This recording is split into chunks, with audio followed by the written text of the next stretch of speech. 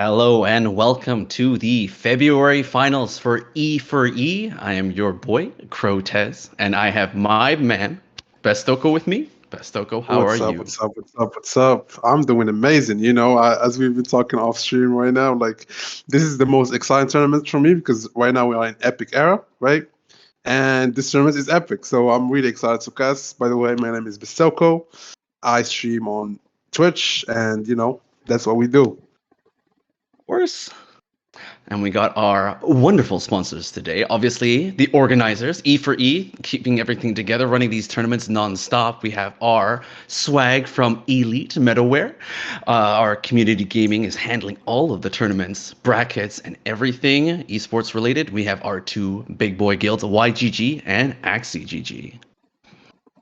Yeah, and yeah, again, thanks to all the sponsors for helping us put in these amazing tournaments. Like it's also, guys, if you want to get into this final, these E4E finals, there's a daily 2 tournaments per day, so that's like really really good to get to practice tournaments play, and also get you some money, and also get to play in the final one. So that's like really really good.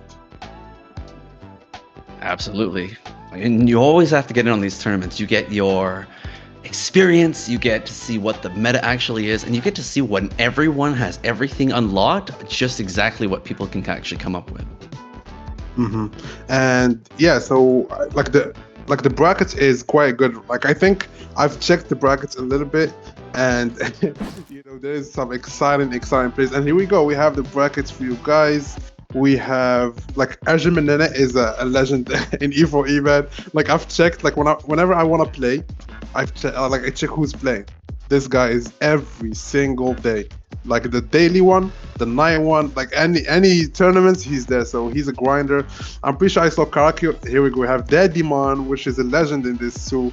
Like he's been playing for a long time. I think the first I got to cast him, he was in E4E finals, like I think a while back. So he's facing Karakyu in the first round, so that's a little bit hard. But yeah, there is MBHD. There's a lot of good players in this tournament, and it's up for grabs, right? Like there is good competition. Everybody, we're gonna be seeing the Axie pools. Also, the rules for this tournament, so I don't forget. We have 10 Axies, so it's not unlimited. It's 10 Axies per person. It's epic, no Mythic. And yeah, so I think it's the best format for this time being. Everybody's already playing Epic, and you playing for an Epic tournament, so it's like great. As I said, I think everybody has good Axies.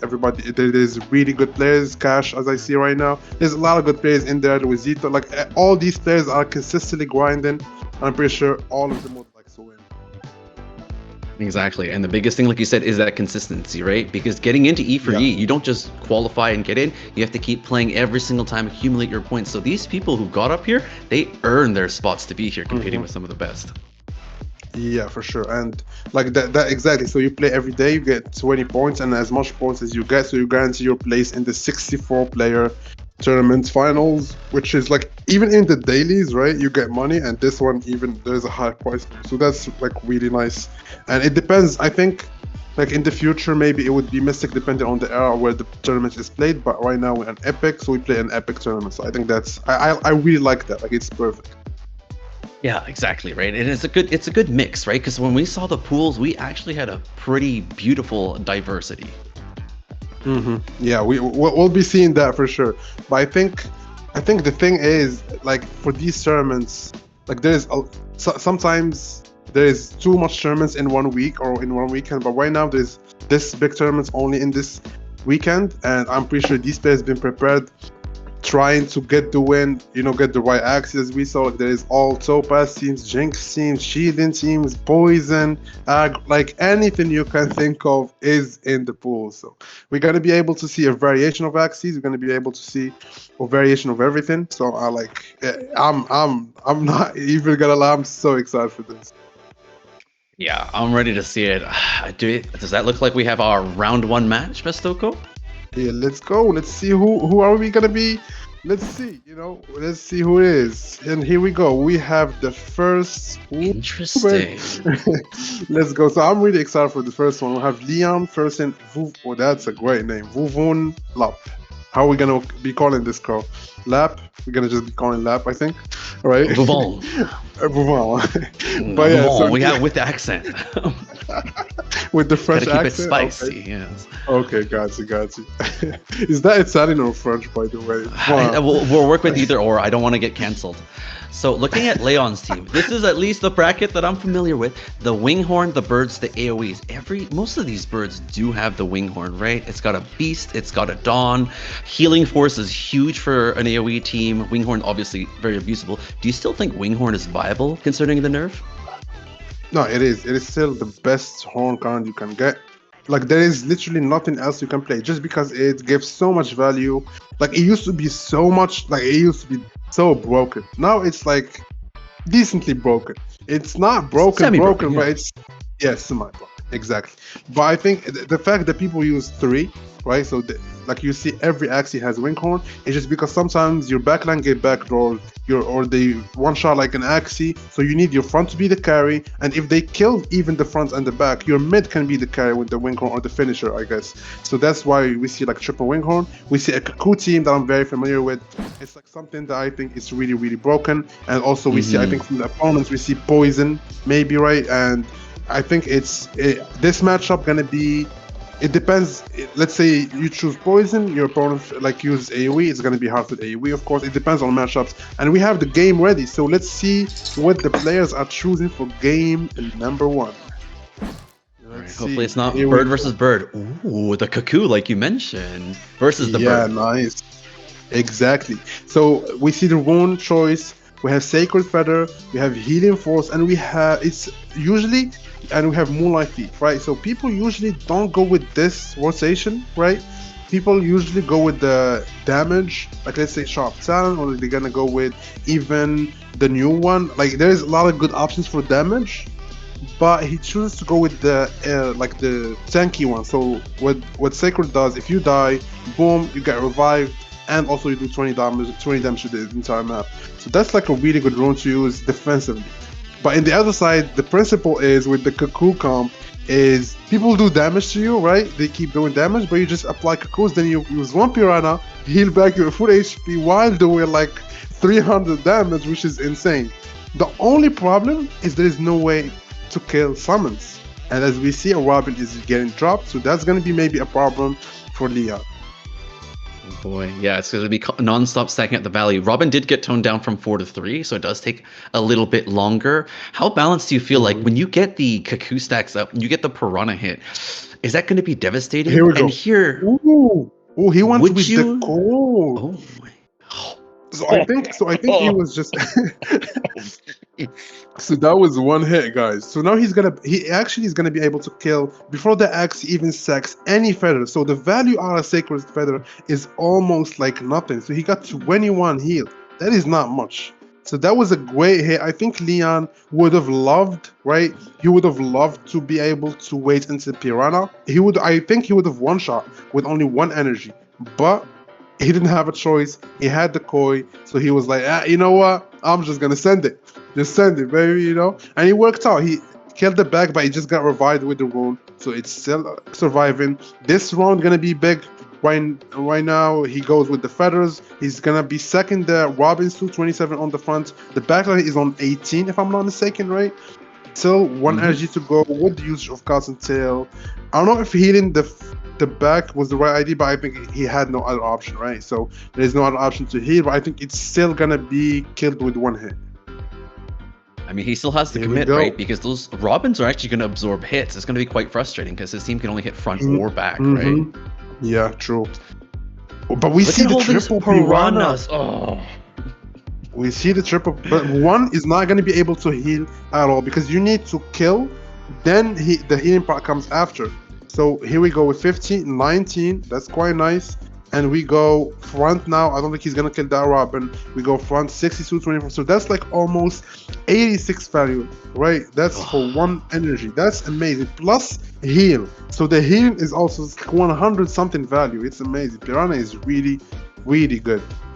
And now we're gonna see coming in from the name Finding Namhu. So going aggro again, just going Erwin into the Kataro. Here comes the card the Crow loves. I think Winghorn is coming. Can Winghorn work here though? Because it has to be below 50% now. That's the thing that makes it Nah, a little yeah, bit trickier. yeah. Oh, So it will. It needs to hit the right places. Otherwise, you won't get any feathers. he got nothing. He got nothing. But I Yep. think He needed it's to hit the still front decent twice. position. Right? It's Mm. still decent position. The only thing that I'm noticing is the rotation of the car already. Like he already was the car. He already lost the wing home from the back, and Leon is going back. So he's like, you know what? I'm just gonna kill the Winghorn Axie, and I think I can handle maybe the front with the Moonlight Thief Dust because it doesn't have any bonus damage, it doesn't have any healing, it doesn't have nothing, it doesn't have the Winghorn. So I think I can handle it. So let's see. That's not a good draw. That is not an No. amazing draw. I don't think he's gonna be able to kill anything. I think he's gonna be going for the shielding. I would go for the shielding, right? Yeah, that's perfect. Goes for the shielding on the backliner because it's his valuable axie. But I think that shielding might be just not useless. But I think Leon was gonna already use a 2 cost, so maybe shielding the front. Oh no! Wow, that's Mm. actually bad. That's That actually bad because that now was awful. wow, that's He doesn't get the awful, heal. right? He doesn't get the heal and wasting energy. He would have killed with Yeah. only Koi. He would Yeah. have killed with only Koi. That So was now, mind games from Vivon. Vivon. Kanaga. This name is amazing. So here we go. We're gonna go with that. I think go with the Castro first, so it doesn't lose You the have value, to. right? You get 2 hits, Yep. boom, and now goes with the Kotaro. And I don't see a world where Leon can actually kill this Axie. Like I don't see it's healed with the Moonlight Thief heals you depending on the moon shards you have, and he has 12, so he heals almost like to full, not almost, I think to full HP. He got the feather sack, so I think it is GG. First game, He just right? needs to crit.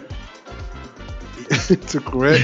He just needs a crit on Piranha, right? Crit Imagine heal. how like it's been so long since we played B2 and we still have PTSD from the crit. We Oh still yeah. like suffering. We are still suffering from those crits, man.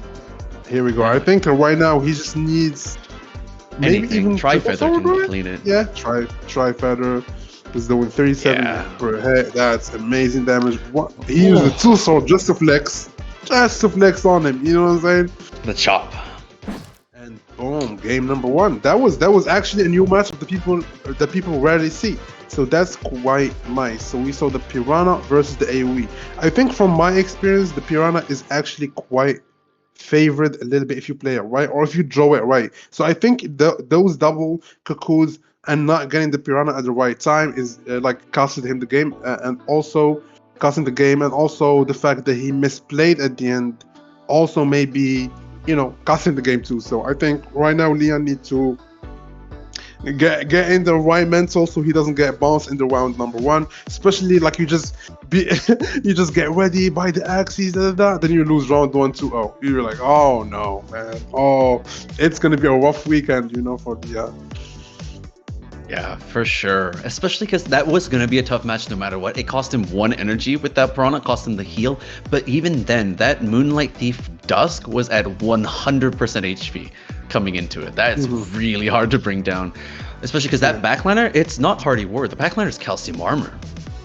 Yeah, and time to buy some Moonlight Thief axes, baby. Let's go. Right now, buy it.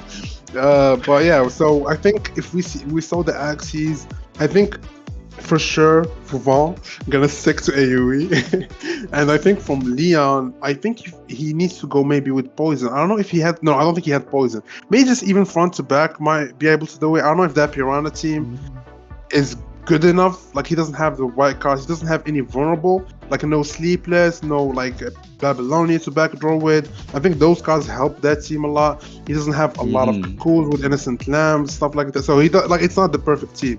And we have game 2 ready. So let's see what are the changes. Let's see it. What will Vuvon do next? Exactly the same thing. Nah, yeah, because he won. When you win, you're like, why would I change anything? I'm good. I'm chilling. But in the other hand, Leon is like struggling right now. Also, the Moonlight Thief is annoying him because he doesn't get to use double concentrate, right? So that's a little bit rough for him, even. So I think he just goes with with Innocent Lamb. He just uses Cuckoo rather than another Innocent Lamb, in my opinion. But we already see a Piranha, and he used right now he used Sticky Octopus on it. So now he has a Retain. So with the Retain, he's gonna be able to use it at the right time. So I really do like that. I like that. I like that change. So it's going to get some value out of the shields here. It's going to be quite tough. Like you said earlier, that Robin can't be removed with any of his cards. So if it does accumulate in damage, it is very good value, right? It's 3 damage AoE for every single hit. So if you land 3 hits, that's 9 damage. Spread to AoE, that's 27 extra damage on a single energy, which is actually quite insane when it adds up. True, and right now here comes the Piranha with the double, and it does 192 into a 76 with only 1 energy, which is amazing. And heals him back to full HP. Like that's like crazy good, right? That's the value that we were talking about. But AoE just keeps going. That's the problem with AoE. It never stops. Just go, go, go. You heal, we're going back again. Right? So we go with an Erwin. Goes with a Grandma into another Grandma. That's a lot of feathers now on the backliner. Last time he killed him so fast and he still lost, right? Now the bird has 6 feathers, gonna be able to heal quite a lot. Like I think 120 or something like that. So now let's see how much that healing gonna be. We see one Cuckoo into one Piranha, so he is able to heal 20. He is back to 120 exactly. Woo! That was exactly predicted. And the front goes with the Piranha. That Piranha is weak on the front because there is no bonus, right? There is no bonus, so it's like 50 flat. And yeah, and we go with the Carpenter into a Blue Moon, and that's a kill on the back. But I think the back did its job, right, Crow? It survived for so long. Yeah, I almost think like he has the Sacred Feather in the back just to absorb as much punishment as possible. He forces Leon to use all of the Cuckoo attacks onto the back. And then, as we saw last game, he runs out of steam trying to kill the Moonlight Dusk. Yeah, that's exactly the problem. And also the problem, as we said, is not able to kill those birds. Like he has no other way. I think this team would have been much, much nicer, in my opinion, if he managed to put some bubbles on it. So he's going to be able to deal with those birds and just kill them while killing the other axes. And that, I think, would maybe like give him the upper hand. But right now, those birds going to be second. Is he going to opt to kill one of them? Nope. Nope. He's just going to be still trying to kill that Dusk. Last time the Dusk caused him problems. Now he's going to like, I'm not going back. I'm going front. But still, Leon this time is much healthier, right? He's much healthier. The mid is almost like 300 HP. Still has the value out of the last switch from the front. So I think it's still close. But the moment those birds gonna explode, it's gonna be rough. The HP is just gonna disappear. So here we go. This round is gonna be great too. Let's see. It's gonna be a grandma into a try, right? Oh, he goes with the Kestrel. Okay, he goes because it's gonna be 3 hits. It was 3 hits because of the amount of cards he has retained on his hand. Card shape is just too good, man. Card shape is He's holding half his deck. And still have a Cottontail. Boom, the Winghorn is coming. Everybody is below 50%. Those birds gonna be sacked to the max. Oh my god, I think it's GG, right? This is GG. It was over a few rounds ago. When he got that Sacred Feather value on the back, it was over.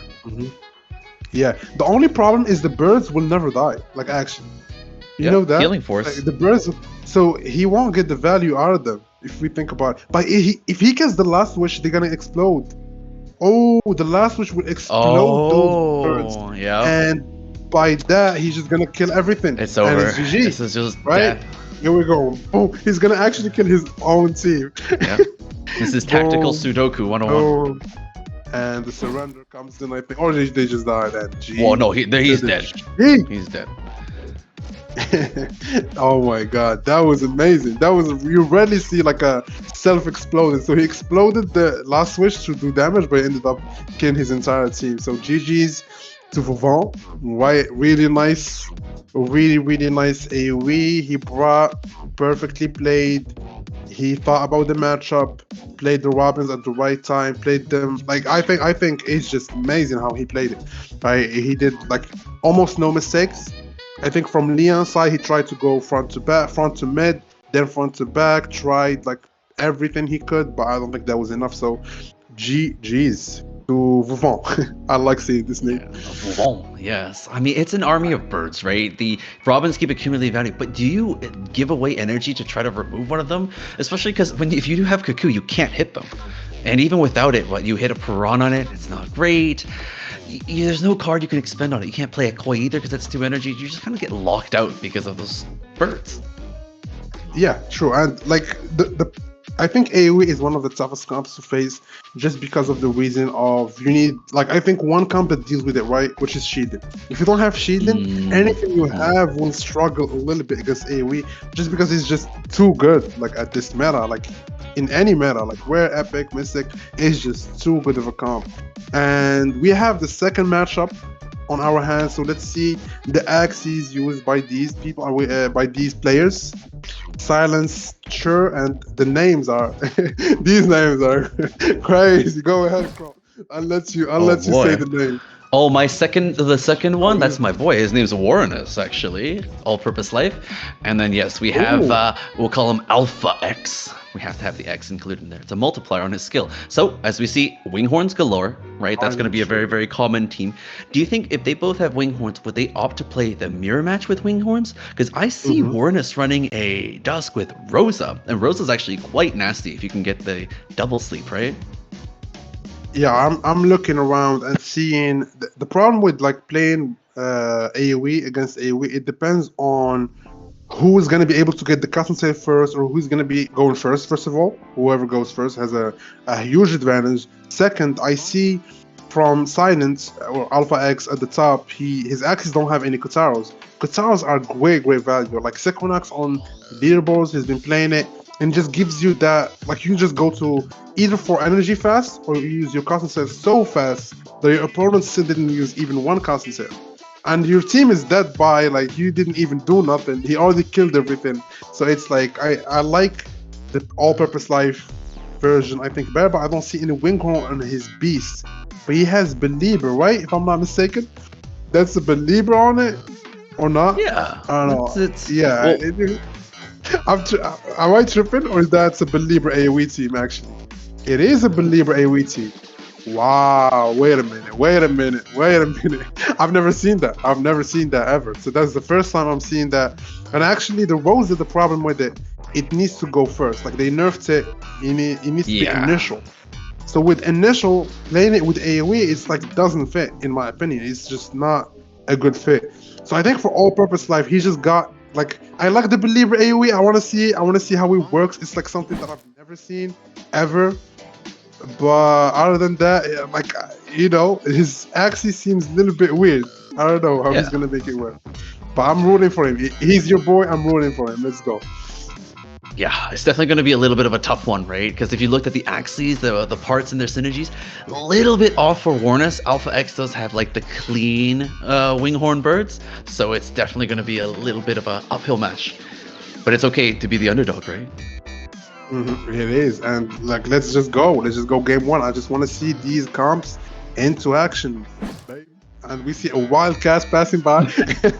Ignore that. It's a hidden axe. We don't have that in Oh, game yet.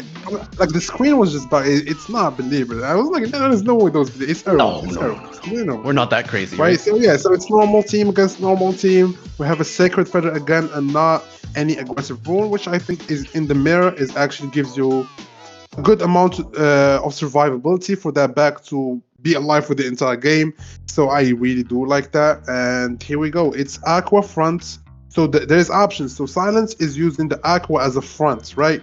As a tanky Mhm. version, but All Purpose is using it as an aggro with the 25% from the wound. So he's facing no shielding. Now it gives him 25%. 20. I think 25%. If not, it's 15% if the opponent has shielding. So that's gonna be a huge amount of damage. Mhm. And Interesting. also we see the Leafy Cloak, right? That's a Leafy Cloak on the mid. This is like both players are bringing like different version of AoE that they think is strong. I really want to see how this goes, man. Is that not a miracle leaf? I believe Leafy Is Cloak it? is a different rune. Yeah, because he starts with two Oh, it's leaves. yeah. I think Yeah. the other one is better if like Leafy Cloak gives leafies to the other teams to the other axes. So I think maybe Yes. he used the wrong one. Maybe I'm mistaken. Maybe. Also, shout out to the chat. Like I see Paranji, thank you so much for the kind words. We see Ralo, we see Friday, we see Akunda, like everybody on the chat. If I forgot anybody, but Friday, yeah, everybody. Also, all purpose that he's playing right now on the chat. Appreciate you all. Appreciate the love. So, yeah, to go back to the match. I don't know why would you use that one on the mid. If I'm not mistaken, the other one is much better. Right? It's like it gives you huge value with the entire team, especially against AoE. If you use Leafy Cloak, it's like much better. What do you think about that? I think it's the difference between opting for defensive, because Leafy Cloak is majority defensive, and it's not super useful if Yeah, the enemy team doesn't have too much AoE or multi-hit. It's insanely strong versus multi-hit. So in this matchup, it would definitely be warranted. exactly. And Yeah. yeah, it's tough because he has two plants. He could technically have one of each, right? True, true. That's what I'm saying. Yeah. I think it would have been better than Last Switch, maybe. But as for now, we see Silence having like the better. Right now, he's not winning, but he has more HP, and also that shield on the front 49 for now. So here we go. Now it's all-purpose life time to use the custom tail. He got the Winghorn right now, so he's going with the Winghorn first rather than using. So I think he's. Does he have Irwin in hand? no Irwin. So maybe an Irwin before you use the feather would be the move, but I think he's not opting to do that, or was it a mistake? Or is he gonna Hmm. use the grammar? But would Wait. you grandma's here? He doesn't need the feathers. He would Yeah, earwing yeah, at doesn't max need feathers. capacity, right? That might have been a little bit of a misplay there because he had a rather large hand. He could have cottontailed early, played the earwing into the Mm, feathers, right? All I can Mmm. say is, Look at the size of that hand. It's is horrifying. is all purpose your boy, or like a little bit away? Oh, How it's much fine can I because he play? plays just like me. That's why he learned from. He How shouldn't have much learned can I from me. play? Oh, so you are the one to blame? Okay, okay, we Yeah, can flame you. that's fair. It's That's fair. Crow's fault. Don't learn But from yeah, me, I guys. think that And was a mistake for sure. I don't think it's even close because even if he kills the back, which is like 230, it's gonna heal back to like 180 or something. Like 10 feathers on the backliner is amazing right now. And I think all-purpose life needs to maybe play something else. I don't think this AoE gonna be able to give him the win, especially against Silent's version. And also, all-purpose life got to go first, and it's not close right now, right? So Kestrel mm-mm. will kill the front, but is it right? Like it's not that huge. Or he goes with the her before the back, but he's gonna heal to 180 as I said, and like it And depends deal on the 20 draw. Like damage back. we see the Winghorn, all these Scotch shapes, so it's he's just gonna click Winghorn and he just wins, right? Like there is no only one Winghorn gonna be able to kill. Like it's not. He doesn't even need a Yeah, the good wing horns draw. and the feathers will take care of everything. Yeah, Kataro into Winghorn and Oh, everything it's is too just gonna be much. dead. It's too Yeah, much. GG. I think Silent's team is more optimized to face AoE, where All Purpose Live's team wasn't optimized to face AoE. So I think a little bit of a changes from All Purpose can actually help his team like by a lot, right? Like he can actually compete in this matchup. I don't think it's over. Uh, I think he can for sure win this matchup. So let's see what's the changes that he can make. I think the wounds on the front, maybe the wounds on the mid, maybe even the aqua up front use even a more of a defensive option. Yeah, Calcium's actually not the worst. Calcium, because every single turn you're getting that value, and since he's AoE, he's constantly going to be hitting that Calcium no matter what. And even then, Mhm. you can try to keep that one alive, right? One of the biggest ways to counter AoE teams is you keep one axis nice and healthy. The Calcium will constantly shield. You can play the Cottontail, heal it back up. Then it turns into a 1v1. As long as you keep your health values up high, AoE values are super, super weak against it. Yeah, and also like as we said, like the problem with these AoE, if you see your opponent has a good AoE as that with Kutaro, he has everything like works with that team. Like what would you play besides your AoE tool? If you play anything else, you're gonna have even less of a chance of winning. So you have to play your AoE or a counter to it. Like even let's say Jinx team, they still lose to AoE. So it's not like you play Jinx or you play even Shielding sometimes loses. So AoE is like something that we're gonna be seeing a lot. And until somebody figure out a way to beat it consistently, I think people are just gonna keep playing it and try to get those wins.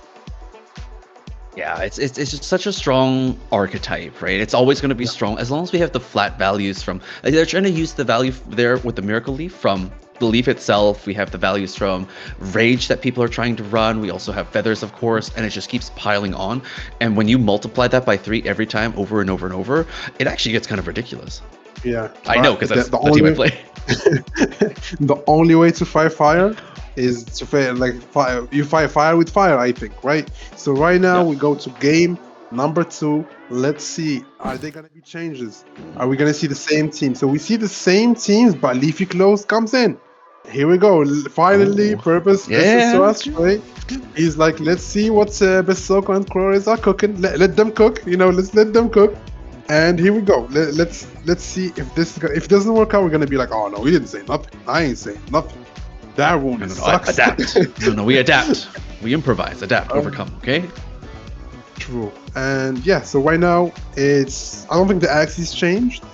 I think the only problem with all-purpose life, he has no axis with Wingon, which is the broken part. I think that's what makes his team Mm. less like broken, I would say, or less OP. So like overall, Silence has much more of an upper hand. I think he should be winning this just because at the end game he has the better setup, right? But all is Hmm. possible. the double Castro can remove those feathers, and it might just get him the win. So let's see how this goes. It's going to be really, really tricky because it's going to come down to the end. If you get into a 1v1, it all depends on who gets which first. If Warrenus lands the Kestrel on that back bird with the Sacred Feathers, it removes the Sacred Feather value, and it also removes the Feather and Winghorn value, right? Because it loses the Feather bonus damage. And just now, if you noticed, the back bird for Silent actually lost its remaining feather. He actually has to reset from now. Yeah, and every X he has to reset, like besides the mid. So now it depends on the draw. So I think he draws the feathers, so he's gonna go, I think, with the Kataro first, perfect ordering, then into maybe, I think, even a Tri-Feather into an Erwin, just because I would like to get the sacks on it if it was me, even though, like, this is more damage now.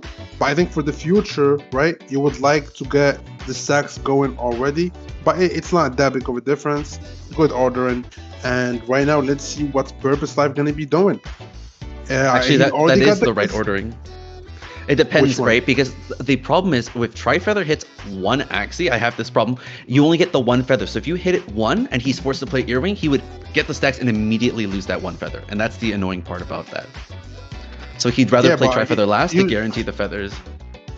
Usually Tri-Feather would hit more than one if you are not that unlucky, right?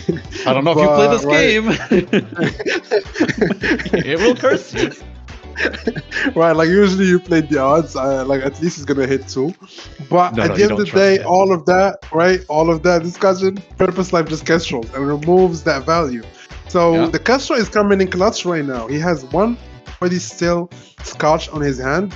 So this round is huge though for Silent AP. He gets a good damage overall, then Winghorn, it's gonna hurt. So he goes directly. He ain't playing. He goes directly with the Cotton, goes with the Grammar to spread the damage reset. He's trying to get the axes below 50%. So he gets the back and the mid below 50%, but he's not gonna go with the Winghorn just yet. He's still opting to stack up the feathers. He's playing the long game. I think he knows he just wins, because I think the Winghorn from the back, he didn't draw it yet. I don't think he drew it. Yeah, it's still on the deck. So next round he's gonna guarantee the win. He got 4 energy fragment plus another Cottontail. Is the mid gonna be dead? This is gonna be luck. He's gonna see a Tri-Feather. Is he gonna hit the mid? And of course it hits the mid. That is amazing. But he goes with the Grammar now. I think a Tri-Feather would have been better. Oh, and the why use the Cottontail? He used the Cottontail just to survive. Is he worried about his friend dying? He healed the mid, so I think he was worried about his mid. I don't know. I think he just he needs to survive. I think it's actually the right thinking. I think he just thinks I need to survive this round because most likely I'll be winning the next round. I think that's the thinking. But I think with the Sacred Feather Wound, I don't think he's going to be able to kill next round because the Axie going to survive, like he's going to revive. So with 10 feathers, he's going to go to 200 HP. I don't think he can kill both Axies right now. Let's see. I think with Cottontail, it would have been better. He would have had a better shot. So let's see. Axie Kiss comes in, kills the backliner. The Axie Kiss still applied. Erwin into maybe a Kestrel, right? But it is not going to be enough. I don't think it is going to be enough. Into a Gramas fan. Interesting. I don't know. But the Leafs are doing quite good. The Leafs are doing quite good value. He's healing a lot. Still 178 on the mid. So is this going to be enough? Let's see. I think it might just be. Depending if he hits all on the front, these guys, it just might just be enough. 23, how much he has? I think it's enough. 24, it's not gonna go up. It's 18. It's too much. He's here because it's 20%. 24, right? It should be going up. 1 damage, boom. 26, and he has 1 more for the 26 damage to finish that Axie, and Purpose Life loses the match, man. That was close though. That was fun. I think those matchups are a little bit hard because the decision making is rough, there was some mistakes from Purpose Life right there when it comes to choosing what cards to use in what situations. I think it's still like when it comes to the team he was playing, I think he did his best, right? I don't think he was favored to win the matchup, but it was still entertaining. It was still close. So, of course, to him, good job for both players. And yeah, great. I loved it. Yeah, it's a tough one, right? When you don't come in with like the most optimized axes and things like that, or maybe you're not even 100% familiar with it. There was a few mistakes, right, with the ordering. Like when there's only 2 axes left, should you be playing AoE cards? Should you be throwing up the Kestrel to remove the feathers from the front? Even though it's not as important, it's still reducing quite a lot of damage, right? Because the feather damage was already up to 9. So removing that would have actually helped a little bit. But in that situation, it was going to be tough regardless. That Winghorn was locked and loaded, and it was going to come down with way too much damage. True, and also stop watching Croft for gameplay. I'm just kidding. You're not wrong. I mean, I'm washed up, so it's I would not recommend. That's the only like actually. I let my boy down. You know, what advice could you give for Purpose right now that he's watching us on stream? You know, that he would do better next time. Yeah, don't learn from me. That's the secret. A real advice, not that advice. That we all know. That advice we know. It's not, you know, it's not news. But all kidding aside, I think he's just. It's not like in tournaments when people have like perfect axes, it's rough to compete when you don't have the perfect axes. And we saw like to sum up the both matchups so that we saw the first one and the second one of round number 1. It seems like AoE is the theme, right? AoE is the theme right now. Everybody, even though like we saw the boxes before, and you guys will be seeing more of the players' boxes. Everybody has Topaz, has everything else. Some people have Shielding, but they feel like AoE is still the most consistent when it comes to tournament setup. So maybe we'll be seeing more, or like just waiting for somebody to actually break the curse and beat this AoE team. Yeah, because the one thing that is hard, right, is the fact that if you play an AoE team, you would beat the majority of teams. If you play a AoE counter team, you would beat one type of team, and that's it.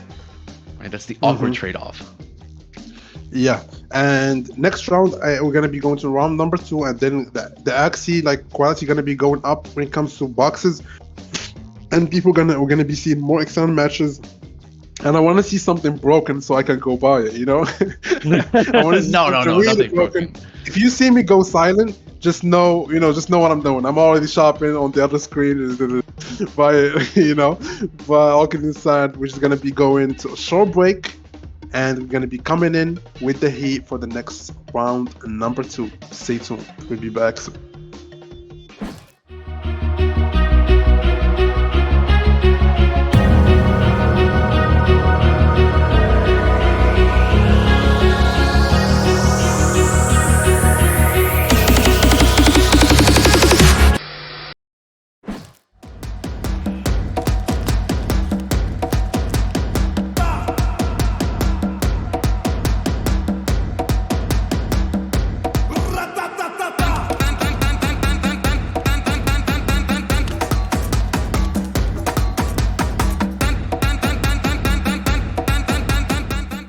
Don't be a caveman.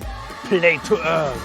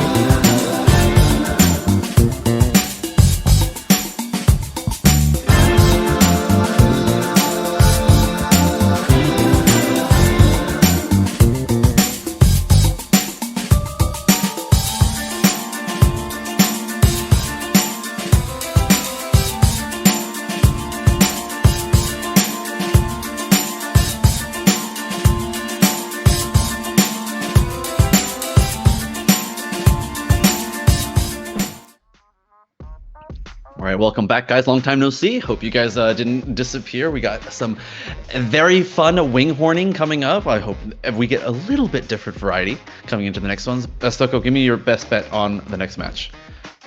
Best bet. Okay. I think the comp that I would say, if anybody has to use it, is Topaz and Shielding. I think Shielding counters AoE.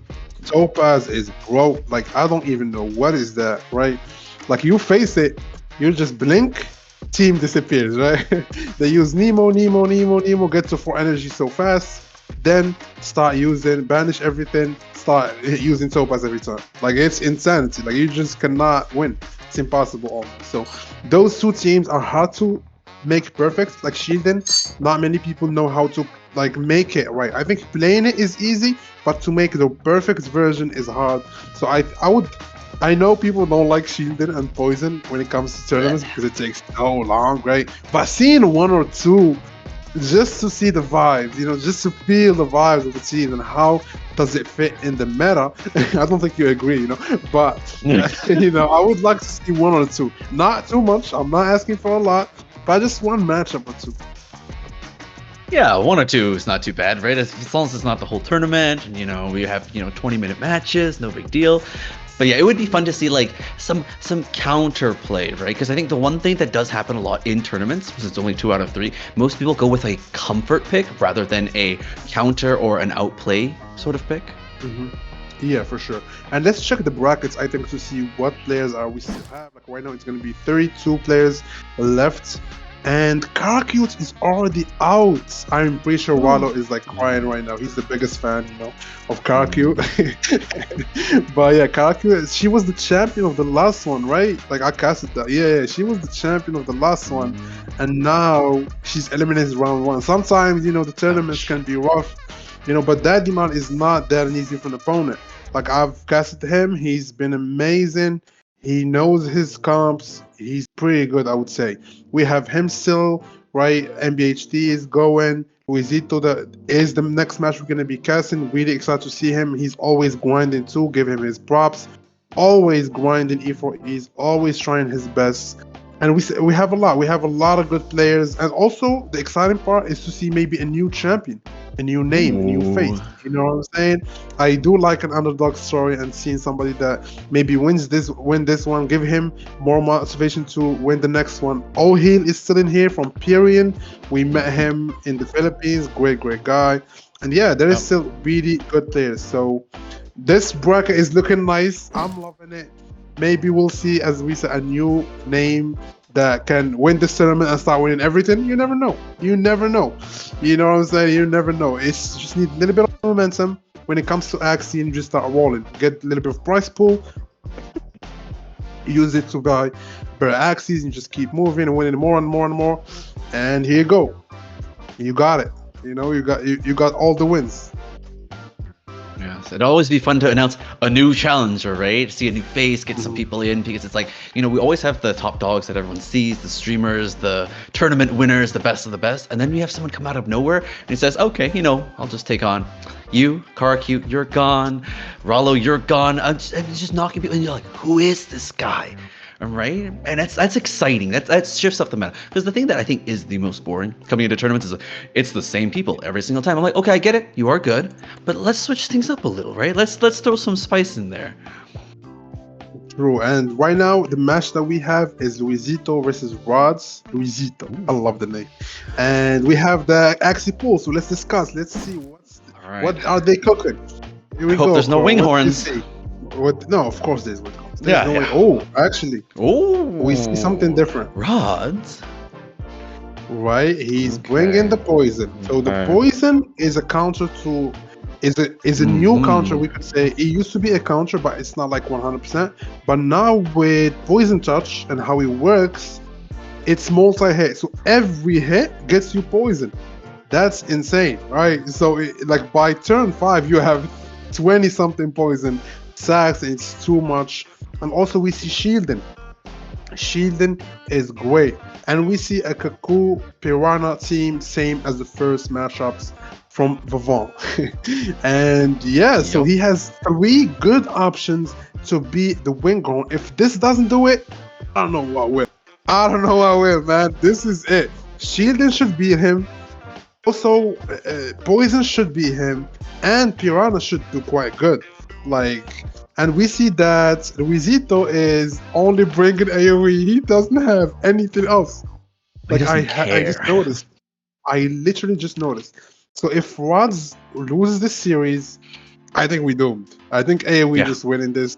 There is no way. This is the perfect matchup for Rods. His opponent only has AoE, and he brought the axes to just be AoE. Like he didn't think of any. Like he just beat. I just want to beat AoE and poison because he has some Silence Whisper in there. But even that, like Silence Whisper, is not even that effective against poison. So his comps are just built to be AoE. Like I just want to see. We have first match ready, game 1 ready to go, and here we go. Let's see. Let's do What's it. first matchup? Is it Shielding? We have the Shielding against Mhm. the AoE. So let's discuss this match. So we have Robin, right? The Robin is quite nice to actually do quite good damage against the Shielding, but we see a Mosquito from Rod. So that Mosquito can target, right? And boom, kill that Robin. So that wouldn't be that much of an option, that much of a problem. And also we see an Ants from Rods that gonna allow, like not allow Luisito to be able to get that much feather second, because the Tri Feather gonna be only hitting 1, and also gonna be only hitting 1 axis, which he's gonna be able to shield permanently. So this matchup gonna be for sure rough for Luisito. Yeah, it's definitely going to be a super tough one, right? Sure And we also shot. see the tassels on the mid. Once that gets ramped up Yeah. at 300 shield value, he'll start doing AoE damage proportional to that shield, and that's actually going to start clearing out the Robin. The Robin can't Yeah, survive those. yeah, when like this is just crazy, right? Like the problem with this, we have the Indian Stars, which is pretty rough, right? It keeps doing damage, as you said. The tassels, which is rough, and like also, excuse me, the wound, which is shell shock. Whenever you trigger a secret, deals 15 damage to the entire team opponents. So that's also a problem. Like it's just gonna be tanking while doing damage, tanking while doing damage. If Luisito is able to win this matchup, you know, I don't know.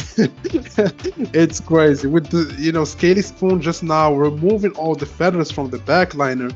That is rough on Luisito right now. He needs to get, like, the way to win is to get as much stacks as possible, like stacks as much stacks as possible of the feather, like damage. It's 19, 19, 19, so everything hits to the max, and maybe get an axie lower and get to that, like, below 50% to get to the wing horn going. But as for now, it's looking rough. Even facing that adaptive program, rushing into you know, for energy is gonna be rough. Yeah, like you said, you got to be able to stack that feather damage, and it's going to have to be very, very delicate with that scaly spoon. The only thing is, there's only one on Rod's side, so if Luis is actually counting cards, paying attention to when he's cycling back into Scaly Spoon, he can try to do his best to play around it. But know that it's a double dispel, so he'll remove up to 6 feathers, which is quite devastating. Yeah, and also there's only thing that I'm trying to find some positive, and I think the positive is we only see one ant. So usually shield teams would have two ants plus innocent lamb, right? So shield, oh my god, ant plus innocent lamb gives you double ants plus the adaptive program, so you are good with shielding that one. So you're second. So like everything is just working out perfectly. But with one ant, sometimes you kind of have to shield the other axes. But I think the worst case scenario for shielding, if even let's say Luisito kills the other two axes, like one axis can still like win against the triple AoE, just because they can, like, they have AoE damage, not like single target. So let's see. Like, I'll give Luisito the benefit of the doubt, but it's gonna be quite hard to execute this matchup and get the dub. Yeah, exactly, right? Because right now the front mech seems to be getting quite low, but even then killing one mech doesn't really help. That mid has the Tassels adaptive program, the back is a reflectile, so it can just soak damage and throw it right back. Even if he does the wing horn, he might not even survive playing out everything. Yeah, we see the lead, but we see a lot of shield. 285. I think maybe from Rod's 300, as like Luisito has only 3 damage, is a little bit too much maybe, but I think he's just trying to get the wound passive, right? Like, just try to get as much energy fragment. Like, whenever you shield more than 99, you get energy fragments, so you speed up to 5 energy, and at that point, I think, excuse me, it would be impossible from Luisito to kill that mid axie. But I think the lane is nice, right? Like, there is no way he can do 300. So maybe spreading a little bit. I would spread a little bit. Just give it a little bit of a, a little bit of a spread. Spread the shielding. But as for now, I don't think Rods agrees with us. He's still just shielding the mid. Shielding the mid. He's all trying to even maybe kill that frontliner. He's not. Ooh. Yeah, he's just shielding the mid. I think his plan. This is what he thinks. He thinks that the plan is just shield the mid. I think he thinks the mid can carry the entire matchup, like just keep shielding, and there is no way Luisito can go through that axie with only AoE, or like he doesn't have single target damage. So let's see. I think he's gonna be able to kill. No, I don't think he's gonna. He has only 1 Irwin. So maybe he had like more AoE damage. He would have been able to do that. Didn't he? He didn't play the. I don't think he played the Tri-Feathers, right? I don't think he played them at all. I think he was afraid of Scaly Spawn, maybe, or like even the damage from Indian Star is like really annoying. So we see another Scaly. Is he gonna go for any damage? Nope. Just shielded. Roz is very disciplined. He's like, I'm just gonna keep shielding. I'm just gonna kill him with tassels. I'm just gonna kill him with chill shot. Like, I'm just gonna win in the long run. Yeah, this is going to be mega despair, because when we saw the pools, that there wasn't actually an AoE bug, I don't believe, and that's going to be necessary. If you had Leech, that would help with this so much. Otherwise, it's impossible. If you hit into Reflex, it's not great. If you hit into the shields, you're not doing any damage. You can't kill either one at this point. The Winghorns are just going to sit there forever. They can't ever be played. Yeah, you need that 50%, and you need that ant to get removed. So let's see, this draw is very important. So there is no ant. Though. I think he's gonna be finished this round, if I'm not mistaken. He's still shielding only 1 axie. He does not care about the other one. Like, this is the right way to play, by the way. Like, you just shield 1 axie, and that axie can carry against AoE, because they cannot focus damage on 1. They need 50%, as Crow said. You need to be below 50% to use the wing horns, or to get the value out of the wing horns. And also you have Irwin Grandma, which is kind of useless, is in like a one axis situation. So here we go. We have the Kestrel gonna be huge. Gonna remove the cocoons, all the cocoons almost. That's great. But the axis is gone from the reflex. That's one. And just pass. He literally just passed. Didn't do nothing. What happened? Nothing? Wow. Well, I think that's it, right? But we see no shield. I think if he did a little bit of damage, maybe it would have been huge. Am I like he did no damage, right? He used only Kestrel and pass and retained everything else, if I'm not mistaken. So now there isn't much shielding actually. Is it time? Are we? I think this is the time. I'm gonna see. He's gonna play everything. This is his only chance to win. He can actually win right here. Oh yeah. Oh yeah, here we go. Oh, now is the time. We did the double custom sale. We see the double custom sale coming in, guys. We see a Tri-Feather. And we're gonna see a Piranha coming in. No, he goes first with the wing. I think he's gonna go with the double wing horn. Yeah, the double wing horn is gonna be coming. So boom, goes with the Feather Dagger. Another Feather Dagger. Trying to get that axie below 50%, but it's not going to be able to do. But I think it's still going to be enough. It's still going to be enough. He actually has plus health, doesn't it? Wait, why not Peter? He risked it a little bit, but the AoE still wins. Wow. The AoE still wins. The AoE still wins. Bestoko, Man, I I was won't told even. that this was a counter. I was Did you see lied how to. bad it was I was going? lied to. That draw was awful. That draw was hot dog. He got a Yeah, leaf bug so and that was it. Luisito needed one turn. He kept being patient. I Mhm. promise you, in arena, most people would actually surrender or something. They would like, oh, and I'm not gonna. This is annoying. Da, da, da. But he saved double custom sale. Didn't use them at all. Just kept ramping, kept ramping. Go, go, go. Waited for that one round saved before. Boom. You know what I'm saying? He Yeah. just like sent it. And also shout out to Big Gabby. He's saying right, like I think Winghorn was the best option to guarantee. I was scared for what he did. Like he used Winghorn was 100%, but he was maybe scared of the like Winghorn. Sometimes you use it and your turn passes before you use the Predator daggers. So Yeah. that's really scary, right? But I think he just went for the safer option when it comes to not bug, you know. But yeah, I think 1-0 still. So now, what do you do? Again, this AoE is not getting beat, man. Wow. The shield team is the hard counter, right? As long as you draw the It right cards. Do you is. think would you swap It to is. poison? Is poison better in your opinion? I think it might just be. I think it might just be. I think I would go poison. I think poison is more consistent. I think poison is nicer. And also, it's nice for us to cast poison. You know what I'm saying? I would love to cast poison. So, for the sake of all of us, we would love some poison. So, let's see some poison. I would love that. Well, I mean, I we'll would see, for sure right? love to see some Because poison. there is that sacred feather, and it is pretty clutch, right? I think they removed the bug where sacred feather versus poison heals you back to full. I'm not sure, but that would definitely make it a little bit more balanced. I've played AoE against poison like in this epic a little bit, and it doesn't even look close. Not gonna lie, I'm not sure. Like sometimes, like Oh. this AoE seems too broken, but poison with the right wounds, it's just too broken. So let's see. We have game 2 ready. Let's see if Raz chooses to go with the poison or 6 shielding. Let's see. Let's see. We have game 2 ready. Oh, Oh. oh. Wild card. He doesn't care what we think. What? Oh, he goes with the piranha right now.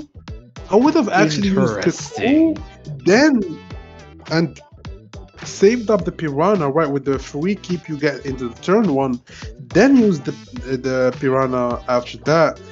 That was a little bit weird. So now we use the Robin up in the back just to like guarantee at least Rod's wasting 1 energy on that Robin or leaving it alive and go in front. So let's see what Rods decides to do right here. I think poison is better. I think poison is just better. I think he's gonna actually.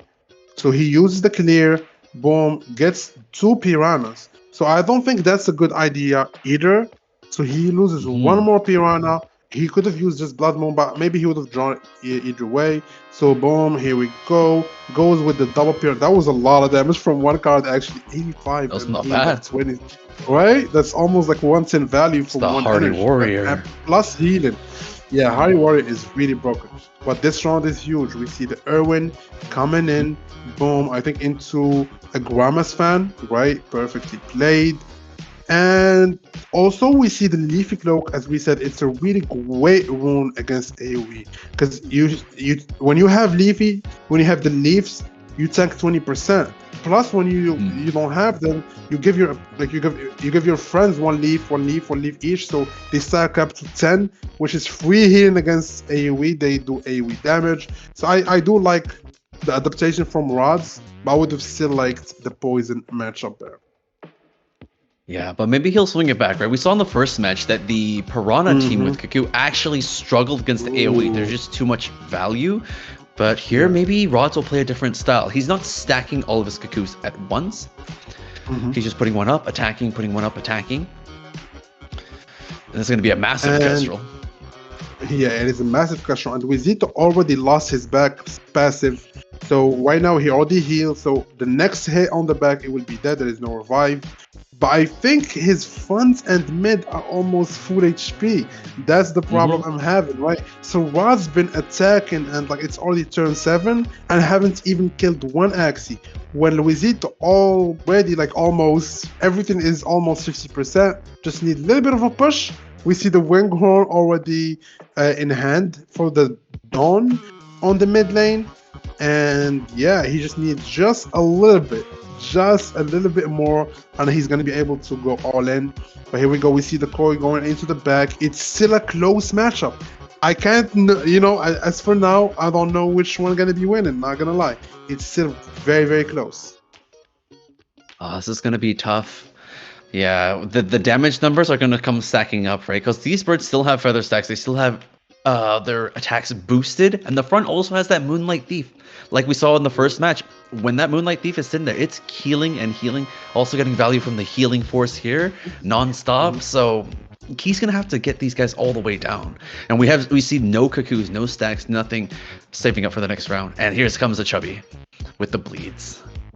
That Chubby is huge. So the only problem right now, again, Waz is only on 3 energy fragments. He cannot cast and tail. So this round is going to be more of just little damage, I would say. But he gets the Cuckoo into a Piranha. That ain't no little damage. He opts to heal. Wow, and gives more leaves to that back. So Rod's idea, I think, right now is just keep one Axie as healthy as possible, which is the back line, right? And here we go. That's a quite decent draw. We have Castro, which is going to do a triple hit from, I think, one Gramas fan into a Cottontail, into a Winghorn. Going to be huge. Here we go. We see the Cottontail being used on the back, which is the only option he has. And the Winghorn going to be descending. Boom, boom, boom. Oh, What's the effect you would use for Winghorn? I don't know which one you would use. But here we go. We're going to have some feather daggers. Pew. I'm trying to do some sound effects, but I don't think I'm that good at it, right? Can you do some sound effects? We see machine guns, right? Oh, man. But yeah, the feather daggers are being used. Every time you play one. And yeah, this is... Oh, this is so much damage. Oh. Right? It was close. It was close. Was it? At some was point. it? Yeah, it looked close. Where? You know? Explain at to the me middle, when. At the middle, I'm getting. Oh, I'm sorry, at the middle when the dawn and the middle. dusk were full HP. Yeah. Okay. Sure. Close. I'm just trying to give my man some hope, but Some there is no opium? hope. He killed It seems two. like Luisito That's is fair. AoE is able to deal with the box that is made to be AoE. This is the story of the day. AoE seems to be too broken for anybody to deal with it. So we're gonna be seeing he used the Irwin, even does not care. Oh, Irwin is doing 53. It's like more than a sword, which is crazy. Even though it's an AoE card, but yeah, boom. Luisito gets the 2-0 win. That is insane, man. I cannot believe he bought a box with Poison, Shielding, and Piranha. So now what we learned is Piranha is not good. Don't use Piranha on that No. on the leaderboard. Nope. You said Ain't Piranha working. was a counter.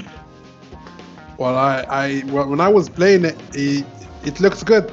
I was beating AoEs here and there, not 100%, but it was like a 65%, I would say, which is not bad. You would take it.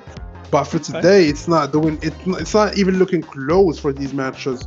Luisito just brought AoE. I think he already crimmed or played arena, and so the AoE is doing the best against everything, or has, especially in tournaments when you don't have like 10 matches. You don't have 20 matches. You only have 2. It's a BO3. You need to win 2, and AoE just with the win rate against everything, it just gives you the best of options. So like it's rough right now. It's looking rough. I think, as I said, just fight fire with fire. If you want to beat it, you need to bring even a better AoE. That's it. From the looks of it, just bring more Winghorns, right? The teams with more Winghorns just seem to win. Yeah, I think I still think we didn't see everything. I feel like front to back has a really decent chance if it's a really good, well-made front to back. Also, Topaz teams are really, really good. I think they can compete against AoE and compete overall against all comps. So, also Jinx is a nice comp. So we still have options. I think maybe more players as we go on and on. in the rounds and we go up like quarterfinal, semifinal, maybe we can see more variation of comps. Because I think those comps, if you check the leaderboard, are like doing great. So yeah, we have next match, which is Arts X Misery versus Bry One. Let's see, let's go, let's see the pools, baby. Let's see the pools. This is gonna be Boy, exciting. Are we gonna be seeing some new? Winghorn. And we have no, but why did you go straight to the Winghorn? we see a lot of variation right there, don't you see? We have him poison. So let's go for Arts Misery, right? He has poison, really decent poison. I like the watermelon, but he doesn't have the sleep with it. If he had the sleep with it, it would have been amazing. Like I think you from Metal 8 is playing a team that is so rough to be. He's playing the tail sleep, like he just sleeping you. Plus, if you don't play, he used the watermelon to even put more sleep turns on you, so you cannot play. Your team is just sleeping all game. And we see a Topaz team, as we said, like Innocent Lamb, plus the Nemo, plus the Topaz, plus the Goldfish. Great. Doesn't have Fiorana on it or have Cube on it. I think those are the most consistent one. Either you go for consistently like more damage, or with the Q Bunny, your team cannot play as much as they want because you put confused or hexes depending on the situation. And also he has the AoE. But in the other hand, what do you think of Bry's comps? It's interesting, right? It's a little bit of a mixed bag. It's an interesting thing to see. I see an AoE bug, right? So if you play that with Leech, you can actually destroy shield teams, so that puts a little bit of fear. The Topaz team is going to be quite scary. Do you think in the team matchup between Jinx versus Topaz, could Jinx keep up? Because Topaz ramps up way too fast. Jinx needs time to set up that deck, to get the deck reset, get the curses pumping. What is your take on that? No, in my opinion, from watching some VODs on it, I think, of course, logically, Topaz should be faster. But the only problem is Topaz, again, in the other hand, Topaz has only one card, which is good. Everything else is like random. Like it's not the win con. The win con is the Topaz. When you put Jinxes on, they ain't gonna get that card as often. And Jinx is still surviving, still doing consistent damage. So I think Topaz is favored for sure because it rotates the deck faster. So the Jinx is not able to put as much Jinxes on the deck before they rotate, but still, I would still give it to. I think I would still not give it 100% to Topaz in my opinion. But I think from those boxes, I think are the best variation we saw. We have everything we wanted to see. Hopefully they play it and not just play AoE, please. But if it's AoE versus AoE, they have AoEs, of course, because it's broken, and they would be like trolling if they don't bring AoE because it's so good. But they have Topaz, they have which is an aggro team, they have Jinxes, they have Poison. We love all of those. So let's see. You have game number 1. Let's see what comps are these pairs choosing. I would love to see a little bit of variation, Topaz. and I'm excited to excited to see it. Let's go. Show us the way. I knew it. I knew it. Come on. I told you. The rest is a front. It's a bluff. It's to mess with people. They look at the box. They're like, oh, they're going to play this, play this. I'm going to play AoE. And the other guy does the exact same thing. Oh, man. Why, God? Why? Because these men come in and say, I don't want to think. I like to press cards, press feathers, and keep pressing more cards. That's it. That's it. But still, the matchup, I do like the matchup. It's fast, it's good. It comes down to a little bit of skill when it comes down to choosing what cards to use at the right moment. We have a little bit of a different AoE. So the first AoE from Misery, it comes down with not a shrimp. So he has a bug with Shield Leecher, which is still good against AoE because it does AoE damage when there is no shield to seal. It does 7, I think, for the entire map, which is not bad, right? It's still not bad, and it heals a little bit. So that's good. But in the other hand, we see a shrimp. So with that shrimp, with Octopus, next round most likely will be seeing a shrimp into a Winghorn, which is going to be getting all the value out of the Winghorn. And that's just one shot one of your axes that you need to be alive, which is the backliner with the Cottontail. So this is going to be rough for Misery right here. A shrimp, as I said, into a Winghorn. And I think it's so rough after this. He guarantees the kill 1,000,000%. right? Because he still has a Cottontail to go with. I think an Irwin right here is the move for Ooh. sure, right? Boom. Azura is playing, mwah. Playing Devastation. perfectly right here. I love it. No mistakes. Shrimp is amazing. With Moonlight Thief also not giving your opponent the ability to use any custom skills before you. So you always have the tempo. Plus the healing. Remember the healing you get from that rune. Moonlight Thief, people are sleeping on it. It's actually really, really good in these like aggro matchups. Yeah, exactly. Once you burn a Cottontail, you're always going to be behind in terms of energy fragments. You'll keep stealing, slowing them down, but you constantly heal. You just heal nonstop. And in an AoE matchup, one axis that heals up to full over and over, it's really, really tough. Yeah, and like for Azura, it's still low. Like the thing is, Misery is not giving up. The back is below 50%. The mid has no feathers. The front has only 2 feathers. The problem is the back gonna be surviving, and the rune gonna be able to bring him back. So that is not good, right? So that's not perfect. Mm. We see a double death mark and also a clamshell, which is gonna give him again the Oh, cottontail value. This wow. comp is amazing, man. Azura's comp, Wow. amazing, amazing. He thought of everything. So I think right now he's gonna be. That's a lot of feathers again on the back. Use those feather daggers because that mid is in danger of dying.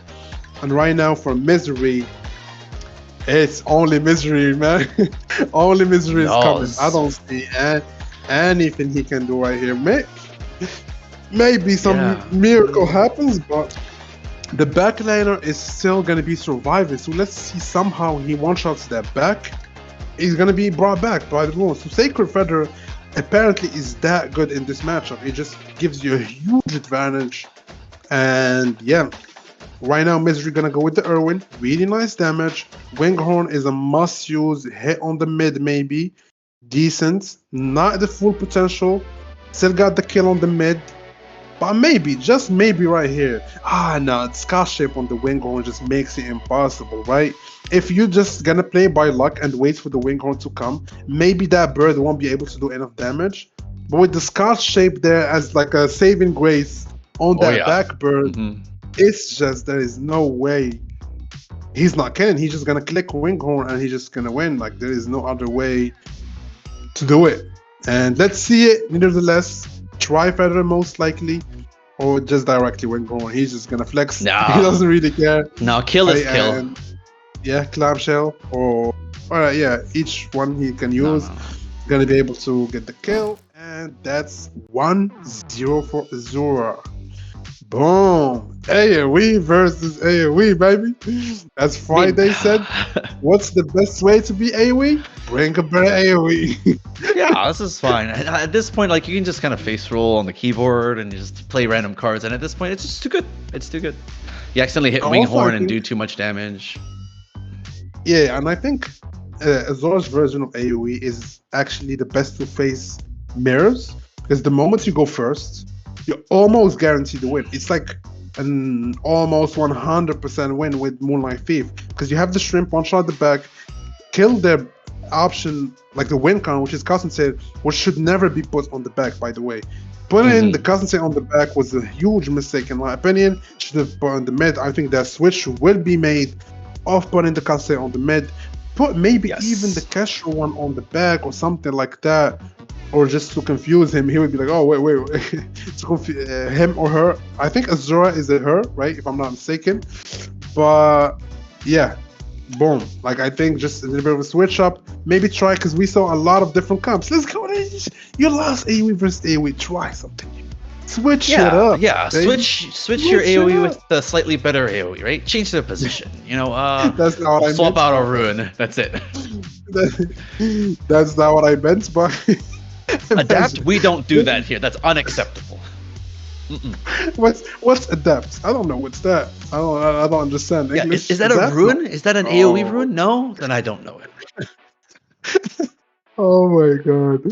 But yeah, so if I'm making a prediction, which I'm hoping that it comes true, They're not touching anything. I think Azura is not switch. I think her AoE is much better. But Misery should be switching to maybe a Jinx if you know what I'm saying, like poison. Poison is not. Let's see some poison. I've never said this. I want to see poison. Let's go. We have game 2 ready. Let's see some poison, baby. Come on, bring them. Pray. Please. You're better than this. You're better than this. And I don't know what you expected. What is the point? I'm actually crying with laughter. This is insane. Why would you play anything different at this point, right? Why? Hit You the doing value. this to yourself? But there is a positive. There is a positive that Misery is going second, and also he's using a Sacred Feather too. So now he's not going to be able to die that fast. So now this matchup is going to be much closer in that sense of competitiveness, right? So Misery has Sacred Feather. Now he switched up, put the Sensei on the mid, as we said. So there is a lot of adaptation that has happened. I think the Kitaro don't. Also, one trick, guys, that I don't think people would use it if you watch him, which when I was playing AoE, didn't know about it until somebody told me, which is Kitaro. So Kitaro is a huge counter to the Dusk with Moonlight Thief. Never play it early. You save it with you put Scar Shape on it. You save it until the round you're gonna all in. So let's say you have 3. So you use the Kitaro, 3 energy fragments, use the Kitaro, you use 1, gain 2, then use another one, then you can use your custom sale. But if you use early, they're gonna be able to steal each round from you. But in that sense, they're gonna be not able to steal. You use it, use custom sale, go back to 0, boom, again they cannot steal. So you counter the rune in that sense. I don't think a lot of people know that. So Kitaro is a huge value when you put Scar Shape on it, same as Wingron. Yeah, not everyone has a brain as big as yours. So that's going to be maybe a deciding factor coming into this match. No, it wasn't my idea. I think I saw somebody doing it, and I was like, I was so stupid. I was like, why are they using Scouts from Kitaro? What? Then I was watching the match, and I was like, oh, that's 5 head. Let's go. You know, it wasn't my idea. I'm not gonna. I should have. Nobody can. Verify. It should have said, hey, it was my idea. I'm the first one that made it. Yeah, you heard it here live. But right now we see no shrimp coming from Azura, so this matchup is more closer. All the actions from Misery are already Wingworm opens up. Ooh. No, don't you? I would have used it because we have Erwin in hand. But one is fine to get the draw. So if you save 6, full you hand, only draw 4 cards. Yeah, we have a full hand, so that's understandable. Really well played from Azura. Playing great, by the way. Give her props. She's playing amazing. And now Misery's turn. So Grandma, use Kestrel, great value with the Scotch shapes and everything, and the Constantine in hand. Got 3 hits. Go with the Grandma. Now everything is below 50%. Misery's time to shine. Winghorn is coming. Boom, boom, boom, all boom, in. Boom. Gets 2 on the back, gets 1 on the front, gets 6 feathers. And I think these 6 feathers are not enough. Do the math. Do the math real quick. No, he doesn't even let you do the math. He knows that he's holding. He's holding, right? No, yeah, we have to hold. So everybody is just holding. So this Erwin gonna hurt. Plus, are we gonna be able? No. This Erwin, are we gonna see the Erwin? The Erwin is coming, right? It has to come. Yeah, how much? It's gonna be 70 something, I think. Oh, only 47. Oh, because it's the fronts. If it was the back with the feather sacks and everything, it would have done like 60 something for sure. But it's on the front liner with no feather, no nothing. So that was kind of meh. I expected more, I expected more from it. Yeah. But it's still, the matchup is still close. This time it's close. You can say it's not close, right? We still have, the only problem is the Constantine is not going to be able to be used again. Like that Katara, if it was saved, man, it would have made a huge, huge difference. We'll see the Katara again, but I don't think it's going to be able to give him the custom, right? So it's 2, use it 3, 4, 5, 6, 7 actually. Actually, it is. If he right, am I mistaken? If he hits 2, right? Like, am I doing the right calculations? You use it, it gives you the energy fragment from the Katara plus 2 if you hit 2 axes. So, but he's not doing that. I don't think if he actually did the calculations, he's not doing. I think it would have been. He actually would have won. He would have won. Am I the only one, chat? Am I the only one seeing that? Am I the only one seeing that? I think no. It's fine. It's fine. No, it's... Misery would have but he won. He won already. He already won. Okay. He already won. Didn't cost in the game. Didn't cost in the game. But let's discuss that, right? So Kataro 2, 3, 4, 5. Use another 2. That's 7. Use Cottontail. Boom. Yeah, it would have been. It would have been enough. For sure, it would have been enough.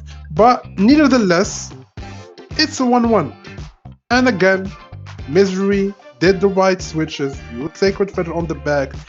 Put the Cotton, as we said, on the mid, and it was enough. So great adaptation.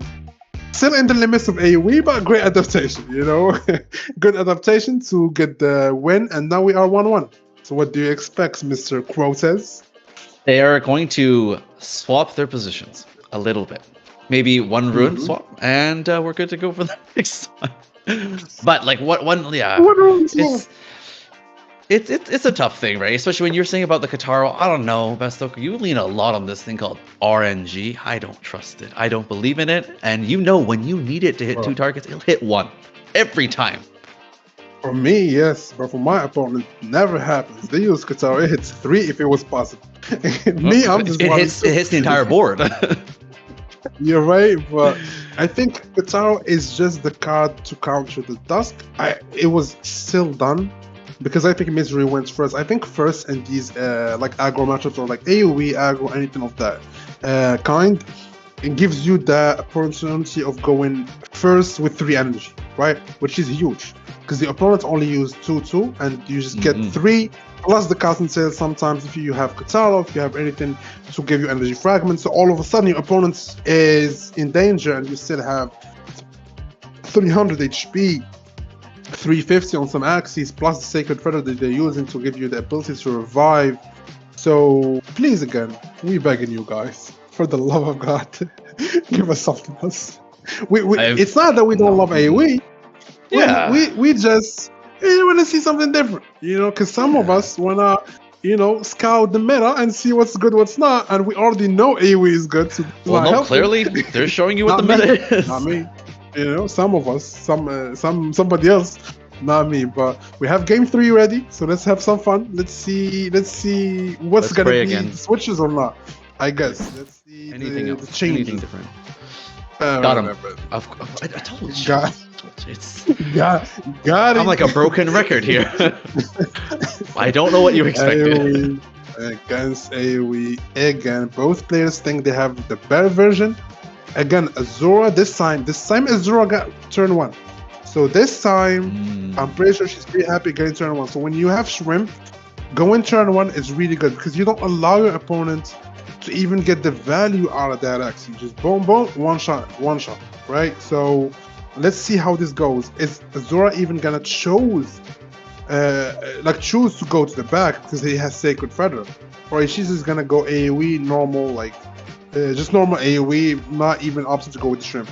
We see a Winghorn early because there was no option, right? Like the draw is bad, and no cards to use. So also the Feather situation is a little bit glim right now from the side of Azura. So right now Misery seems a little bit ahead. Oh, Misery seems very far ahead, right? And they have the weak on the front, but the rest of it, the card draw, the timing on everything is actually very much in Misery's favor. And Azura sitting on 0 feathers for every single axie right now. Yeah, which is rough. You would love to have more feathers by now to already have them stacking. And let's see, this draw needs to be perfect. And again, no feathers. So all the tri-feathers are in the bottom deck. That is so sad right now. Like the feather second is what makes AoE really good. Because 19, let's say you stack to 19, guys, it applies to each hit, right? So that is huge. That's what makes AoE. Like if it's just simple, it wouldn't have been as broken. But not even using Cotton Tail, knowing that is not the perfect timing. But right now, again, still, like even with that situation, Azura is doing quite decent damage to the back. But this Irwin is about to hurt. That's 48, 46, 45 damage. Huge damage coming in from the Irwin. Plus the Kataro, it came in at the right time. Perfect. Now we're gonna be seeing that's the Cotton Tail coming. And now the Winghorn is, I think, from the back line, right? Because the mid laner is still alive and we don't want to waste that. And the 51, 51, 53 on the back because it has that rage sec that gives you a little bit more damage. Uh, it's looking rough. It's looking rough for Azura, right? It's Yeah. looking rough right now. I think it's not even her fault. I think it's just the draw was just bad, man. Oh, this draw is very, very unfortunate. Can we get a clutch play on this? You have the Cottontail lined up. Heart of the cards, draw 5. Juicy, juicy. There's the Tri-Feathers. A little bit too late, though. Managed to draw all 3 of them. Opts to go with the Tri-Feather here. Everything was on the band. Like, that's Yeah. crazy that every single Tri-Fighter was in the bottom deck. That's insane. But remember, there is one win con which is still available, which is the Winghorn on the bird and the Sacred Feather. So we have 7 feathers. I doubt right now that Misery would be able to kill everything. I don't think that's possible. So we're gonna be seeing one Kasaro, I think, praying to hit the back, does not hit the back, hits the mid. Is it gonna be a double Kotaro or are we gonna? Yeah, so we go with the Kestrel, and I think right Tri-Feather. Yeah, Tri-Feather. Hope to hit It would the be a front. Tri-Feather. Yes. So that was a decent round. I think that was a really decent round. And the only thing right now that is scary for Azura is the win count for Misery is that Constantine right now in his hand. The problem is the Axie with the Constantine is the healthiest one, right? Is the one with the most. Yeah. But the hits are perfect. The hit 2 on the back, 2 on the front, 1 on the back. But the Constantine is kinda meh, I would say, right? So 1 sword gonna up to kill that. The shield then gonna make it rough. Use 1 sword and plus the feather daggers. Usually you wanna kill the last wish and pass, right, bro? Not go into right. So that just also didn't go that great. But the revive is still alive. The revive is still available for Azura. So let's see how this goes. This is actually very close. It is very close and goes with the Irwin. The problem is right now is I don't think it's. I think it's a. I think it's a kill, right? No. Yeah, Right, because the Constantine is still available in hand. Yeah. Is it? How much is this gonna do? It's gonna do like 30 something per hit, No, I think this is death. right? 40. Oh, We have the but Tri-Feather still. Feathers. Tri-Feather is too much. dagger, Oh. 14. No, it's just not a kill. It's not a kill. disgusting. Is it a kill? Yes. Is it? Oh, it is 15, 16, Math, 17. yep. It adds up. Oh, close. So So much damage. close. So close. Like 2 damage difference, but GG. Close matchups, man. No, very close matchups. I love it. I love the like AoE. We're hating on AoE. We love AoE. It's actually very exciting to cast and to watch and everything. It's just a little bit of a change, but nevertheless, both players fought Azura like very well, very a very good job. Went a job well done and very well done. It was just went very good job. Still, even the last, she played great. I think every round was as good played as possible. But the win comes from Misery. Congrats to him. Moves to round number 3, and this is only 2 rounds, and we've seen some great matches, man.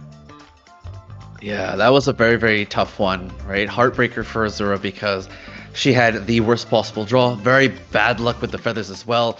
RNG was definitely not in her favor. And in a game like this, it feels very frustrating because you have no control over that, right? You can retain some cards, but even then, she ended up retaining Winghorn. She was forced to play Winghorn very, very early, gave up all of her feathers. The worst position to be. And she still almost clutched that. Agreed. Yeah. So she almost clutched that. It was like 2 damage difference. I think if she stayed alive, 1 Winghorn with the Tri-Feather, with the feather sacks that she had, I think it would have 100% been a win.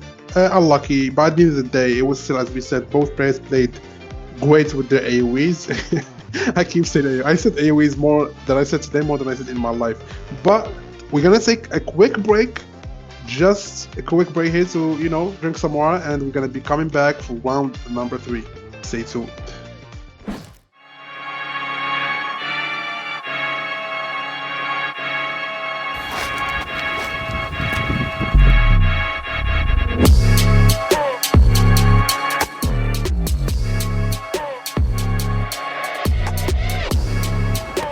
Don't waste your time. Play to earn.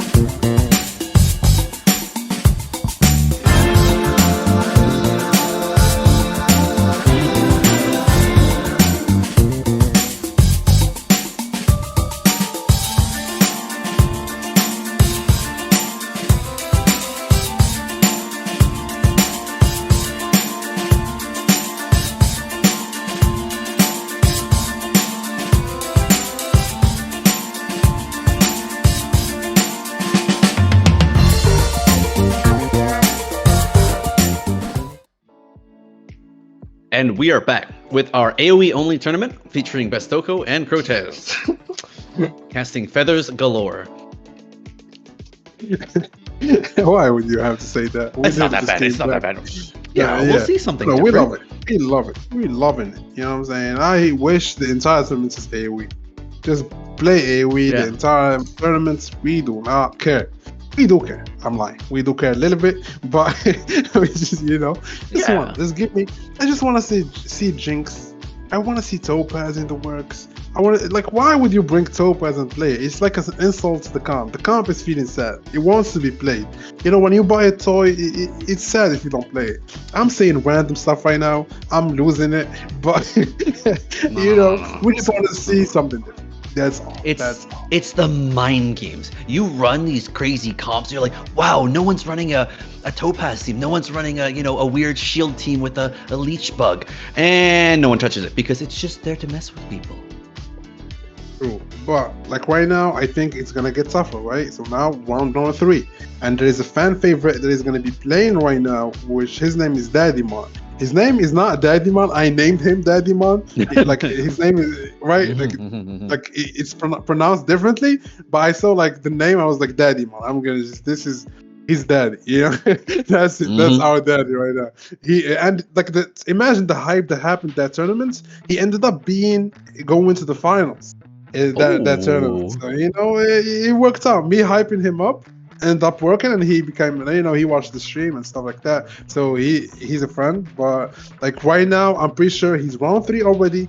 He won against Karaku, which I think she was the fan favorite, and also the favorite to win the tournament because she won the last one. The last monthly final, she was the finalist and won against Chan, I think, or the one before that. So yeah, so right here we see the bracket for you guys. So we see Daddyman first round face Karaku, got the win 2-0, then another 2-0. So he's on fire right now, facing Boom Pow. Boom I Pow. wonder what he's playing. I love that. I wonder too. I wonder and we what have he's MBHD. So I think everybody that we expected to move, right? So we have MBHD, Wizitos, and Num. So all John. So all these players are actually Daryl. I know O'Hill. So all these players I do know. I faced them in arena in a higher elo, right? Or higher MMR. So all these players are actually quite good. Like no surprises here. Almost all the names we know of, we've seen them, and I've faced them like in arena. So I'm excited to see what Daddyman brings right here. I want to see first of all, what's his pool. So let's see what's his pool looking like. What's his axes looking like? Boom, Daddyman. Right? I'm not gonna say anything. So, of course, I'll say. We see some Winghorns, of course. We see some Kataro, perfect version. We see one with egg, which I don't think he'll be playing. So we have a chubby catfish. So the AoE is good. I love it. It's not like fully optimized or anything, but it's still like a good version of AoE. And also we see a black male, parasite, nerdy, and bug, which is weird. I don't know that one, which one's gonna be played. And also the not the winghorn, the horn scarab. I had the spear feather, or the spear, not feather, spear horn, the one that first axe is using. So those axes maybe just fillers, right? Scaly spear, is it? It's just because I've said winghorn so many times that I only know winghorn right now. I don't know anything else. That's a weird looking winghorn he's got right there. True, but so I'm just trying to make sense to explain to you guys what's the count. But I think he has AoE, right? I see a front to back when it comes to that branch piece running, but I don't see what's the backliner for that team. So I think those are just filler axes, and most likely he'll be playing AoE. The opponent, in the other hand, has poison, AoE to a Dusk version, which we saw the strength of that team, and also a front to back with Belieber. So Belieber, poison, and AoE. So to sum up, we're gonna be seeing AoE versus AoE. Maybe the poison. Maybe because the poison is not the worst. The scaly spoons have the dispels. I don't know why. There's answers, right? There's potential. People are disrespecting poison, man. It's so good.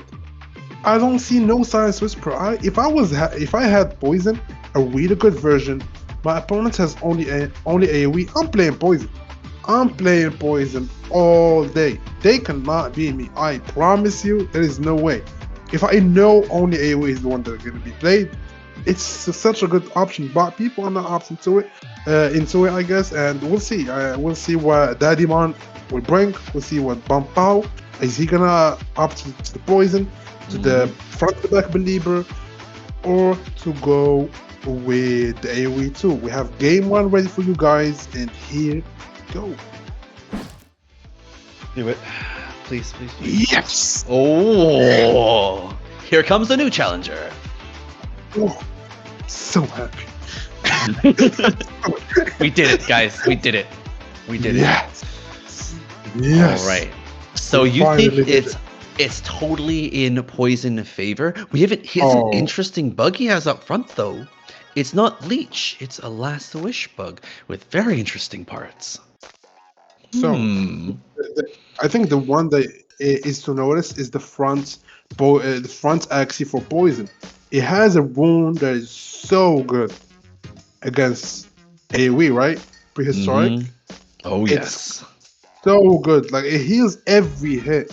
It is insane. Plus a poison touch on the mid. Also Moonlight Thief heals, and gonna like be so annoying against Daddyman when it comes to energy fragments. Not give him the ability to use those content at the right time. Also we see double tiny turtle, which is huge That's gonna be, as we saw now, sleeping on the back, gonna be annoying. I think this poison gonna be the first one to do it, and I'm excited to witness it. Let's go. Yuck. I love Poison Edimon, flares. but let's go, John. Let's go, Boom Pow. Let's go. Let's go. Staying hyped. The confident does not clutch the sleep off. Just gonna have to sleep on it. But he has an answer. He can use Chubby for the energy. Oh, this is gonna be tough. I don't know what that bug is designed to do. I am mystified. I think the goal of that bug, of course, is just ants. It's good to protect your back sometimes with ants. A lot of people opt to use ants in AoE, which is, I think, even better than Grammar, in my opinion, because it helps a lot of other matchups and it helps in the mirror. But the only problem is he didn't draw it yet. I think if he draws it, he would have used it, just because right now, as you see, his back is getting targeted and it's not good. That's the carry axe. It has the good rule that give him energy fragment.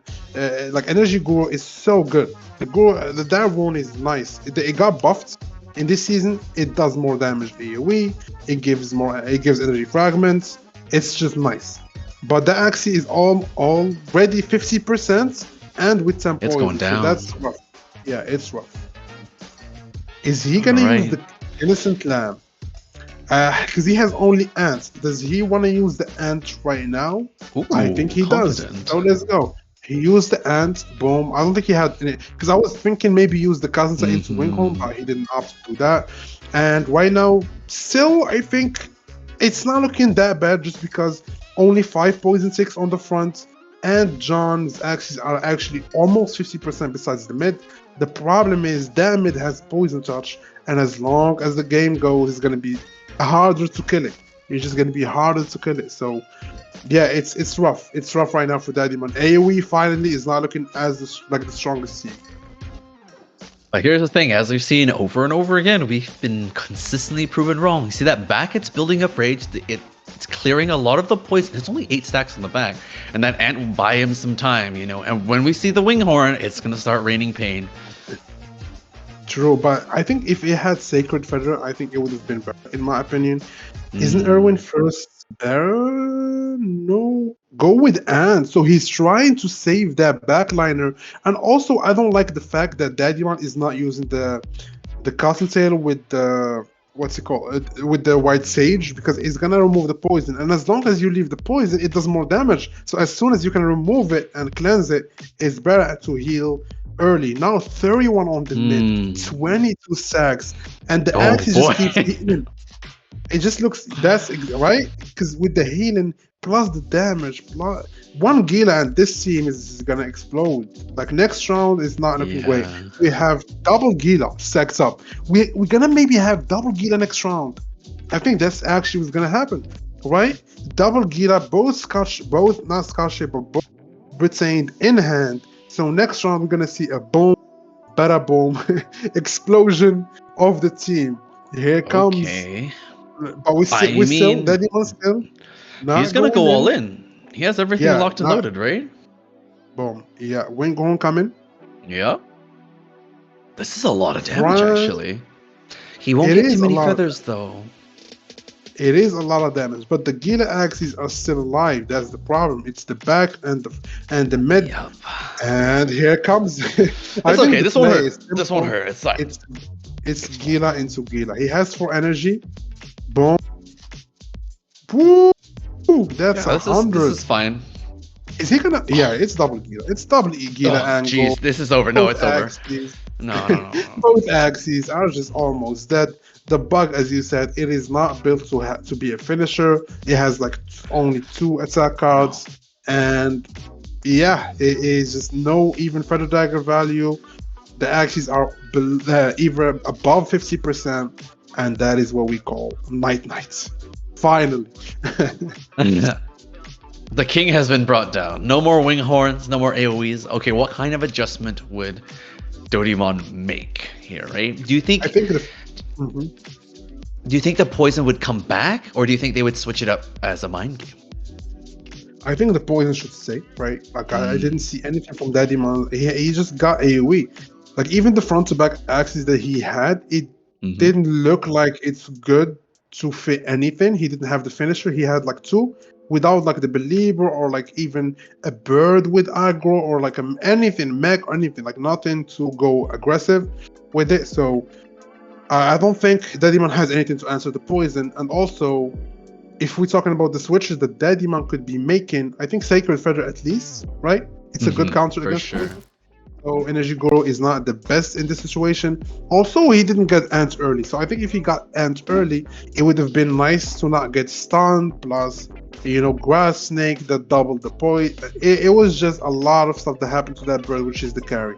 So the switches, I think, for that demand is to switch to maybe a Dusk rather than the Bug, and also switch Dagger.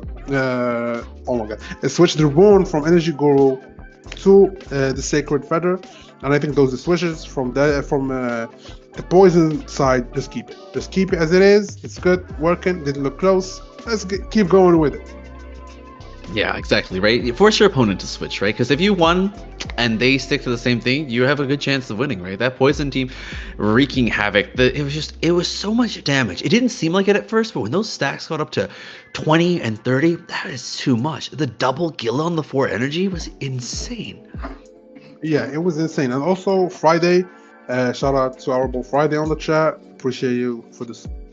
But he's saying maybe Leecher, right? So Leecher is good. I think if he had like any different bug, I think that exact bug it is not good. Even with Leecher, it doesn't give much utility. So maybe a different bug. I don't remember if he had like a different bug that he could have used with Leecher, but like poison's strength is not even shielded, right? It's the healing from the poison, is the grass snake that he had, is like it just doesn't look. It's looking rough. I would say it's looking rough.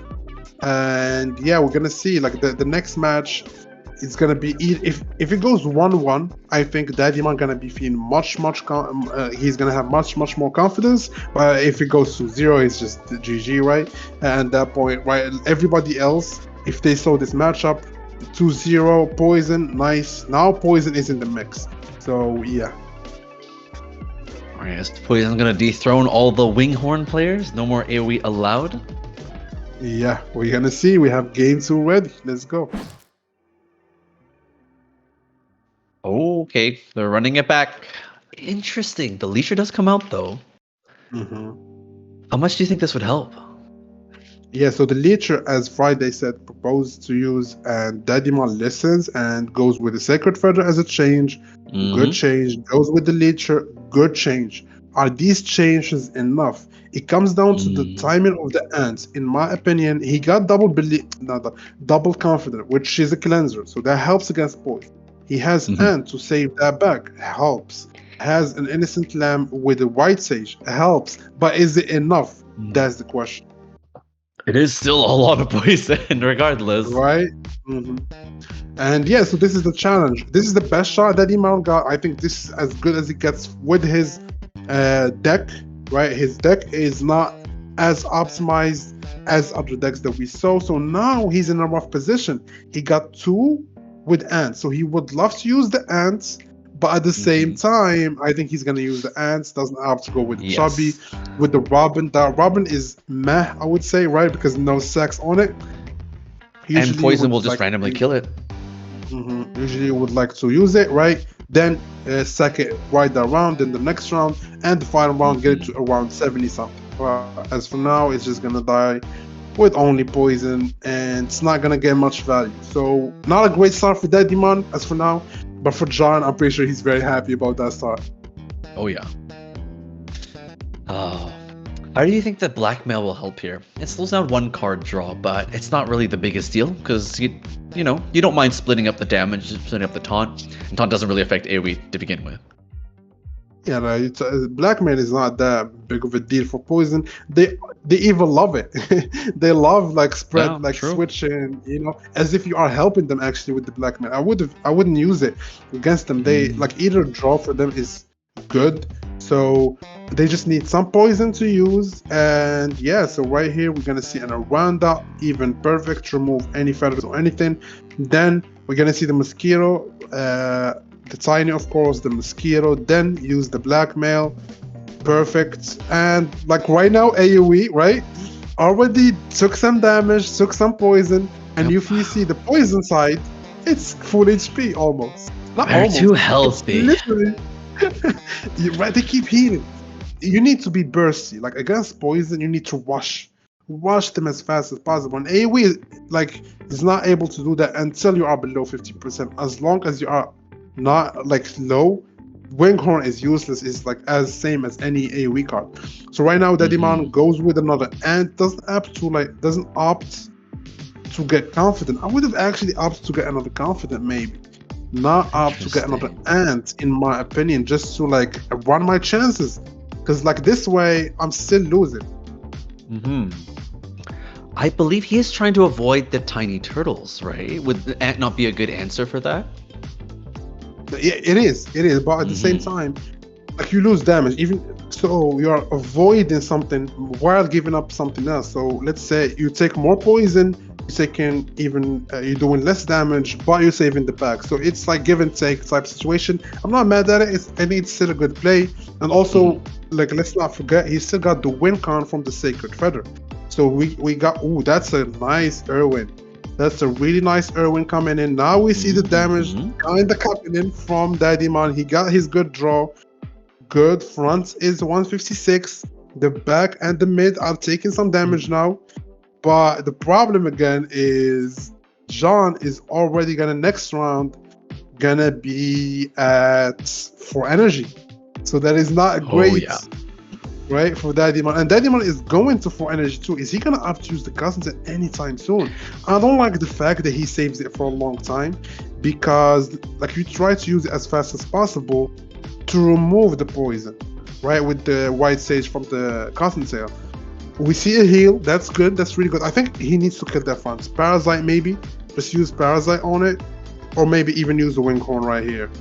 Is he gonna go for the Winghorn? He's gonna go for the Parasite. I think that's what I thought first. But I was maybe thinking the Winghorn value on the fronts get some feathers, but the feathers with the poison touch isn't the best, right? It is not the best. But he tanks it on the mid, which he doesn't need much. So, right, he used one cast and sail, goes back to my energy fragments. But here we go. I think maybe you're gonna see the double Gila round again. No Gila. So I think double Gila is not super effective, right? In this situation? Because it's the back that he needs to kill. The back Secret Feather only has 12 poisons. I think he just needs to ramp up as much as possible, right? And just buy some time. Yeah, but right now he's gonna kill the he still opts for the Gila. Okay. No, I think the Gila. This is still too much damage. You're right.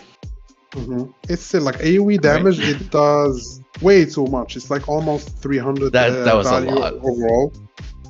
And yeah, boom. We're gonna go with the Tri-Feather. There is a Winghorn in there, which I'm liking. So that's I think it's still fine. I think this is still fine because there is a revive coming. Let's not forget, there is a revive coming. So this is not bad, like as bad as the last matchup. I think it's actually going a little bit in favor of Daddyman at this point. So here we go. One Feather Dagger into another. Like I think he should just use them all. Right? He just should use them all. Because right now, John has no shielded. Use that option. Use that round when he has no shielded. Just get those feathers in. Save some, so he doesn't take as. I think the reason is to get to 19 and not take as much damage as you can. That's a bad draw, kinda. That is not a great draw. It is not a great draw. Get the Green Thorn. That actually was already dead, so that sword is useless. Like as if he lost 1 energy. This is close, man. This is close. But this is still 370 damage dealt, and the Poison Touch still has the damage reduction, right? Ooh, the Winghorn. The Winghorn comes in. So the Winghorn is here. The problem is he's gonna need to use those. Here comes the Feather Daggers. He's gonna, I think 26 each. 26 each. Boom. I'm like selling something. 26 each. Take 2 for free. He's dead. 26. He's dead. I think it is. I think it's gonna be enough. One more maybe. Here comes the Winghorn. AoE is doing it. AoE is doing it. 56 each. He gets 6. And I think GG. 26 each. Look at that damage. Still has the revive to go. And why now? AoE comes back with the win. It was looking rough. Then all of a sudden, boom, bada boom, everything disappeared. Yeah. Oh We're like, my oh, god! poison. Poison's fun, right? This is great. This is great. And winghorn.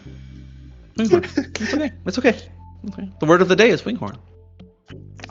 I love it though. So this is competition, right? It just didn't go to zero. We fought back. He made the right changes. We love it. Yep. She leads your front. Sacred Feather on the back. Not playing Energy Guru again. Most people would be like, "Oh, this was so tough. I'll just run it back. Whatever." Daddymon is focused. Does not want to lose this, right? He's doing his best to win. And right now, I think from Daddymon's side, I don't see any improvement that he can make from his pool. As we said, he gets only good AoE. So I think John's advantage right now, he knows exactly what Daddymon is bringing. So what's his adaptation? That's what I'm excited to see. Yeah, it's going to be very, very interesting here because that's the tough part. When you come into the last match, it is very, very stressful. Do you swap? Do you make a hard read to anticipate your opponent's swap? Or do you just go with what you got? Just say, I'm going to play it safe. So I think from what I remember, John had Poison, had his own AoE, and had a Belieber team, right? Belieber team, I wouldn't take it. It's not the best against AoE because it still can lose very easily. The time you get to the back, Winghorn already ready, one shot everything. So that is not the best of options. We have Poison. We saw it can work, but it didn't do as great against that double ant. He wasn't able to kill the carry, and it got the job done. So I think the last option we have left is AoE against AoE again, which I think it would happen. I think, or maybe Poison again. But I think Boom Pow gonna play AoE and just show us the best matchup that we have never seen. You know, AoE against AoE, first time seeing it ever. I don't know what's gonna happen, you know, Yeah, but it's a new matchup. We didn't know. We don't know. What's in your opinion? Who's gonna win, the AoE or the AoE? It depends. Who has more winghorns?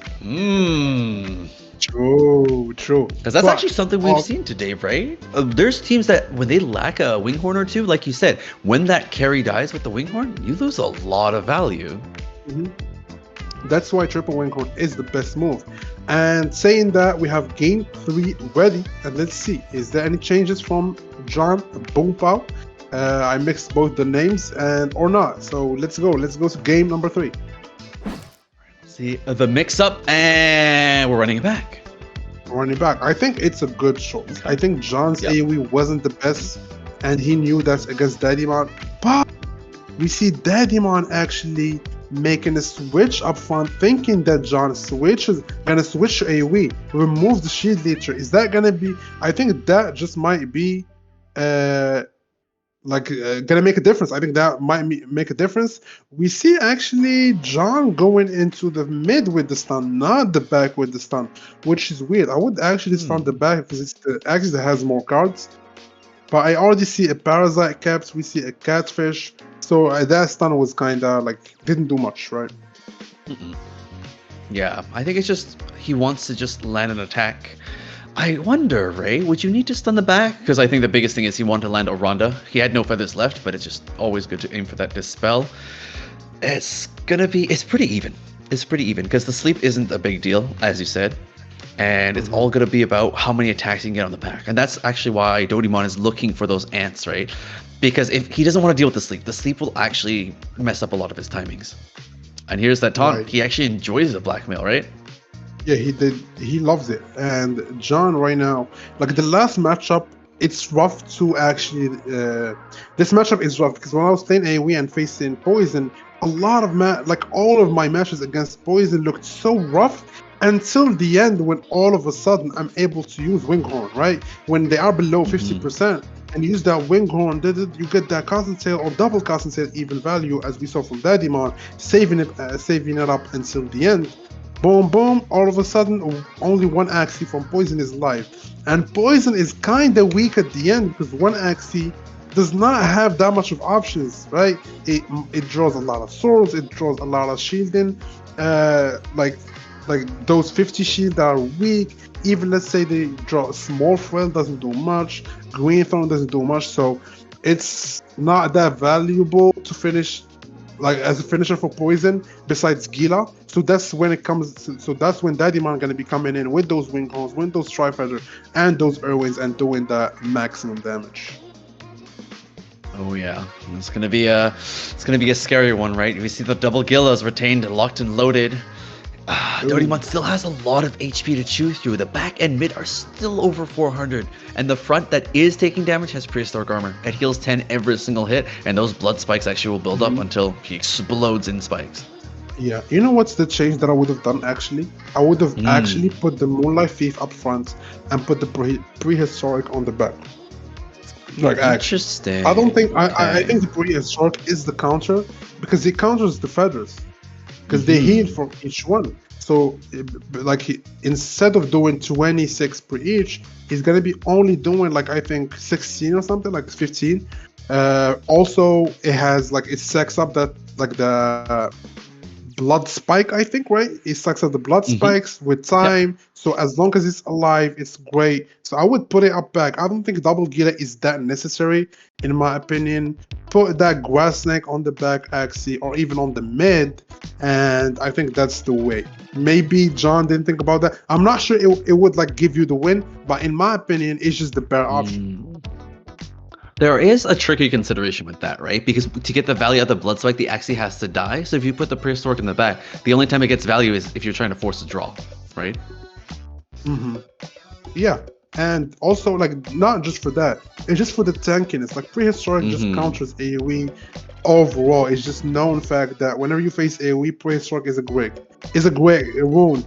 Right, with Moonlight Thief up front, also you're gonna get that healing value. Like they hit you, you're healing with poison, you're healing with the rune, and I just think it's just better. But at this point, it doesn't really matter because we are 1-1. This is game number 3. It does not matter what anybody is playing. When everybody's going to be playing for the next one because this is the last one. So Daddyman is going with that wing horn. I don't think he's gonna get any value, but he gets the access to below 50%, which is what he needs for now, right? Like just he's playing the long game right now. His back is healthy, right? His back is only 7 poison. It's not much. It is not much. So he's pretty happy about that, I'm pretty sure.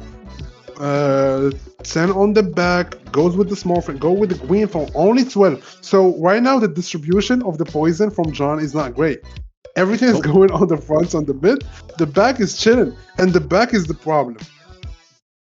Yeah, that's just straight bad luck, right? Because it's the RNG of the poison cards. Even the tiny turtle, even though it was taunted, you can't apply poison with it. So he's trying his best. And again, the wage is really good. So this is going really good for Daddy. 3 rage stacks, 9 stacks of feathers, 7 of feather damage, 7 stacks or even 8 stacks of feathers. This is going as good as possible. The Winghorn gonna be coming in for sure right here, right now. Goes 2 into the front. That's exactly what he needed. That's exactly what he wanted. 21 damage. Into I think he's gonna be second right here. But he's healing. How much is he healing? 10. He heals 10 each hit. He's 10, right? So but it's gonna kill because he heals after. Damage. Yeah, it's unlocking a lot of damage, but it's still Daddyman got the job done. I think he's even ahead than last game. Last game he was in the situation and the Axis had 300 HP and he still won. This time they already like low. But here comes the 4 energy play. We have a lot of cards to throw out here. Will he opt for the Gila now? I feel like he kind of has to, right? The pressure is on. There it is. It's a must. Like there is nothing better to play. This is getting closer and closer, and right now the birdie is gonna be only one alive. No last wish value when it comes to shielding. He already killed. Right? No winghorn though. No winghorn. So that bird has to survive for one more round, then draw the winghorn next round. So it's all right now. It's in nobody's hand. It's in the draws, depending on John draws and also what Daddyman draws the next round. 10 feathers gonna go up to 180. Also, there is a tiny turtle. Maybe he stuns him, right? Maybe a stun could come and ruin. We see a tiny turtle, right? But does Feather remove the sleep? I think Because Gila is retained. Gila is retained. Understandable. The problem is if he draws Winghorn, it's GG. Here we It's go. over. It's too much First card. What's damage. the first? I just want to see the cards. Heart You of see the the first card, cards. second, third? No. No. Actual hot dog water. Unlucky. Unlucky. Wait. Is that Feather Is it usable? still good? It's still good. No, The wait, axe what? brings the axe. Axe brings the axe. Wait. So that feather is not available. That feather is Oh, not that's a bugged available. feather. It's a bug. Oh, I thought it's not a No. bug feather. That's There highway is robbery. no way. And the draw is perfect. The draw is perfect. And it is Mosquito into a Gila. And that is a GG for John. John, it was close, but so Mm. like that's it. Pass. Poison gonna do the job. Congratulations to John. Give him a clap. First one to be AoE with something else than AoE. But it was not easy. It was Yeah, easy. I It was gonna so say, close. even then, the poison player looked like he almost lost. If that feather was not bugged, if he had one more feather, it was game over. Yeah, it didn't look as good as before, and like wow, like I'm still in shock because I thought Poison would just run, just run through that AoE, but Sacred Feather is that good. Time to buy Sacred Feather. Then let me buy one right now. Yeah. But yeah, I didn't think Sacred Feather would give that much value. One Winghorn would have been enough for sure, and I think for both players, I think for both players, they did good. They played Oh, yeah. almost perfect. I didn't see no misplays from them. And yeah, I liked how they played. Daddy Man should be proud. He's my boy. I wish he could have went to the final and got the win, but John played great and he deserves it. Mm-hmm. We gotta do what we gotta do, but now we know that there is an answer to Winghorn. Maybe that people will get a little bit more scared coming into that round, right? Especially if they have to run into get that poison team. Yeah, and for now, I think we're gonna go into just a quick break, and we're gonna be going after that to the quarterfinals, and then the quarterfinals in when it gets really interesting, right? Now, the competition keeps going up and up in levels, and we're gonna take a little bit of a break. Stay tuned. Say just 2 minutes. We'll be right back. I wonder, will my axes ever get me an island?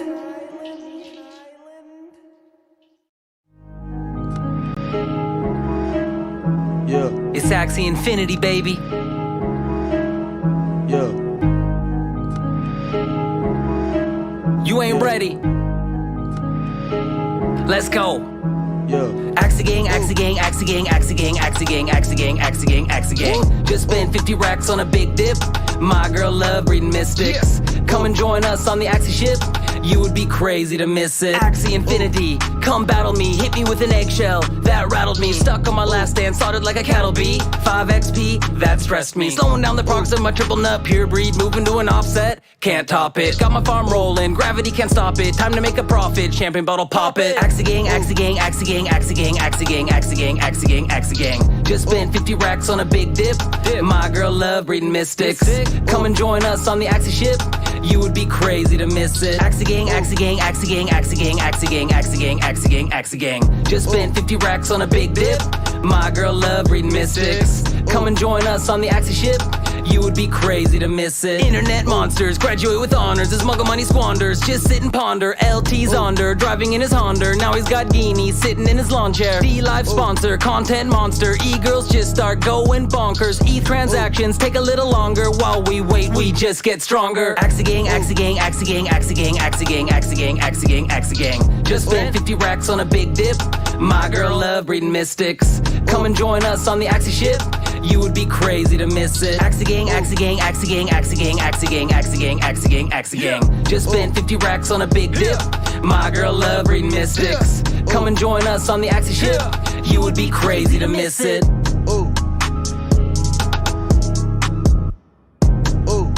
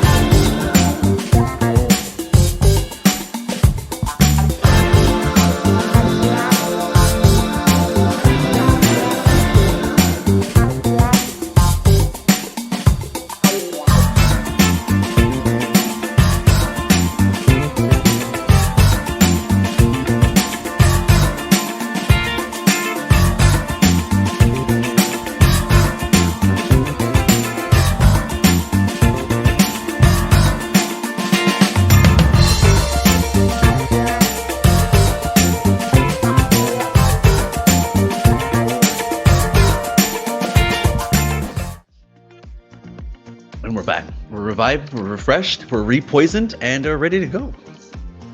Repoisoned. I love that. Yeah, I'm ready. So now, as we said, as promised, only quick break. We back, drunk some more. You know, Crow is still drinking. We're thirsty. Yeah, we are thirsty. No, that didn't sound good. We are not thirsty, but you know, Stay hydrated, kids. no, you stay hydrated. Exactly. We are only promoting good things. Stay hydrated.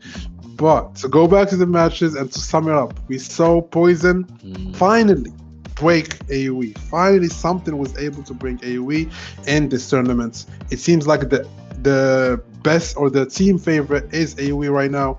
But as we said, Poison can do good, Shielding can do good if played to perfection and played good, and you have a good option, right? And right now we move to the quarterfinals, and these players right now know. I think when you go from round one, you go to the quarterfinals, semifinals.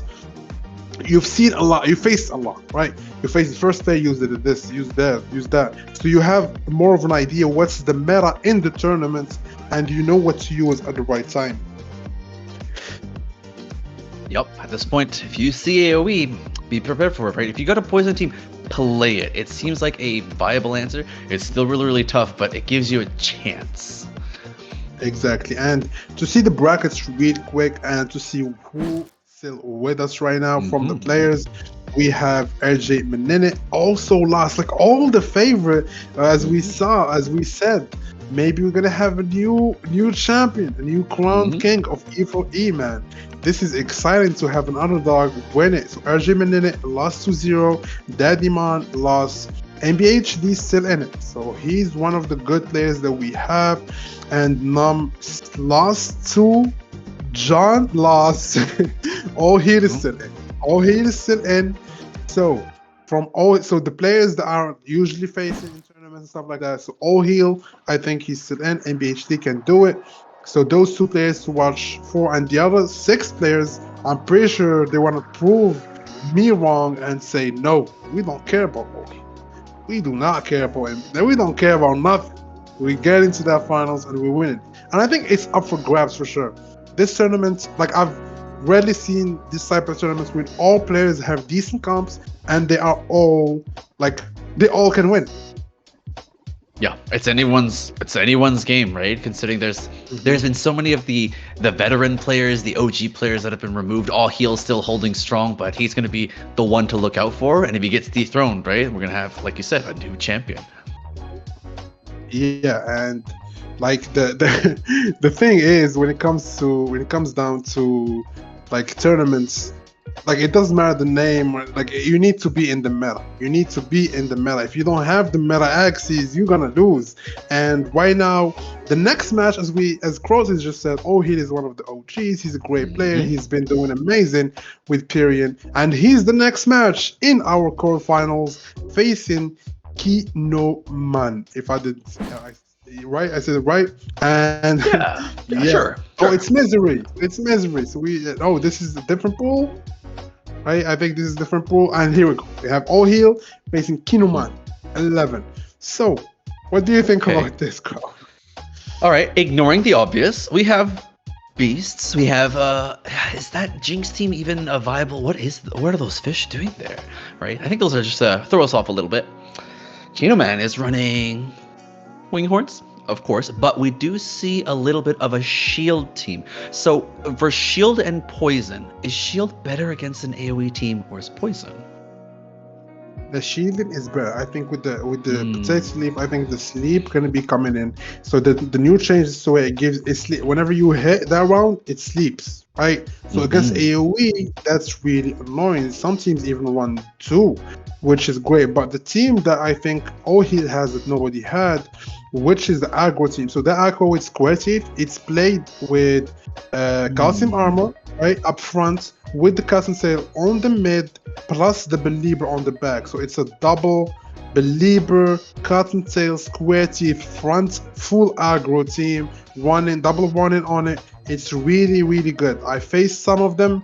If they draw good, it's like a high roll team. If they draw perfect with double Ps, they just one shot. Right? It's just like they one shot front, Okay. Cossack one shot the mid. Okay. Then you're in a 1v3 or 1v2 situation, and you're just like, well, my axis just disappeared. What can I do right now? But I think both players, of course, have AoE, which we already discussed, and I think aggro team plus a Jinx team, which is really good. He had like a Constantale one, plus I don't know if I saw a Dusk, but I think he had Jinx, really good merit from Ohi. He got a front to back believer, not bad at all. Got an AoE, great. From his opponents, he got the shielding. The only problem with shielding, if he faced Jinx, there is no way. Like, Jinx just like wins against shielding almost 100% we don't have Lotus. It is so rough to beat Jinx because shielding's goal is to delay the game. And Jinx is like, okay, you want to delay the game. Oh, you're gonna regret that decision, my friend. So so this is gonna be more of a outsmart type situation. Who's gonna choose what at the right time? Who's gonna counter? But I'm ready to see what Ohid brings in the first game and what Kinoman counters. Let's see game number 1. Horn, of course. Speak of the I'm devil, trying, man. I'm trying. I know up in we're here. trying. We're trying to stay optimistic here. Why, man? This is great. Man. That is awesome. I love it. Oh man. I'm like, choose that. And We're he's like, look at all these "Oh." cool teams, all these different variations that they could run, and we're back. Okay, which side looks a little bit more Winghorn versatile, right? Because we have 3 on one side, right? Yeah, and I think for sure, like AoE. So to see which AoE is best, I see a double piece AoE coming from Kinoman, which is not the most optimal. No, because usually piece is like piece is more of a front to back type card. You would love a Kataro. You would like to because AoE you would like to spread the damage so you get the value out of the Irwin. If you kill one Axie, Irwin loses a lot of value. Grandma loses a lot of value because it's only hitting 2 axes instead of 3. Right, yeah. So you try to go as much spread damage. So those P's, I think if he doesn't have to use them, he won't use them. But I think it's not like a bad card. P still gives verbal, still 60 damage, or it's not the worst. Exactly, right. And we got some confidence here. He's gonna build up 2 rage on the back, 2 feathers. No one's ramping up yet. So then what would you say comparing the 2 back runes, right? Sacred Feather versus Energy Guru. It's a very interesting, they chose completely separate things. Yeah, so Energy Guru I think is actually really, really, really nice. Just because it does a lot of damage. I think in this matchup, as we already see, having a huge advantage, right? Like the Sacred Feather doesn't give any damage, any percent. Like it doesn't do any bonus damage. It just gives you survivability. But Ohil's Energy Guru is more of an aggressive type rune. So this is actually a good matchup to decide on which one is better. Ooh, okay. Double Kataro, we see a double Kataro. I think the Irwin gonna be saved. I think the double Kataro is what's gonna be used. I love it to ramp up so fast. The moment he gets the double Cottontail with the amount of Winghorns he already has stacks on his hand, it's gonna be amazing. So the next round for Kinoman is great if his back doesn't die, which I don't think it will because of the Sacred Feather, of course. But yeah, it's going to be a lot of damage coming from both sides. They're fully locked and loaded. We have the feather value, the ear wings galore. Mavis, unfortunately, not going to do a lot, but this is still going to hurt quite a bit. Not enough to kill off the back, like you said, with the Sacred Feather. Ooh. Where is this going to hit? Where is this going to hit? It does hit the back. The Ohid is getting not lucky, but like the hits are perfect. He's still very healthy. So the next round right now for Kinoman, I think it would be perfect if he gets an Irwin. In my opinion, he needs an Irwin into like something else that does AoE into a Winghorn from the backliner that already has the double rage, has the feathers, and then I think he has the shot. Other than that, I don't see it happen.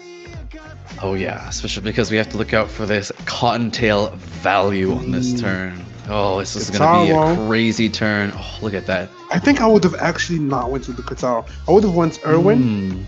Irwin, Grandma. Why? Wait, what? Is he going to Winghorn first? I think he's going to Winghorn first, maybe. Because he got double Cottontail. So with double castle sale, then use the Irwin before, right? Am I mistaken? Before using the castle sale. So I think that was not the Uh, perfect ordering. That hmm. was not the perfect ordering, but it's still fine. We still fine because he got another cousin sale. He saved all his cousin sales, Yep. and here comes the explosion. The winghorn from the bird, boom. That maybe one hit on the mid is wasted with for 10 damage. That wasn't the best, but it's still a huge amount of damage is coming in, and Ohil has nothing retained on his hand. So whatever No. happens in the next round, I think I would actually not kill this front just because it would kill like 240 damage explosion to my team, and that would actually Yeah. help the backliner. I would just save it, but still he opts to do that. It is fine. So now it's all about draws. If he draws the winghorn, oh, he wins 100%. If he does, oh, of course he does. It's all he. You know what I'm Of saying? course. And he gets the Grandma's fan into a winghorn, which I think should be enough. Like, yeah, 11, 15, 104. Just Oh, any so hits much. anywhere are enough. And he. Oh, no, wait, the value. Oh no, it's still. I thought the No, no, value no. out of This is. the right, but it still wasn't enough, and he has too much feathers to go through. 23, and he still got two. That's a 24 and 25. That was enough. I thought Last Wish would be enough because Last Wish, right? That gave him the free shield, but that shield just disappeared all of a sudden. I don't Because know what that shield happened was there. actually one of the hits from the winghorn was taken on that shield. Okay, I got you. So yeah, in that case, that was great for O'Heal. Got the winghorn. It was luck, right? It was the luck over the draw. So if he didn't get the winghorn, it was impossible to kill. But we ended up getting our favorite match, AoE against AoE. It looked glim from moments for both players, right? O'Heal at one point he was so ahead that we thought it was impossible for him to lose. All of a sudden, a double custom sale turn with Erwin, with Grandma, with Kataro. It was a 5 energy turn that just switched the matchup. Then O'Heal comes back with the draw of the Winghorn and just brings it back home. So yeah, these matchups are very volatile. I wouldn't say luck based, but it comes down to better axes plus better draws sometimes. Yeah, for sure, right? And here's the thing, there was actually a small thing that you mentioned earlier. I would have agreed with leaving that front alive. It prevents the last wish damage from going through, it prevents the last wish shield, and you can deal with it another time. It also splits the draw between the front and the back, reducing the odds of him drawing that winghorn. Mm-hmm. Yeah, I think I would have kept that axie alive 100%. I don't know, like when you do plays and when you think of plays, it's not like they're gonna work 100%, but it just gives you a better chance of winning, right? You just play as optimal as possible, then you can take the loss. When you do mistakes, it hurts a little bit because it comes down to you. It wasn't like luck or anything. You lost the game. The game just didn't get lost because of luck. So in that case, I'm pretty sure Kinoman gonna try to play better this one. O'Heal happy with the 1-0. It was rough, but he still got it. And we got game 2 ready right now to go into. Let's go. Let's see it. Will he switch? Is there any adjustments? Oh, Sheen Leecher actually coming in from O'Heal. Wow. Interesting. Was he expecting a swap? How peculiar. Yeah, I think because Kinoman has shielded, right? Kinoman has shielded. He has the shield team, yes. So, and shield Leecher switch is nice because it doesn't hurt you as much as you would think, right? It still does AoE damage, not bad. It's still like any shield that your opponents can use, you can seal it, so that's not bad. And at the same time, Last Wish is nice, but it is not like that game changing, I would say. So yeah, O'Heal's still good. Also, he switched the back from Energy Guru to Sacred Feather, so that's also a nice change. I think when it comes to AoE against AoE, you would like Sacred Feather is just more optimal, gives you more survivability. So I do like the changes coming in from O'Heal, predicting the shielding. But at the same time, Kinoman played the mental game. He knew that O'Heal knew. He was like, nah, I'm sticking to my AoE. So if Kinoman was gonna win any match, this is it. Yeah, and I hope he still stays, strong, stays in belief. He did make a little bit of a mistake earlier. He played confident before their earwing, so he cost himself one extra card from his hand. Not sure if that was intentional or not, but there was a loss in damage. Yeah, confidence and cutting set. Then he used Erwin. It would have been like a difference in damage. So here we go again. Guamas fan coming in. So also the scout shape usage, like people don't think like it makes a huge difference. So like a lot of people used to scout shape Winghorn, some people used to scout shape Erwin, some people scout shape as a Kazaro. Like it depends, and that actually makes a difference in the gameplay or what you scout shape or where you use scout shape on. So like a lot of factors happen even before the game, right? Yep. Oh, for sure. Right? It's the preparation, right? Everything that goes into the match has to be set. The axes, which parts you get, the charms where, runes where, and you try to optimize it every single match, right? Yeah, and also the Leecher does AoE that we said, as Friday is saying on the chat. It's still a nice short. It's not like that much of a downgrade. It's just Last Wish gives you HP and an explosion, which of course helps against AoE. It's an AoE explosion, so it fits with the theme of AoE. But right now we see a Giro coming. Right now I think both players are not doing that crazy of a damage. It's just chill. Like the back and the front from Kino Man is low, but not like dangerously low. That next round the back could die because he still got the feathers, he got the revive. The problem with all here right now, not much feathers. Only one on the back, only two on the mid, only two on the front, and that's very dangerous because if the back dies somehow, it's not gonna revive with that much. So we see the custom set getting used already again at 6. And boom, gonna get Okay, those we're dropping feather damage. feathers. The Dawn doesn't do much damage, right? But it's still He's trying his extra best. He's doing his best, man. give him a shot. Give him Yeah, a he's chance. Give him a helping, shot. okay? Don't judge him. Don't judge him, Crow. I didn't say nothing. You said it. I didn't say it. Yeah, I mean, I might have held feathers to get more mirror wing damage and more card draw damage, but maybe that's why I'm not in the tournament, right? I have no idea what I'm doing. Ooh, wait. So here, would you use the Erwin for extra damage or actually go with the feathers to sack up on the back so it doesn't die that fast, Like that's the question that I was thinking about before he opted for the Erwin. I think he feels like he's so ahead that he doesn't even need to do that. I think maybe... Oh, so he goes with that. I was thinking maybe even Axic is on the back. His bird is alive, so I think if he survives this round, which he should, maybe he should, I'm not sure, and Erwin gonna be coming, he should be winning, right? But let's see this. Ooh, that was a lot of damage from the Erwin. The Gravis fam from the back coming in. Still a Constantine in hand. Oh, this is gonna be close. This is gonna be close. It's all depends on how well these Winghorns hit. It has to be clean. No, I think it's just about perfect no matter what. It is perfect no matter what. It's here we go. It's Hit, but it's not enough. It is not enough. It is not enough. And I think. So now we see the feather right coming in. So I think he's gonna kill that Dawn, right? The problem is Scout shape. Like there is a Scout shape already. Do you keep that alive again? Just to maybe give him draws on that one. It doesn't really matter. Wait, what? Because that one had feathers, right? Wait, what just happened? They had 80 damage. Wait a minute. They had 80 HP. What happened? Wait, was I tripping?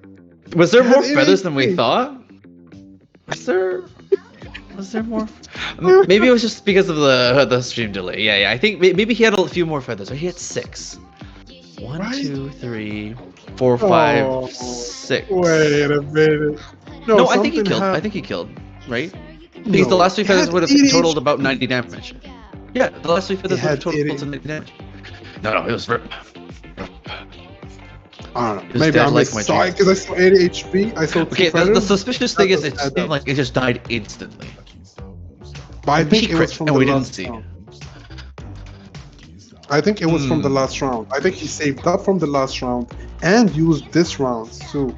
Maybe. I think that was it. I think he used Erwin from the other Axie from the mid lane's Axie, I think, then use the feathers from the new Winghorn they used this turn. I think that's what we miss. Okay. So it was like double, Yeah, maybe. yeah. Maybe something like that. Like Yeah. there is no way those feathers killed everything. Hey, no way, that's impossible. I don't know. We've seen a Impossible. lot of damage today. And yeah, so 1-1. We go 1-1. AoE. Oh, he got one win. Okay. Kinoman got one win. AoE against AoE. So now the mind games comes in, right? Do you use shielding? Expecting a shield leecher. Again, you would lose 1,000,000%. Shield leecher against shielding, 40% rough. Rough. Yeah. Not. It's almost impossible to win. And on the other hand, Mhm. do you keep using shield leecher from O'Heal, knowing that it puts you in a disadvantage, right? That is not that great. So it's just decision making. Do you go with an advantage, going in with no shield leecher? Right? It's just rough. I think O'Heal is in a rough position right here to make a decision on the runes up front. Yeah, I feel like since everyone's kind of leaning on the AoE teams, it feels weird to fall back onto a different style, right? You're already going pretty even. You're 1-1. I think they both just stick to what they've got. All Heal will adjust to that last wish. Both teams will run it, and I think it'll just be a fair match. Okay, so we have game 3 ready. Let's see if we're gonna see a switch up. We're gonna see AoE against AoE. Is it a shield leecher? Is it a last wish? Is it a sacred feather? Here we go. And we saw the rune. Fantastic. Yes, so here, if Kinoman was crazy enough, he would have switched to shield leech. He would have switched to shielded, and boom, got the win. Almost not 100%, but he would have been favorite. But right now we are in the matchup as equal as it gets. We have O'Heal using the same. He switches back to Google on the back. Wait a minute. Interesting. So he likes this orientation versus an AoE comp. So he played So that- both, and he opted to use this, right? Yes, this is what he ran the first ordering, right? So he thinks that this is better. Like I feel like he thinks that this is better. He tried both, and this felt like much because I guess he won with this one. I think, right? So I mean, that's why he was like, true, well, I won true. with this. Why Sacred Feather just didn't give me any value because he still did amazing damage. Like I think actually the logic behind it is right because at the end game, Winghorn does so much damage. Those feather are gonna kill you either way. So rather kill first than die. Like just try to do as much damage as possible before he kills you. So yeah, but also all he got first turn, so that's a huge advantage as we said. You go in first, it's huge in this meta. It's like that's a whole other topic that we'll discuss it another day, you know. But we see the double arrow coming in, so that's gonna give him a lot of energy fragments. I think it's gonna be a Kataro into a Kataro into a Giro. I think that's the play, or maybe even use the concentrator right now and go with the Winghorn from the bug. I think that's an option too. No, he goes with the gear, which I think what I would have done. I think it's just go right now as slow as possible. You only use Winghorn until it's like 50% is guaranteed. Yeah, plus that bug Swinghorn is going to be quite weak. It doesn't have very many feather stacks at all in terms of damage. It'd just be not super efficient. Yeah, and also O'Heal is struggling with the feather for some reason. He got like triple tri-feather, double grammar, and he's still like always struggling with the feathers, which is weird. Like his draw's been inconsistent like the last game and this one too, so I'm pretty sure he's not loving that. But right now, Kinoman's backliner, 7 feathers, full HP, right? Full HP, Yeah. 11 stacks of damage. He's not like I think right now Kinoman, even though going second, it's not looking bad for him. But don't forget, he's got the double concentrate coming, and here we go. This is the round. This is the round. Here we go. He goes with the Kataro. The Irwin gonna be coming in right now. Booyaka. Boom. Go with the Irwin. I think he can double concentrate even, but he doesn't even have the option, right? It's not gonna be that great value because he's gonna only be using the Mavis. So he goes with the Winghorn, saves the Winghorn from the back. Great value. I don't know if he still has an Irwin in hand. Why did he use he can't use nothing. Well, I'm confused. Uh-oh. Interesting. That is weird. Oh, And he's holding all of his oh, feathers. yeah. Did it? That Here's a problem, right? You draw 5 cards no matter what. He's holding on to a solid 8, 7. No, yeah, his I 7 don't know, cards. maybe the Oh, turn bad. I think maybe he played too fast and the no. bug. I think the bug. I That's the only reason, right? Well, I thought, yeah, all hit is a good thing, man. I know. I'm pretty sure he Did knows he? what to do. Did he miscount his energy? I think Maybe he thought he had 1 extra energy for the either. a second wing horn. I agree. I think either he thought that, and when I've he done didn't that get it before. right, he like got mad and just misplayed. But he's still in the game. Like his mid didn't die. His back is still alive. He's still got a wing horn. Honestly, the wing horn I think will just clutch 175. it. But the I don't back gonna know. revive. The back gonna revive though. Yeah, true. You're right. Yeah, but we're gonna see. But he's doing nice damage. Oh, let's go. Let's boom. I think it might just still be enough, as you said. It might just still be enough. It's a lot of damage. This is so much. But remember that Here back is comes only the at 8 stacks. It's Oh, enough. also the last wish shield. He played this perfect to get like this This is round. so much the last damage. one was bad. Yeah, it's just so much damage, man. And yeah, he already revived. Just get the kill. He still got like a 2. I think with every single feather, he still got like a 150 more damage. So Yeah. GG's. That was that was amazing gameplay from all. He misplayed, didn't get tilted, stayed calm, collected, got a great round after that.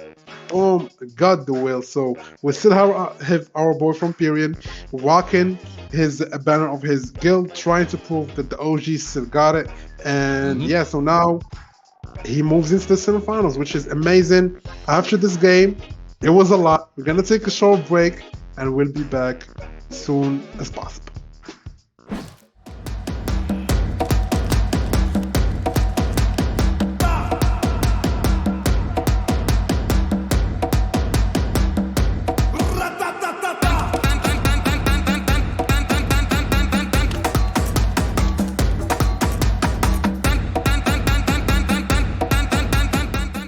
Don't be a caveman. Play to earn.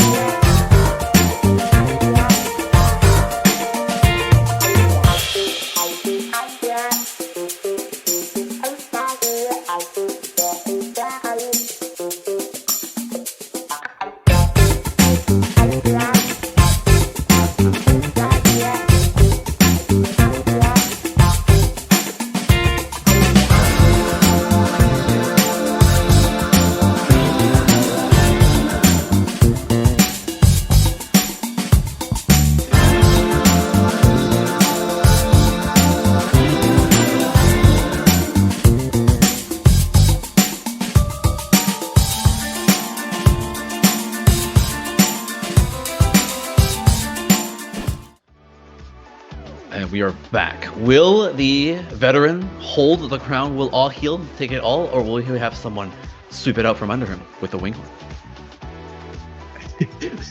That's a great introduction. I give you your props. That's amazing. But I think he just moves to the semifinals. I think pretty happy about it.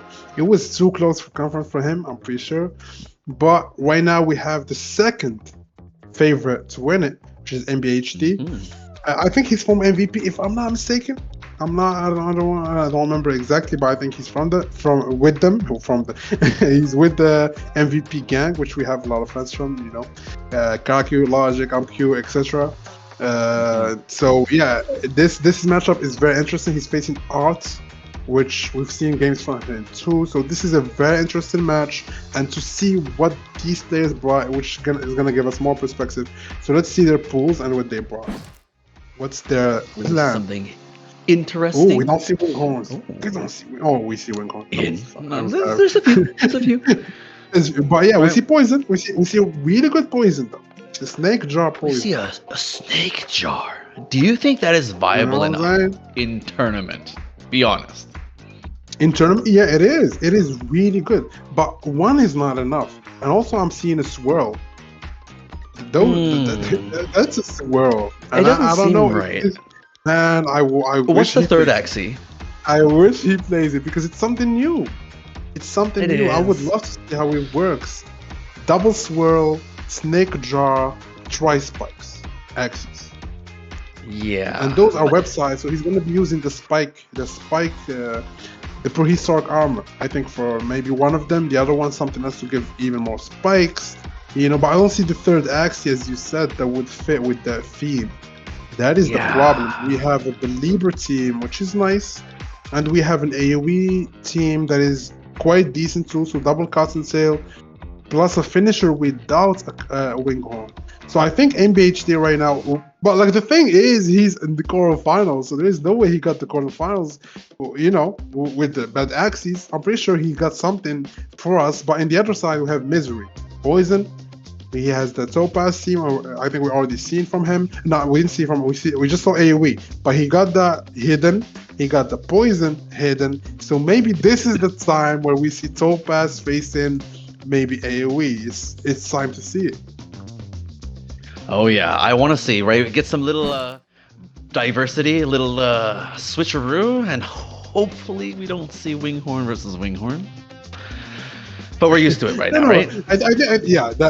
I'm loving it. I like genuinely seeing the different variation of AoE. I think AoE is if there is something that would be repeated, I would love for it to be AoE because it's fun to watch. It's different variations. Like let's say Shiden was the map, and there was Nation. Right? It's just not fun. AoE is fun. It's fast. We love it, man. It's just different variations. You see different runes, different setups, different positions. So you see what players are thinking is the best variation of this team, and I think that's actually it's the best situation out of a bad repetition of the same team. So I guess we'll take it. Yeah, it's true. Especially because we're still genuinely surprised by how much damage they can output. Yeah, and right now we have the next game ready. I think MBHD. I think both players can bring poison. It's really, really good. I don't remember if one of the poisons had Science Whisper. I don't think so, right? So no, I didn't see in that. Right, there was no Science Whisper from either player. So both players can use poison. If we see poison versus poison, that's another matchup that is decided by the end game. Like who gets the killer first, who gets to go first, right? Those things are huge value.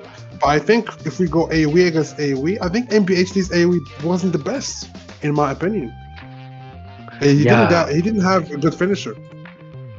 Yeah, and MBHD also is missing the last poison axie, right? He got 2 out of 3, so it's not like the most optimal situation.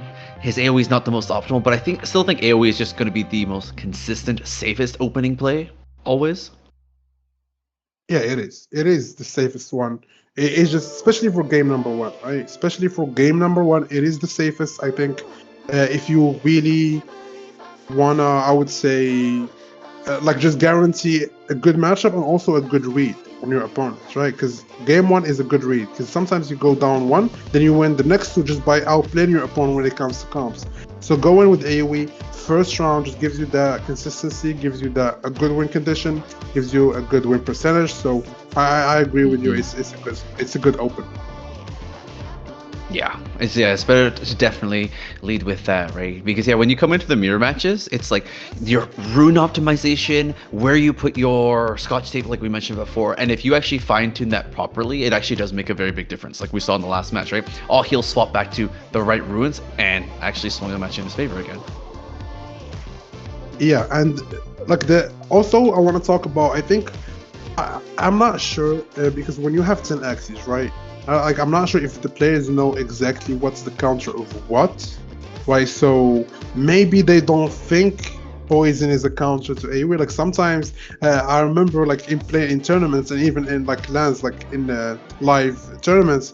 So let's say like in the different manas, you would think maybe AoE is a counter to this, and your opponent thinks the opposite, thinks that he's countering you, right? So everybody has a different read of matchups on how they work. They think they are picking the right team to counter, and the other one is thinking, oh, I countered him. So it's just like it depends on the player and their experience in arena and in tournaments. Yeah, especially because you also have to gauge, right? Some people look at people's match history and say, oh, this guy has been playing the same team throughout the entire tournament, so should I bother trying to counterpick when I know he's never going to switch? Yeah, and so saying that, we have game one ready from MBHD against R, and let's see is like we gave a lot of details on this. See, it's gonna be a week. I say a week. Yeah, maybe we just Here we spoke for 10 minutes for nothing. Of Yeah, course, of course. this is my favorite. Sorry. We go into the theory of what we could possibly do to counterpick, and they just pick the standard, gold standard. I'm gonna do this, do that, do the detail, and he's thinking of my thinking of nope. This is great. Who cares about all of that? Who cares about Bestoko's thinking? No, I'm just gonna play AoE. Nobody cares about that. But yeah, so let's see AoE against AoE. AoE from Misery, we already saw. He has the Bird back with Hungry Bird, quite good. He has one Katara. Both players have one Katara in the team to ramp up the energy to get the custom set as fast as possible. We see the Feather already coming in, a really good start. So that's gonna give him 5 perfect hits. Lovely. Gets the Katara value also. We see a shield leader coming from MBHD, which is weird. Especially when Misery, right, doesn't have any shielding teams. He had a potential poison team, and that was it. So Shield Leecher is an odd one to pick, right? Like we mentioned before, the Last Wish is ridiculously good value in comparison. Yeah, and like right now, Misery got, I think, a good start.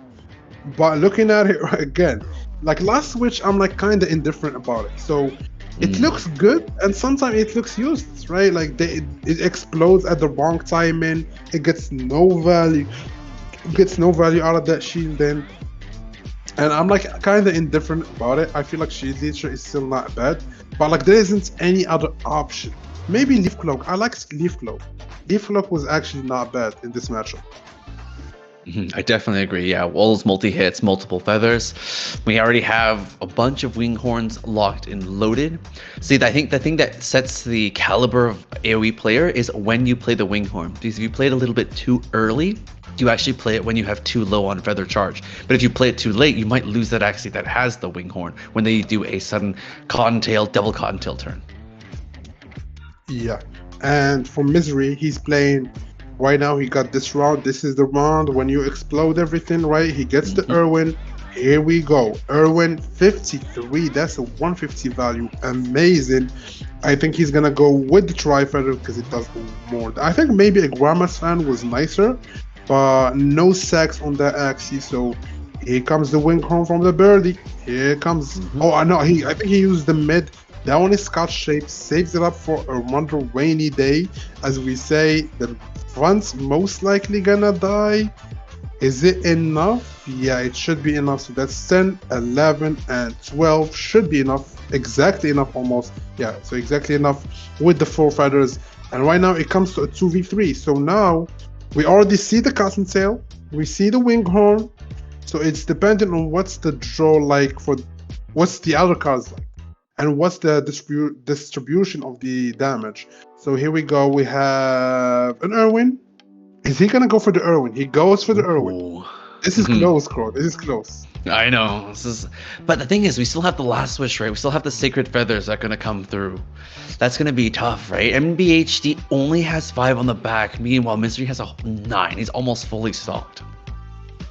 Exactly. And here comes the Winghorn. The Winghorn gonna be huge right here. It depends on the hits. I think hitting the 1 on the front and 2 on the back was that's great.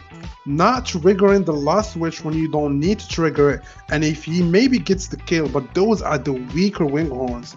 That's not like the Winghorns that he would like. One constantly gonna be almost used. I think he should use it.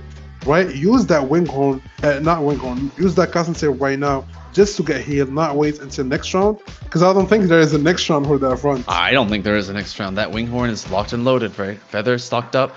The thing is, Mystery doesn't have too much damage ramped up on his feathers, if you look at it, right? That back break is only at 6. That might be a deciding factor. True, and I think the revive, did the backline only revive or not? I don't think it did, right? I don't think it did. No, So we neither still of them a have been revive. triggered. Mhm. Yeah, so still we have revive from both players. That's quite good hits. That's quite good hits. We see a trip. Ooh, that's a lot of damage. That's a lot Beautiful of damage. Kestrel. Castro. I'm starting to think that Castro is great. I'm starting to think that Castro is not that bad. The only thing right now that is happening, MBHD is alive. He is alive and well. He got the Winghorn in hand and the cotton set in hand. That cotton set is from the back. It is not from the mid. It's from the back. So right here, I am pretty. Oh, GG. I'm pretty sure he got it right. He goes with the Taro, hits the back. Yeah. He's gonna go with the Tri-Feather, trigger that death mark, and he's just gonna kill that front. And there is a GG. Oh, that bug. There is a bug, I think, when you have death mark. It actually doesn't trigger that. I don't know if it's still on. It used to be in the last season. As you see, it didn't trigger, or maybe it was already triggered. I'm not sure, but it was a bug when you have death mark. It doesn't trigger sacred feather. It just dies. It just dies. It doesn't trigger the rune. Yeah, but maybe that was a replay bug, right? The last turn on a replay, and then since the match has already ended, right? Otherwise, we occasionally get a few bugs in this game. Man, close. Those matches, AoE against AoE, I think it comes to 3 factors in my opinion. It comes down to rune choices, right? It comes down to, of course, the feather timing, so you can suck up the damage as soon as possible. Because you noticed that, and that was a great point. The backline of Misery didn't have much stacks of damage, right? It was just so weak for a late game, and that actually came back to hurt him. And finally, the concentrate uses. Actually having concentrate on the finisher is not a bad idea. It is not a bad idea. I'm actually thinking that might be the new meta. If you think about it, having it on the mid is not always utilized. It's almost never utilized actually. But having it on the back, one on the back, one on the mid, use the mids for mid game, use the backs on late game, and boom, you have full value and the heal on the back line. So maybe that's smart from from ABHD. I like that. Yeah, that's actually a really, really nice tech. If you think about it, the back actually in a 1v1, Grandma's fan doesn't really do much at all, right? So why wouldn't you sub it out for a Cottontail in the 1v1? The only thing that would be tricky, though, is if they have a backdoor team, like a Cuckoo, they would go straight for your back. Get rid of that, there goes your Cottontail on turn 3. That's not so much fun, right? Earlier we were seeing the Kois and stuff. The Koi, I think we saw a 363 damage hit, and I was like, oh boy. That was a yellow card right there. That's not acceptable. Yeah, that's how we know. Imagine a 360 and it still wasn't enough. It was still not enough. Still not enough. You need to just bring a little bit. 360, damn, that's it. You need 700 damage to win against my AoE, baby. But saying that, we have game 2 ready. Are we going to be seeing a switch? Are we not? Here we go. Let's see. Let's see what the players are bringing. And Run it back. nope. Run it back. We're running it back. Shield Leecher says so. NBHD still thinks the Shield Leecher is good. He won with it, right? So as I said, he was from MVP, right? I said I have a good memory when it comes to teams. You know, he's with MVP / XGG. Great guild. One of the best guilds we have in the scene, and it has great people too, man. So yeah, it's great to be a part of them. As you see, he has like also their players almost always performing from I'm cute to Kara cute. They have a lot of cute players, I guess. And so right now NBHD trying to keep the MVP win streak on the E4E finals. Gets the Irwin, gets the double talk. The double talk is a nice touch too. Those jinxes can maybe come in handy with the confuse from the cousin tail that you get from your own, right? You draw them at the same round. That can hurt at the end game. That can be very helpful for NBHD. Yeah, true. Earlier we saw a match where the game was lost because 2 confuses were drawn at the same time. So if you have 2 confuses and a jinx at the same time, you just break your entire hand. Yeah, true. And Misery still got a great Irwin, got a great Kataro. So this is not a bad start from Misery this time. Even though he got second again, I'm pretty sure he didn't like. I'm pretty sure he's not liking that. But MBHD doesn't have any feathers. His opponent's already at 7, so that's kind of crazy. But here we go. He has the double. He got the double effect. Go with the Irwin. Boom. Go with the second tri-feather. Kestrel is on. He's saving the Kestrel, so that's like huge. And right now from MBHD, he's back. Like it looks bad a little bit. Now we are on equal ground. Let's see what Misery bringing. Is he gonna play the Irwin that he has saved up? I think he has to lower the damage to 50%, and maybe it could start first. I think is he gonna go Winghorn this round? I don't think he would go Winghorn this early, but it's possible, right? The only thing is, remember, this is going to be a weak Winghorn. Oh, I think he's doing it. If he's Cottontail, this is going to be a Winghorn. There it is. It's not. But this is the weakest possible Winghorn if you think about it. Yeah. Right. Look at it. Yeah. True. He can't do much with it. And he didn't even use the feather daggers. He's saving them for another day. But right now, also I think. Excuse me. I'm just confused because I see like only 1 damage on the Dar, and it should be 3 because he used He used the Winghorn, so it should be 3 stacks. I think it's a visual bug. But let's come back to you're BH's right. turn. He got Grandma's fan. Boom. Everything is below 50%. So this is really good for him. I think this is actually smarter than going with the Winghorn right now, even though it looks very intriguing. I think anybody else would let me Winghorn. But he had it on Scotch. He has it on Scotch. So he's that sounded on Scotch with ice. But he Scotch shaped, ready to go with the concentrate on the back. The same strategy again. So MBHD is looking really strong right now. I'm liking this sec. I'm loving it even. I'm loving this sec of the cousin tail and the Winghorn on the backliner with the cousin tail. And here we go. His hits. Ooh, perfect hits. Perfect hits. Incredible. Wait a minute. Wow. Wait a minute. Those hits were perfection. The mid is dead. And it's not looking amazing. Again, even for energy, if you get swords with that, it is not a great cousin tail at the end of the day. We still have the revive. We still have the revive though. So let's not forget about that. I can't say for next round if that Dawn is alive. But this is everything for MBHD. He doesn't have a next round. He needs to kill everything this round. So here we go. Is it going to be an Irwin? Is it going to be something else? Good draw. I would take it, right? Kataro hits the front. That Kataro, if he hit the back. Oh, I think that might have just cost him the game, right? I think that's disgusting. I honestly might have gone with Tri-Feather. It had a good chance of it procs the death mark and it hits the front once and it would have been okay. Right? Then you can play the guitar on this turn into the Winghorn. Can he still clutch it? Does he have the numbers? I think this is actually kind of tough. The revive, right? He saves. Wow. He saves. I don't think it matters because he has 5. One is bugged, but at the same time, it doesn't really matter. He wasn't gonna kill it because the revive is still coming. But this is still fine because I don't think Misery is gonna be able to kill. This, Right. I don't know. This might be a lot of damage, it's but this not- is 9 feather, right? He gets brought up Yeah. close to 200 damage. Back to life. Ah, So yeah, now, true. He's a got juicy it. boy. MBH smart move from MBHT. No panicking, no nothing. Just Yep. plays it slow and steady and smart. And here we go. He's gonna play the sword. Plays another sword. Oh, that's smart. Gets another sword in, but I don't think if that's enough. Man, that draw was sad. Are we going Oh, to game no. number 3? It is not enough. It is not enough. Oh, Those only 2. pain. One is bugged. If one wasn't bugged, he won actually with exactly the damage, but that one is bugged. Is it right? Ah, Wow. yeah. One feather off. One feather off. Oh my god. ABHD must be like so sad right now. I'm pretty sure he's not that happy about it. That's a heartbreaker right there.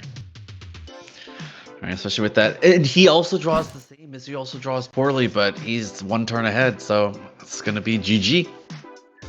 Yeah, and like the fact that MPHD lost that one when it was so close, and it was into his favorite. Now you go 1-1 again. Those AoE matchups are so volatile that you could just lose again. So I'm pretty sure he's not loving his odds right now.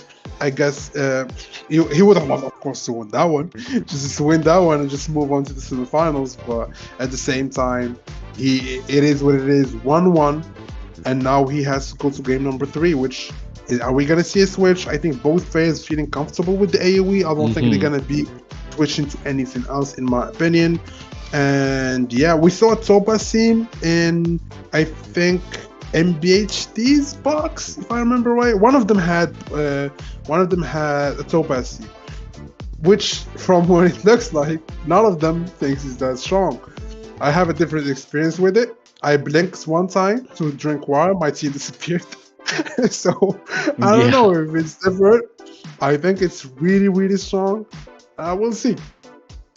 Yeah, I think the problem is I don't think enough people have matches with it. They don't have the experience, the comfort, right? With most AoE teams, this was prevalent last season, this is prevalent this season. They have a lot of matches, a lot of, they know the numbers, they know the right runes and counter picks, right? Yeah, and also, I feel like, as you said in the beginning, it's same for first game as last game. You play your comfort. You don't try to risk something crazy because you lose. You lose that game. You just lose the entire series, which is very unfortunate when you are that close to the finals. Like most players, I'm pretty sure, same as myself. When you play a tournament, you start getting close. Like let's say quarterfinals, semifinals, you just only see the win, and it feels even worse when you lose later than you lose earlier. And right now, MBHT, I'm pretty sure he would love to win it. Art, same. So we have game number 3 ready. Let's see what this game gonna bring. Switcheroo? Nope. We are feeling ourselves. We're enjoying ourselves. Yeah, it was We want to run it back. It was expected, right? Misery must be very happy about this right now because he got turn number 1, which is always an advantage. Double Kataro is not bad. I would actually save 1 because you can use it for double. Because you can use it for... So usually, if you get double Kataro, I think saving 1 of them. Because if you use it for next round, you get to use it for 2 energy, then the 3 energy, plus maybe a custom save. So that's even way more value than use it right now, right? I think agree. that's how we think about it. Yeah, but he decided to pop both right away, hoping to get a little bit of value. Then he's not going to lean on it too much, right? The tricky thing is, on turn 2, when you draw your hand is quite large. So if he has to play that Kataro and he gets his Tri-Feathers, he can't play both the Tri-Feathers and the Kataro, right? True, but it ended up not being that case because now if he kept it... Nope, should have done it. Should have done it. You always use the odds, right? You try to play the best odds in your case, in your favor. Just play the best position or the best move you have in hand. But at the end of the day, it was still really, really good damage. And BHT is still in a good position, and Misery is still in a decent position too. Like both players are not that stressed about the situation. It comes down to the ending. Again, MBHT doesn't have much feathers, so next round gonna be his feather second. He would have loved to draw the tri feather early because he done Irwin. He did a lot of AoE damage that he got no value out of it. So it's kind of sad for him, but at the same time, I guess it is what it is.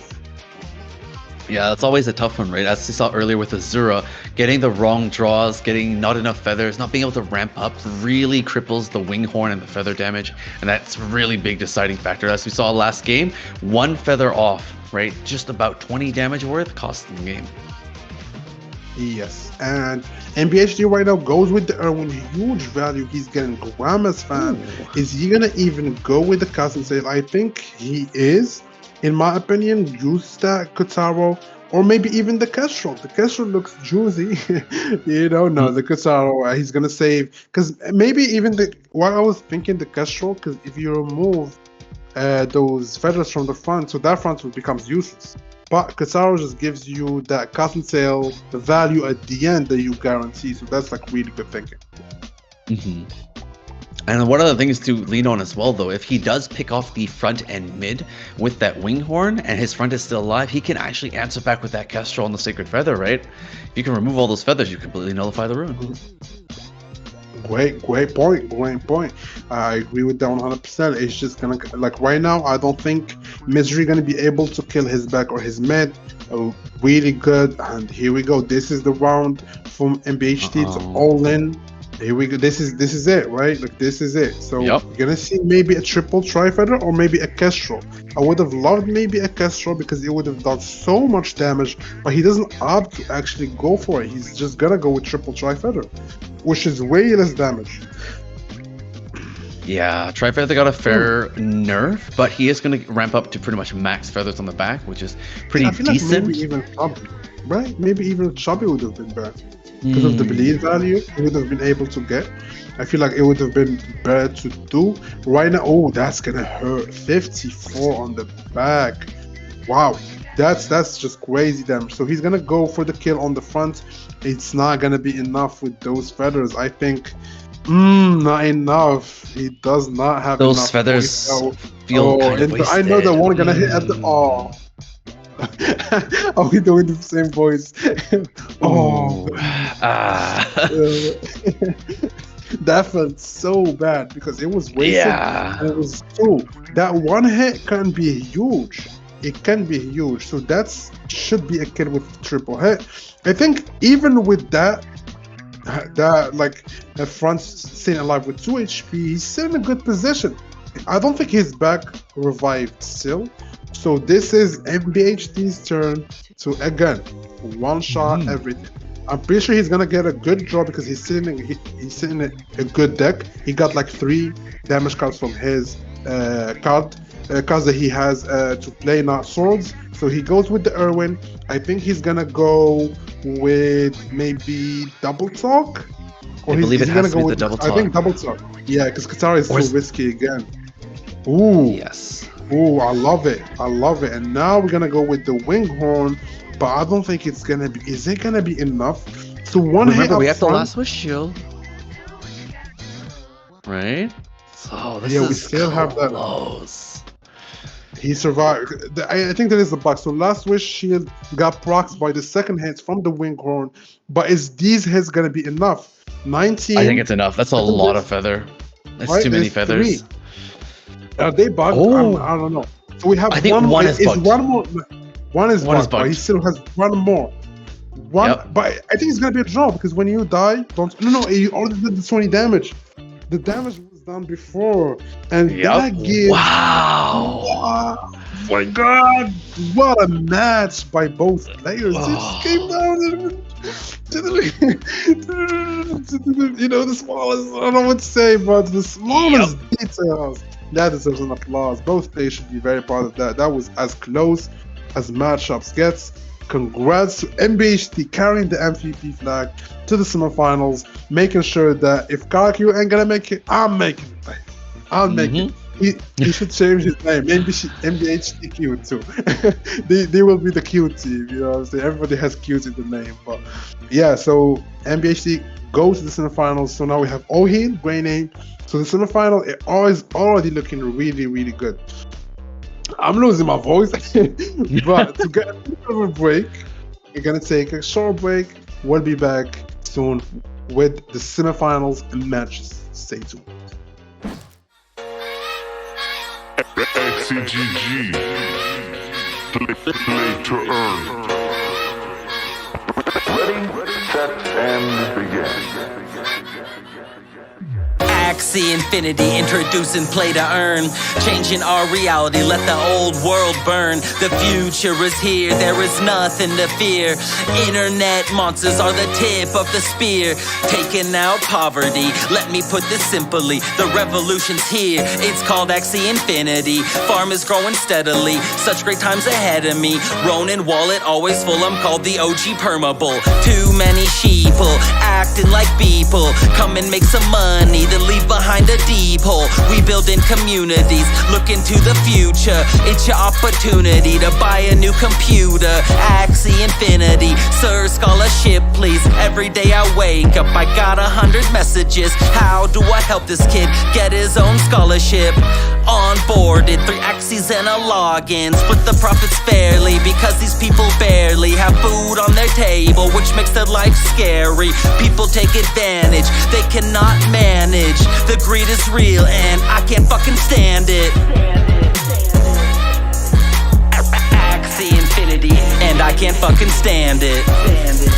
Introducing play to earn.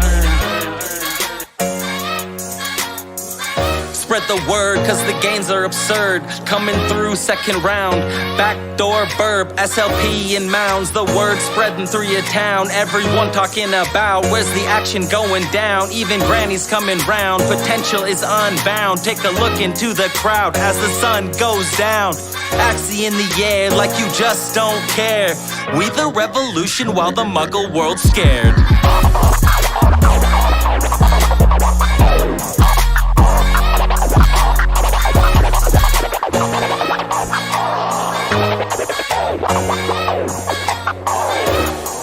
With a scholarship system, anything is possible.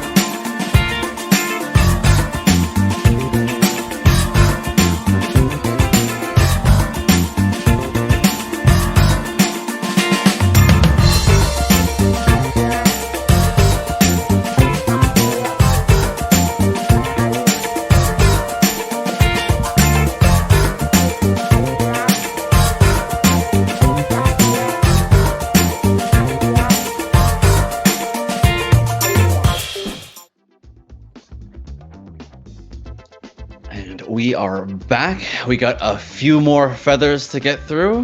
Hopefully we won't run out before it's too late. That's a good comparison. I think like it's just seen from all the players. Not gonna lie to you, we've talked about this before it even started. I was thinking it would be more varied. Not gonna lie, because this is, in my opinion, this is the best season we've had in Axie when it comes to variation. Like there's so many comps that are good to play. Like last season, that was variation, but it was like Swirl. That was so boring to face, or even, like it just sucked. You can't play. It was boring to me, at least my opinion. This season, amazing. All comps are fun. Everything is interesting. New stuff you can play. So in my opinion, it's great. But in this tournament, it's not showing just because everybody's just bringing AoE and it's doing good. And when you play it for a prize pool, whatever working, you just keep playing it. So I think all players are just just feel like, you know what, I'm not gonna risk it. AoE is working. Just play AoE. Yeah, because that's the troubling thing, right? Because this is the nerfed version of this comp. So before it'd be even more ridiculous. But yeah, this is the nerf. This is only semi-broken, as we said earlier, right? So like I can't even imagine what it'd be like if we had the unnerfed version. But like the biggest thing, like you said, like just check your memory. You're gonna remember how he was. Oh no, I repressed it. I skipped that. I'm pretty sure I didn't even play it. Yeah, I just stopped. I was like, no. Memory lane. Remember in the Philippines, the YGG tournament? It was turn 5, everything dead. Do you remember the AoE? No. The first broken AoE. No. It was like you blink, everything is dead. Do you remember that? Yep. That was fun. You remember that one? It's always Whoever some goes sort of turn 1, AoE. Yeah. Go turn 1, you win. It's just simple as that. Turn 1, GG. Turn 1, you just shake your hand. Then it went to turn 7. Now it's turn 7, you're just gone. And now it's turn 9. It's not as bad as turn 5. So it's a nerf, I agree, it's a nerf. But so we are in the semifinals, right? It's been amazing seeing all the players going through the motions and seeing what's strong. Again, we have one of our favorite players, as we said, O'Heal, facing Silent Chair. We've seen both players play. Both players likes AoE. But it doesn't mean that they're gonna play again, right? It depends on the pool. So let's see the pools and see what the matchup's gonna be like. Okay. What do you think about okay. We already see our good old friends, but interesting part, right? Silent, also known as Alpha X, is running that shrimp. As we saw earlier, when you can shrimp target, especially when you have the cottontail marked with the taunt, that makes the winghorn hit. You guarantee hitting a low HP target, and it's quite a nasty setup. Meanwhile, O'Heal does not have that, and does like to opt for the bug shield leecher. But here, the shield leecher I don't think would be viable. Do you think he would switch to Last Wish? I think so. I think both runes are good, but Shield Leecher has the upper hand of sealing shields if your opponent has a shield team. When you see both players have no shield teams, I don't think it is needed to use it. So Last Wish is going to be most likely played by both teams. One thing that I want to talk about O'Heal, he has a really expensive team, or like a really expensive / strong team in a Jinx team. Like, he got a really good version besides the Anemone, which is still a really good card. Like, it's not as bad as it used to be. It's like it does 80 or 90 damage, which is not bad, right? He got a Neo Parasite Garage. That one is very rare to find in a bug, which is really nice. You can use it even with Vault Builder, and it can be really good against AoE. In my opinion, I think he should maybe try that. I know he's been doing really good with his AoE, but I think that's a really good Jinx to just not play, man. I'm just feeling bad for that Jinx because it's really, really good, and I think he can do some damage with it. No, I don't trust the Jinx. It's like, I know you get the curses and stuff up, but you're just, I'm dead by and the then. girl is like, nah, but I don't care about your logic. Keep your logic to yourself. That doesn't matter at all. You We're keep gonna your be logic. seeing- I'll play my winghorns, okay? Oh man. Wait. I think they're saying we used the wrong pool for I'm confused. Not for O'Heal, but for Silence. Silent, that wasn't his axis. So maybe he's playing different axes. Maybe we'll get to see ones. something better. Okay. Yeah. Yes. Or maybe. I wish. But for all heal, I'm pretty sure that's his axes because we've seen them like 3 times now, right? So I'm pretty sure that was. So I'm pretty sure all heal has Jinx. So just to sum up, Jinx, he has Belieber team, which is a front to back, which is very tough to play in this meta. I think, especially not in this meta, but in this tournament, especially it's too much AoE. It's risky. And finally, he has AoE. And we're gonna be seeing what Silent Share gonna be played. You know, well, sorry, Silent. I think it's more of a surprise. It's gonna be more This is fun. We'll see fantastic. what you're gonna be bringing. Wild card. Let's go. Game one ready, Let me- babe. Send it. There's a good chance No, it won't it's be AoE. Oh. What a surprise! Where is he playing? Woo! Look at him go. That's fine. That's great. I love this. Last wish, healing force, random bird rune. Got it. Look at Alpha sending it. Alpha, Silent Share sending it. It's just, we're just having fun, man. It's just the wing, but it's the calcium armor version, which I actually like better talked about than the this. last switch. Yeah, we've seen this. Like we've seen this. I think, in my opinion, also one thing that people don't like, which I think again is really nice, is Chubby. Chubby is not used as much as it should be, in my opinion, especially in this Winghorn meta. Bleed is amazing. Like, have you ever faced a dual blade team when using AoE? You feel like it's impossible sometimes to win if they get it right. Use that dual blade. Each feather dagger, you do like 50 damage to yourself. It keeps stacking. At some point, you cannot play on the axe, and it feels so bad. But right now we see an early Winghorn already, which is so fast, right? Like it's just like usually you wait until turn 7, but it seems like all he is doing too much damage. But Science Whisper gonna try to come back. He goes with a double tri-feather into another one, which is a double tri-feather. And wait, was that a bong used of Cousin Tail? No. I think that was. I think it was. I think it was because he used only 3 and used Cousin Tail. He used it at 6, not at 7. He used it at 6, not at 7. I think so. Wait. No, we can't. We're this late into the tournament. There's no way that happens, right? I'm pretty sure. No. Right? Come on, no. We're better than that. Let's give him the benefit of the doubt, okay? It happens. Oh no. It happens, man. It happens to the best of us. It's okay. Maybe never punished. The Chubby comes out though. Like we said earlier, this is gonna be huge on the feather. For sure. And also we don't see any white sage on the cousin set that is saved. I think he used the wrong one. I would always use the one with no white sage if I have no debuffs on me. So right now this is gonna be maybe not a Winghorn round, but he has to at this point. See, this each hit is 15, man. But I think he's gonna try to finish the game. He does not even care about like the fact that there is a bleed if he's just gonna win. And here we go. Is it gonna be enough? That's 17. And that's 18. 19. That's I think too much. No, it's dead. It's enough. Silence. It's the first one. It's the semifinals, man. Semifinals is a little bit stressful. Stuff happens. Two misplays happened there. It's okay. It's forgiven. You know what? He wasn't gonna win that one. It didn't matter. Don't do my boy like that. Come on now. Yeah, no. I mean, that just looked rough. I think like there is something that I'm noticing. Ohid is the only player that is using Energy Guru. If you notice that, he's the only one, and he's finding great success with it. Like it's actually working.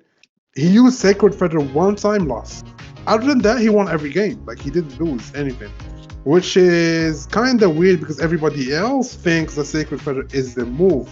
So is there gonna be a switch from Silent and be like, oh, this is working good for him. He killed everything and he still got 3 axes alive.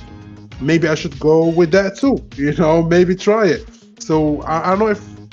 What do you think about the Energy Core? I actually like. I don't think it's better, but I think it's equally a good option, especially in the mirror matchup. Yeah, I think that's actually one thing that really seals the deal. It's because Energy Guru is consistently doing that damage. Sacred Feather, as we saw earlier, if you don't actually get good luck with your Tri-Feather draw and you have no feathers, you actually come into very little value from your rune. True, and I think right now also it depends on how long the game goes. Energy Guru gives one more thing that is not noticeable, which is energy fragments. It gives one energy fragments each equal round, right? So you get a lot of value from damage, from energy, and that's all you need. Like when you are playing a fast-paced game, you're trying to kill your opponents before they kill you, right? So that's like usually the intent of these teams, and I think Ohil, as for now, is using it as perfect as possible. Yeah, for sure. And hopefully And we I won't think there make is a any switch. more mistakes coming into the next one, right? Because I know it's very stressful, like you said, but it's like we have to stay strong, and that's where the veteran advantage comes in, right? All Heel doesn't flinch under pressure. He's done this a million times, but you know, coming in fresh as a newer player, you start to panic a little bit, overthink your moves, right? True, and we're gonna go to game number 2. I think right now Silence should be able to pull it together and try to put, as you said, like his best performance, because this is where like players show how much they improved and what they can show and what they can offer for even their guilds to even put more trust in them. So good luck to Silent, good luck to Ohi. We have game 2 ready. Let's go. Let's do it. Let's go. I mean, here we go. Oh, Of course, no, feathers, that's birds. I'm not even surprised at this point. You know, it's just it is what it All is. right. Everybody loves it. We love it too. Woohoo! Yeah. And We'll just see, here again, sticking to the same vibes. We have Energy Guru on the back, Healing Force on the mid lane, and we have the Last Wish up front. Silent Chair again sticking with the same, but that draw was so bad from Ohil. I think. Yeah. Wait a minute. Is that worth it? Because that I don't know if that's worth it. Just for the reason of the Mavis sees one energy fragment when it's put, so it's gonna delay for Silent Chair to get the custom sale. But is it worth one energy of yours? I don't think so. I think But he I would mean, have used he had nothing Winghorn. else to play. He had nothing else to Winghorn. play. Just use one Winghorn, I Wait, guess. would you Winghorn? Well, I have to. Maybe, yeah. You It's know what? not Maybe enough. you're right. I thinking about it, but it's all Heel we're talking about here. You know, Yeah, he's I like, think. what if my Mavis doesn't die? What if? What if? You never know. If What if he draws no AOE cards? See? that's the most copium I've heard the entire day. What if the AOE team stopped drawing AOE cards? That'd be And the fantastic. Katara comes in. I think it's probably gonna be coming in, boom, Yes. into a cotton tail, put it on the back, play that grandma, and I think this is a great round coming in from Silent. He's doing really nice. No, it doesn't have to use the grandma actually. Wow. Okay. I think it's really good. Like I think grandma, even though it's not like amazing damage, but it's AOE damage that sets up that Winghorn. Because Winghorn you need almost everybody at 50%, right? So I think it was still a good card to use. More feathers also, which you need on your back, plus a heal on your. And I think he should have. I think he should. I think he should have used it. It was really good value. But right now, O'Heal does not care. He always seems like to have the better damage somehow, some way, man, right? It seems like his AoEs. Like you remember even like the Pyrian boys been playing AoE since like a long time ago. Even in the MMG tournaments, we faced them in Philippines. They were all playing just AoE. They would never switch from AoE. Nope. Kataro, triple Kataro, I remember them having, and it was just so scary to face them. But here we go. We have Silent Chair. Then I go with the double Irwin. Boom. Again, used Cottontail before Irwin. I don't understand. Oh, there's a lot of misplays happening. There's some interesting choice, right? That's why earlier I was going to say he held the Cottontail because he knew he's going to draw the earwings. He wants to get the extra value from that. But then he chose to play Cottontail first. Right? Completely nullifying my argument.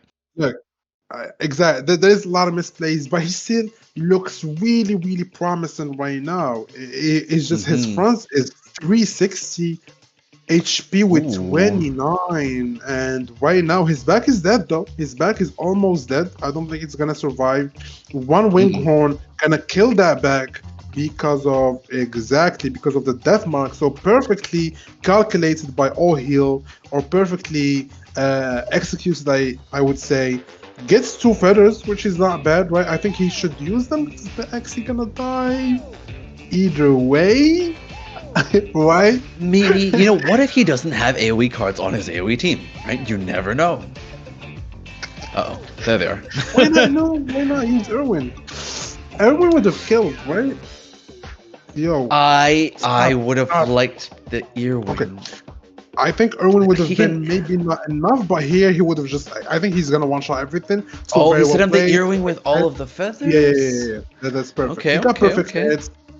But I think it just comes down. I think he already got it just because he still got Constant Sail and his front is like 350 HP. So good Oh job yeah, from yeah. Silent.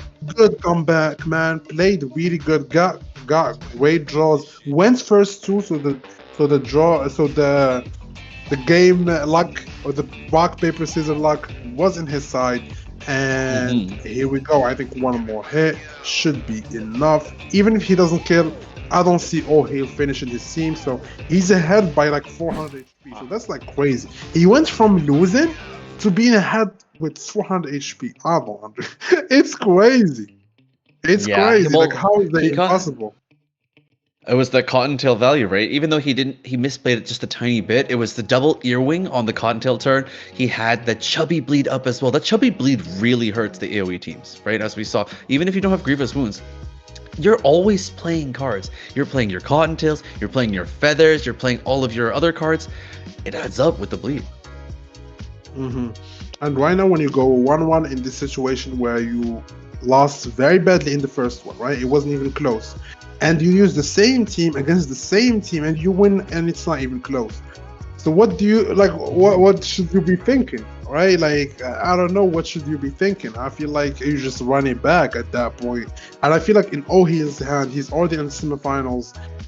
Like from my experience, Jinx is not a counter to AoE, right? It is not the Mm. biggest counter, but it is not the worst either. And but is it worth the risk? Objectively, I No. would say no, right. It is a no for me too. So, ladies and gentlemen, we expect AoE against AoE. Yes, the last I round don't think, of the wing horns. I don't think we're gonna be seeing something else. It is crazy to like. I promise you, like the thing is like that I expect. I already talked to Kuro. He asked me what's the what do you expect this meta gonna be like? I was like, oh, Jinx, cheat, poison. Then we start playing, Yeah. and you know what I'm saying, and it just comes down to that. But to like, I feel like I want to do like a little bit of a sum up, just because there was a lot of AoE, but we saw one poison, like one poison Wow. that worked. Mm. One, and it works quite nice. It was close, but it worked quite nice. So, do you expect in the finals, because it's gonna be a 5-game series, No. right? Do you expect some switches? No, you're just gonna answer me with No, no. I think Know. everyone is very confident in Okay. what they've already picked, right? You're just like nope, nope, not even. It's not it's even kind give of like me the some hope. idea, right?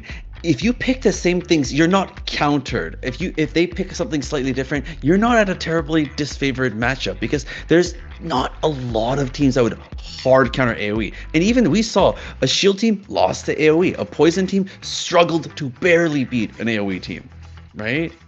I think it's just discernment. I disagree with this. I disagree. No. I No. swear to God, in arena, if you go play, This ain't AoE arena. is strong. It's strong, but it is not the strongest. In my humble opinion, I think it is very beatable, especially with shielding. You face shielding in arena, like it feels like there is no way you win in that in a million years. I think even the one that shielded lost, it was going so good until one round he drew literally no shield somehow. I don't even know how that happened, by the way. That was so weird. But right, like I feel like right now, so the next match it's 1-1, right? We are a 1-1 situation right here. And when you think about it, I think both players are gonna run it back, which I would agree. This is the only case that I would agree with the run back, like bringing back the AoEs. The one before I was like try different stuff maybe, but safe and sound for this one you cannot risk it. You risk it, you're gone. So we have the game ready for you guys, and here we go. Let's see. What Let's the try match is something, gonna be and looking we're like. back. Yeah. Yep. No, that is not. We don't. The only We're thing, back. the only thing noticeable, check the back of Silence. Energy Guru. Is that the tech? Oh, he was like, you use Energy Guru, I'm using it too. Yeah. Which You made this. it's I so made funny. this. It's so funny that he won with Sacred, and he was like, "What? Nope, I'm switching." You know, Right? it was so weird. He's like, like when you're in class and you see someone else like change their answer, you're like, oh, oops, let me just change mine real quick. And you had the right one. Sometimes No, you it had doesn't the matter. right You still one. change it. You don't trust yourself, okay? Oh my god, that's so funny. But right It's now, like, no, he's no. getting them feathers early. Usually, he never gets the feathers early. He opts to actually go with the grandmas and not use the tri-feather in hand, which is weird to me a little bit, just because it's more value when it comes to the feather second, but it does less damage, right? So, and also I'm liking the costume armor, man. The costume armor seems really, really, really broken, and it's not even close. It's not even close to the value of between and Last Wish, in my opinion, in this matchup. It just gives way more value. And also, if he had like a square teeth on that front, oh man, oh those square teeth aquas with with that rune is just it's just amazing. Square teeth where? Different axes where? On the aqua. No, we don't. No, we don't worry about that. Those don't exist. Those aren't real. If it doesn't have wing horn, it's not a real axie. Okay. Wow. Is this a wing horn already? I think That's unfortunate. it's still decent. Still decent. He didn't have any other options. I think right now for Silence is looking a little bit gloomy, but at the same time, it's not just because it's his all-in round. So let's go. Erwin. I think it's Silence favor. Damage, right? He's gonna do a lot of damage right here. He opts to go with the feathers, not the grandma from his side. And his front is still almost full HP. I would still, not gonna lie, I would still not go with this. This is almost like a scared move, just thinking he's gonna kill your back. I would go with Grandma into, because it was Scout shape. I would go with Grandma into Hungry Bird, save that for the next round. I have 4 end concentrate if I survive, and boom, I just guarantee the win, like almost 100%. But now I'm playing with a little bit of luck. So, I don't know. It's not the worst move, but it is not the best move in my opinion. I think it's still fair. I think the pressure is up, but look at the feathers. Silent is actually extremely far ahead. He has the ramp in the back. All he'll had to force reset on his back. Had to drop his wing horn as well, which means he doesn't have to retain. He doesn't actually have to hold it. Oh, it doesn't kill the back. So if he saved on the back, man, and listened to his boy, but you never know. So lucky, by the way, he still didn't get the second concentrate. It's still in his deck. So that's super, super unlucky. Is this Chubby gonna be? The Chubby, is he gonna do it? Chubby is pretty solid here, though. He's pretty solid, right? I don't think it's gonna be used. Is it? I would send it with the Chubby. Tri-feather, the Chubby slash. Here we go. No. Is it the wing horn? I think wing horn to do more damage. Yeah. Wing horn's just better. Chubby's a nice meme, though. I think Chubby could have been actually really, really nice, just because it would have guaranteed just he cannot kill with the bleed. If he used anything else, he would just lose. But I think if he used the wing horn and just kept using those feather daggers, he would just lose. But I think he still cannot kill 3 axes. He needs can't, Erwin. right? right? Erwin or Guam. I think Erwin is the best option into Winghorn. It Which doesn't would it matter. be enough? I don't No, think it because would be his enough. feathers Here got we go. reset. Is maybe, maybe maybe still enough. His feathers are going to be hitting for like 7 and 8s. You know, it's tough, Erwin, as I right? said, gets to Winghorn. The problem is right here is the problem. The problem The is it's front not is below tanky. 50%, right? Yeah, it's Yeah. not below 50%. So it would still be, so that's 14, and he doesn't have much sacks. So all heal is gonna be not losing this one. Maybe we see triple sword. Maybe it's a triple sword move, man. I'm not gonna, you That's know a what I'm lot saying? You of never know. hopium right So, there. no, it happened to me so many times that it's not even funny at this True. point. It's not True. even funny. It is Plus, funny if he a little does bit. draw some of But the here we AoE go. Let's see cards, the draw. right? It's true. Here we go. Let's see the draw. He No, he's tried got some Fender. nasty Oh, cards yeah, on this V. stop it. Nah, Stop it. nah. Stop it. Silent. Rest in Silent get the pepperonis. win. He's like no Rest in period pepperonis. in Well my played by house. Silent. Alpha Guild is taking this win with their boy Silent Share. Very good job. He did very good. Like some mistakes happened, stayed strong. Last game played almost perfect. No mistakes was made, and I love it. Yep. I love it. So I like that players don't panic when it goes bad. Like a lot of players when they start misplaying, it's just like a snowball effect. Next game worse, and the last is just keeps going worse to worse, and they blame themselves. But that was very well played. Love it.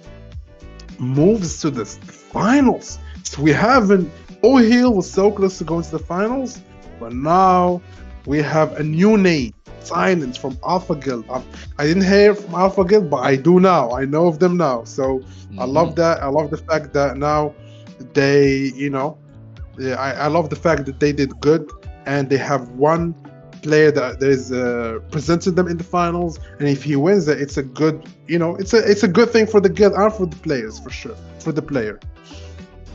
Absolutely, right? If the biggest thing is getting your name up there, getting recognized, being part of the in group, and then being one of the cool kids, right? You don't want to be, one of the casuals that round one exit in a tournament. I'm not going to call anybody out, but like it happens, right? So when you can make it all the way this far, when you can dethrone a king, it's your turn for the crown. Yeah, and we're gonna go. I think we're gonna go straight to the next match. So we have two semifinals. Let's do it. So that was the first one, right? And the next one is even more exciting because we have MBHD from MVP, right? So MBHD from MVP is the last, I would say, not a big name, but he's in a good guild. And I faced him many times. He's a really good player. He's trying to make a big name out of himself. When you join and you get the opportunity of joining such great guilds, you try your best to prove yourself, right? Prove that you are worthy of joining, that you're worthy of being a part of that team, and also expanding your name and expanding your brand and stuff like that. So I'm pretty sure MBHD would love to do that. But on the other hand, he's facing Jusang 1-2-3. We didn't see any match from him, right? This is the first time we're going to be seeing him. And let's jump into the pools, Carl. Let's jump into the pools and see what the players are bringing. What do we got? Oh boy. All right, you know what? One that I'm loving. There's some weird looking Axies in here. There's some ugly little dogs. All right, which little pupper do you like? What are you looking at? The little owl one in Jusang. Little triple owl. owl. No way. Have you ever faced it? Is that viable? Doesn't it take 1,000,000 years to actually Bro. ramp up? It's so good. Would you not be so dead good. by then? No, it was a counter to AoE in the last meta, in the last season. Okay. No, not the rare era. In the rare era, it wasn't usable because it wasn't viable rules to use it. But in this one, it is very viable because Sacred Feather is back. So use Sacred Feather on it, stack up as much feather as possible, play tanky ants around it, which she already got. As you see, there is an ant, Kataro, Winghorn Axie. And yeah, so you use the other axis is they just spending time and trying to delay as much as possible to get the little owl into second rotation, and the amount of damage that little owl does is mind blowing. It's literally mind blowing. It does Okay. like 300 per hit. It was so crazy, and also Featherfan does so much damage. I would love to see it. I don't think we will because I got my hopes up so many times, bro. So many We times. know, I'm like, Bestoko, we need to stop. We need to stop. We know what's gonna happen. I never We need to stop. accept that. Optimistic as well. You know me. Life hits you, you come back. You Swing, double down, take a swing, hit of copium, and swing. say, "Let's do this." Let's go. Little owl for the win. I But would what do you love to think about see it. MBHD, right? MBHD, we already seen him. What do you think about his counts? I really wish he could whip out the snake jar, right? He needs one more axe so he could pull that out. And that would have been so interesting, right? Scaly Spoon, we got Tri-Spike, but the swirl is not playable, right? It's just not gonna work. It's a dead card. Yeah, I think those are just filler axes. I think those are just filler axes. I don't think he's gonna be with those. It would be if he does. I'm happy. You know, I want to see something new. As I said, it would be our pleasure for him to cast something new, or just even see it. Because as I said, my fingers are so ready in the marketplace. See something good, buy it. I'll stop talking, and I already bought it. You know, but in all seriousness, we have game one ready. Let's see what the player is gonna be bringing. Let's go. I want to be wrong. I want to be changed. No. It's okay, but here's an interesting one, right? We see the ant, right? As we mentioned before, ant is an interesting option. Do you think it's worth putting it in here? I think that the ant is great. I think the ant is just a better, I would say, a better grammar in some situations. It gives you the opportunity of saving that back, which is the carry, and also the bug can be the carry. Like ant is 70 value. It is not bad. Plus, it allows you. It doesn't allow your opponents to suck up those feathers. Because when you use ant, they have to use all the tri-feather on one axis, gives them only one stack. So all of those are good things in this matchup. Also, we see one thing that I'm like, I don't know if it was the right idea by MBHD. He loves his shield leecher. He uses it every time, even if the opponent doesn't have a shield team, which is very interesting. So it looks like he's just going for a straight offense, right? Each turn he gets that shield leech damage value, and he's working with that as opposed to Last Wish value. Because Last Wish gets the 40 HP, it gets the AoE damage, and it gets the AoE shield. I feel like Last Wish can be clutch. The longer the match is drawn out, though, right, the more value that shield leecher does give. It's tough to say. I think Last Wish is still a little bit better than Shield Leecher in my opinion in this matchup, but I think both are not bad. Both give value. Both, like, it's not like Shield Leecher is useless. It just gives damage each round, and both players are using Sacred Feather. I think Healing Frost is the one that we saw most consistently. I also like the Shrimp ones, but in this case, none of the players have it. Also, one change we see from Ancient, which is he has Wanshu as a tail in his backliner. He doesn't have Ram as well. So that's something Piranha on it. So it's nice axie. It's really nice axie. Are we gonna see the Ranchu Winghorn play?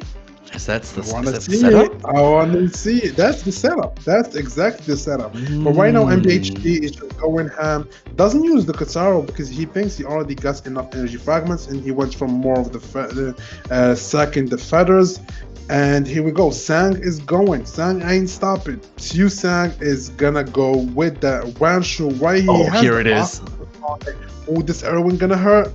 How much is yeah. it? Oh, almost 60. Almost 60. That's nasty. And the Winghorn play, as you said, here we go. Yeah. It should hit the back line. Oh, he's not. Oh, he's gonna save it? Okay. Oh, I see you. But in that case, why not go the opposite? Yeah, and the Kataro doesn't hit correctly. That's very risky now. This has to hit the front. Okay, that's fine. That's fine. Algren was a little bit weird to me. Yeah, I think it should have been Axie because it's fine. much more value, I think. Axie or like Kataro Axie into Rancher into Erwin. Even though Erwin would do less, but I think it would still be overall like in the round more damage. But it wasn't. I think it wasn't that bad. It wasn't that bad. So right now from NBHD, his back is like almost dying. Still has the revive. still have that revive next round, and got the wing horn already in hand. I don't think he's gonna be using it. I think he might just go with the Tri-Feather, gets the kill on the front, gets to do the damage on the back, and this is gonna come down if Sang can finish the game right here. This is gonna be close, Croy. Is he gonna be He's able got the to? wing horn. He needs to damage the front just enough. He has the pressure on the back with the death mark, which will be very, very nice here. And he needs to draw just some decent cards. Piranha is going to be cute because he needs to deal damage to the front, and now he can unleash quite a lot of damage here. This is going to be nasty. Is it going to be enough though, right? Because we do have the revive on the back on 9 feathers, so it's almost 50% HP. Oh, but this hurts. That's still death marked. That's insane.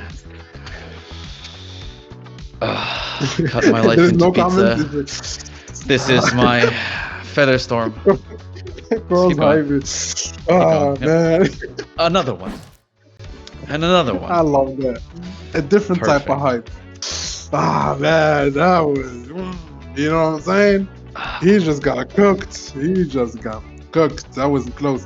But it's still like whoever gets that all-in round first, it just wins. It feels like it comes down to rampant energy and custom tail value. The moment you get that damage plus custom tail, wing horn. Then the next round, again with the Kataros, everybody has Kataros now.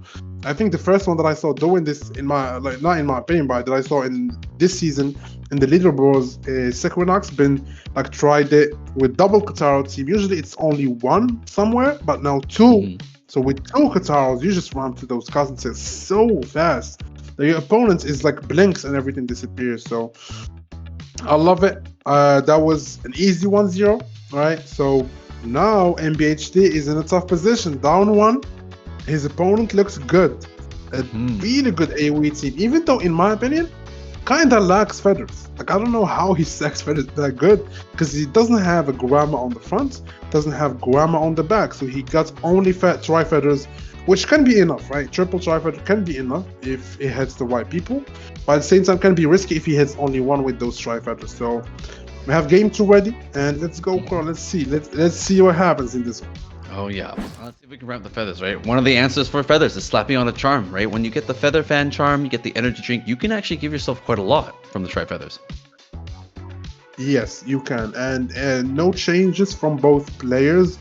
MBHG still thinks that Shield Leecher is better than Last Switch, so he's still going with that, and Sang still thinks the same. He thinks Last Switch is better than Shield Leecher. So both players have their own opinion on what's better move, and both the death marks hit the mid with the Kataro and the Axikis, and so that mid is in very much danger, because if he doesn't get the value out of that Kataro as fast as possible, he's gonna be dead for that casting sale. If he doesn't get the value from that casting sale as fast as possible, it's gonna be dead, and that's gonna be rough. Like, casting sale is huge in this matchup.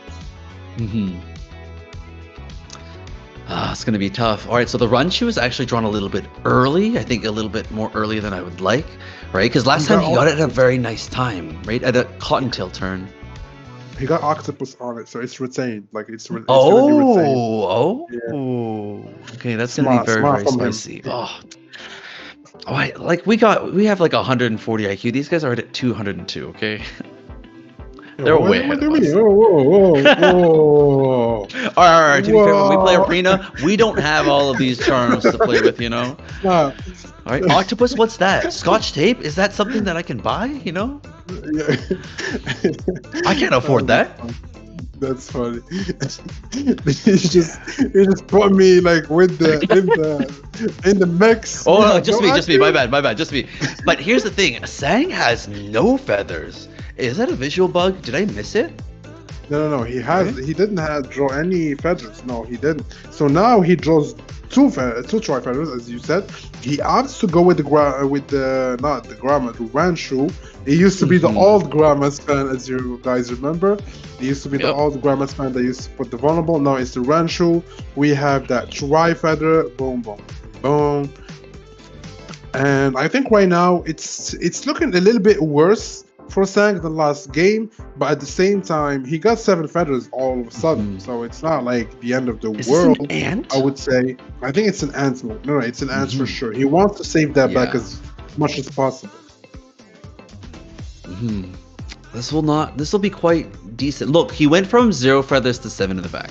Okay, see, that's how he gets his feathers. That's how he gets his feathers. And In even one better- turn.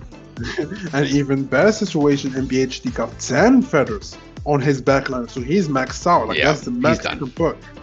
He's in a really good position. And right here is a great timing to use Wing Home because you guarantee all the hits on that Oh. front to kill it 100%. So I think he used only the right amount. So you would use only 2 and stop. So you stop right here because I don't think it's worth it to keep going because it's not going to do much damage. But I think at the same time you won't stop. I think in this situation just because you think your mid is dead, right? Your mid is dead, so just get the value out of those feathers. And yeah, so I think the best move 78 Mhm. most likely will be dead. Yeah, exactly. Yeah, he has to send it, sack the mid, and then he has the Winghorn locked and loaded on the back. And right now, Sang, it depends on the other cards. Is it gonna be Erwin? Is it gonna be a Tri-Feather? So he draws all of that, and Erwin into a Tri-Feather to set up the entire map. So this is the setup he's waiting for. Goes with the backline, goes to 10 feathers too. This is going really, really great for him. But the problem is he does not have the right energy fragment to use that Cosmic Tail. And I disagree that I'm like they didn't use it at all. I would have at least used it for maybe just heal it. But he's gonna risk it. I think his only way is to risk it and think that he's gonna survive. And right now, even MBHD is thinking, I'm not gonna die. So he's not Winghorn or he's not using anything. So this is interesting. But I think it's a Uh-oh. loss at this point for MBHD because it's gonna be a double Winghorn turn. It's a double Winghorn turn. So it's gonna be a Winghorn from the first axis, which is gonna be from he does not have to do that. He thinks that this is more damage. Okay. Respect. Interesting. Respect. Interesting. Is it gonna be a Wanshu? Oh, it's a Wanshu.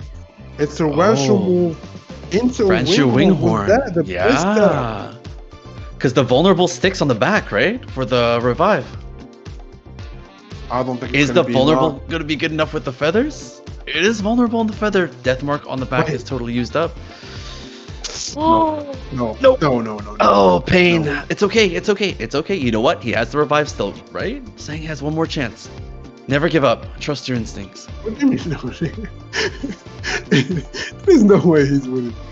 No, that's No fine. way. This is fine. This is fine. The Winghorn doesn't even Okay. deal damage. No, It's there's okay. a way. If there's a will, there's a way. Here we go. MPHD. Is it gonna be? Is it gonna be close? It's actually if he draws one sword or something. Oh, he gets the Cosmic Tail. So 9-9. No, 9-9. it's- This is what we Yeah. call night. Good night, It's sweet done. prince. Yeah, so he's gonna go with because there's there's also the death mark in there. So anything he's gonna use gonna trigger plus the double talk plus the Winghorn. So MBHD like fires back with the win. He's not. That's some You know what I'm damage. saying? He fires back with the win. He does not care about that loss. He's like, you know what? He took one. I'm taking one. And I think this is as close as it gets. Again, with these AoE matchups, it comes to so much detail and so much comes down to draws that players, in some sense, don't even control the outcome, right? Like they control the outcome when it comes to decision making and ordering. You need to play as perfect as possible, but at the same time, it looks like they play the same comps, and one time it looks not even close for this player. The next one looks not even close for the second player, and you're like, how is that even possible? Maybe it's turn one advantage too that helps out. So yeah, a lot of factors are like deciding these matchups. Yeah, for sure. And it's stress, right? You know, you say, oh, I didn't get my feathers at the right time. My opponent got all of the right cards. I couldn't Winghorn properly. But you never know because that could happen to you, right? You could get all the right cards, right? Heart of the cards, believe in RNGesus, and get carried. Yes, and saying that we're gonna see most likely players will stick to AoEs again. It's their best comps, it's their favorite comps, and it's their trusted comps. So we're gonna be going to game number 3, and here we go. Let's see. And of course, we're gonna be seeing no changes. We see one change coming in from MBHD, which put in the healing force on the back. For some reason, which I don't think that would change much. Maybe he thinks Chubby could help as a finisher against the Winghorn, right? Maybe that's the move. That's the thinking, right? I think that's the only explanation I can find. Because it is actually a pretty solid answer. I run a really ugly dog that has Chubby and dual blades, and that sometimes can help clutch the match for sure. Yeah, and like the thing is, also Sang with the Wanshu, I think is helping him a lot. Like last time, he used it at the time when it was kind of useless, I would say, because it was too late. And Axie was already dead on the mid, right? So you need to be able to use it at the right timing. I don't think he used it at the right timing. The last game, the first game when he used it at the right time, he did amazing amount of damage. It was not even close. So it comes down to execution again from Sang. Let's see if he gets the right straws. Both players already start sacking the feathers, so that's really good for both of them. And here we go. We have an Axie Kiss gonna be going into that backliner with the Cousin Tail. And I think an Irwin into a Tri-Feather is the move. There is no other moves. There is no other move from Sang. And it's going decent for both players. It's close, man. I still don't know. Still don't know which one.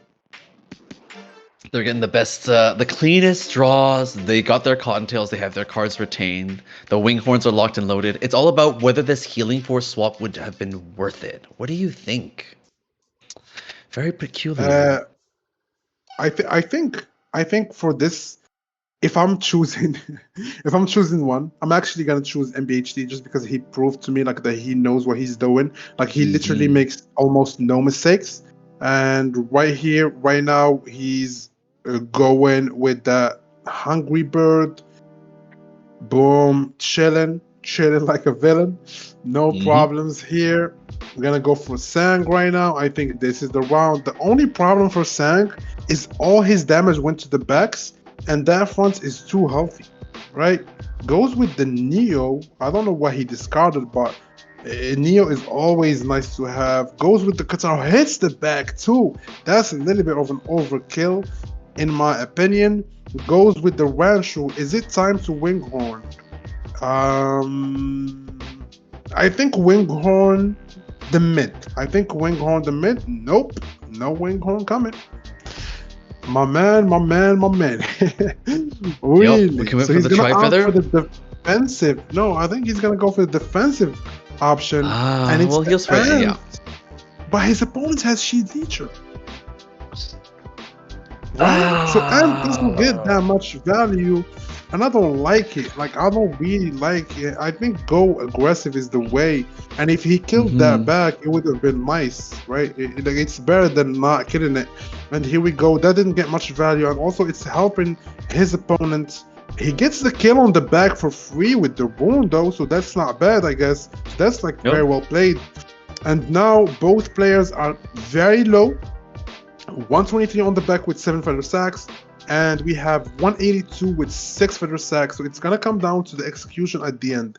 We go with the Axie Kiss coming in from Sang, still a concentrate in hand. So a Tri-Feather comes down, also puts that mid below 50%. Still no Winghorn. He does not like Winghorn, man. No, he's saving it. He's saving it for next week. For next week. There is no tournament next week. He's still gonna wait for it. So it comes down to execution at this point. It's up to him, right? So if he doesn't die, he guarantees a win. But if he does die, it looks really bad. He still didn't revive, right? So most likely he's not gonna die. I don't want to jinx it and him blaming me. But Irwin comes in, boom. I think Winghorn gonna be coming in right here. Is it gonna be enough? I don't think so, just because of the revive. But there is the bug that I told you about of the Axie Kiss that happens sometimes, but I don't think it's gonna happen because it didn't execute. Yeah, so it didn't execute the back, and it's not enough. It is not enough. And the Winghorn, the Wansho in hand, the Revive are utilized by MBHD. You would think Sang got it, right? So Sang should be able to, here in this round, use the Wansho, use the Winghorn, and get the beautiful, beautiful kill and moves into the semifinals. That moves into the finals. To the finals. That's the one. He's gonna be like, "What do you mean to the semifinals? I'm in the Moving finals." backwards. Yeah. So Sang comes in right here. Wanshu, very simple. Already, this is the. I think it might be controversial, but I think for the Robotanes, I think they should be Mystic. I think they are too strong. I think they are too strong to be able to play it in the Epic, and I think they should be more like more points. You need more points to use them. But in this case, Sang gets the kill with the Winghorn. Congratulations to my man. MBHD from MVP is gone. All here from Period is gone. And it's a battle of new blood. As we said, Ooh. Sang facing the new Silence coming from Alpha Guild. Great matchup. New matchup. We're going to be seeing a new winner, a new guild winning. I'm hella excited for that, man. So, we've had an exciting series. We only have the finals left. It's very hype. Stick around, guys. We're going to be seeing who's going to be the champion. We're going to take a little break, and we're going to be coming back with a great series. Stay tuned. And before we go,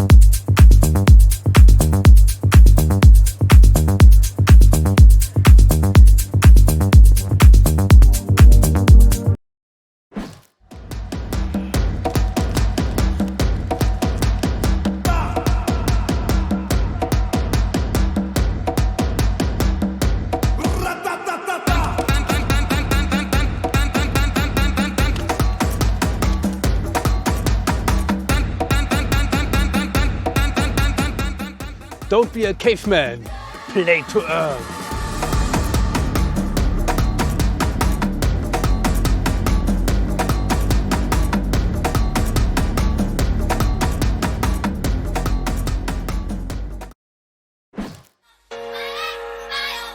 XCGG. Play to earn. Ready, set, and begin.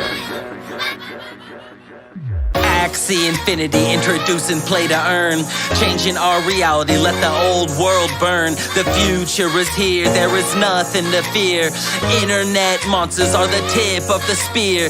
Taking out poverty, let me put this simply. The revolution's here, it's called Axie Infinity. Farm is growing steadily, such great times ahead of me. Ronin wallet always full, I'm called the OG Permable. Too many sheeple, acting like people. Come and make some money, then leave behind a deep hole. We building communities, look into the future. It's your opportunity to buy a new computer. Axie Infinity, sir, scholarship please. Every day I wake up, I got 100 messages. How do I help this kid get his own scholarship? Onboarded, 3 Axies and a login. Split the profits fairly, because these people barely have food on their table, which makes their life scary. People take advantage, they cannot manage. The greed is real and I can't fucking stand it. Axie Infinity, and I can't fucking stand it. Introducing play to earn. Spread the word, cause the gains are absurd. Coming through second round, backdoor burp, SLP in mounds. The word spreading through your town. Everyone talking about where's the action going down. Even granny's coming round, potential is unbound. Take a look into the crowd as the sun goes down. Axie in the air like you just don't care. We the revolution while the muggle world's scared.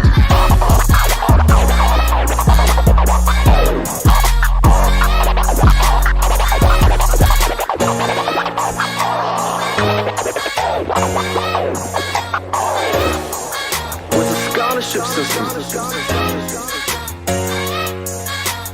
anything is possible.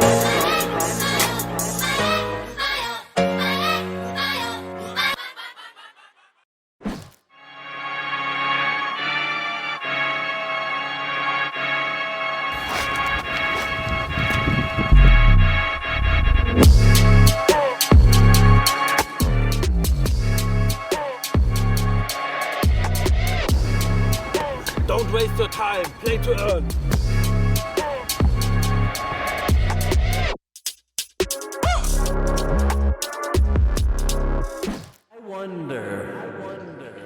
Will my Axies ever get me an island?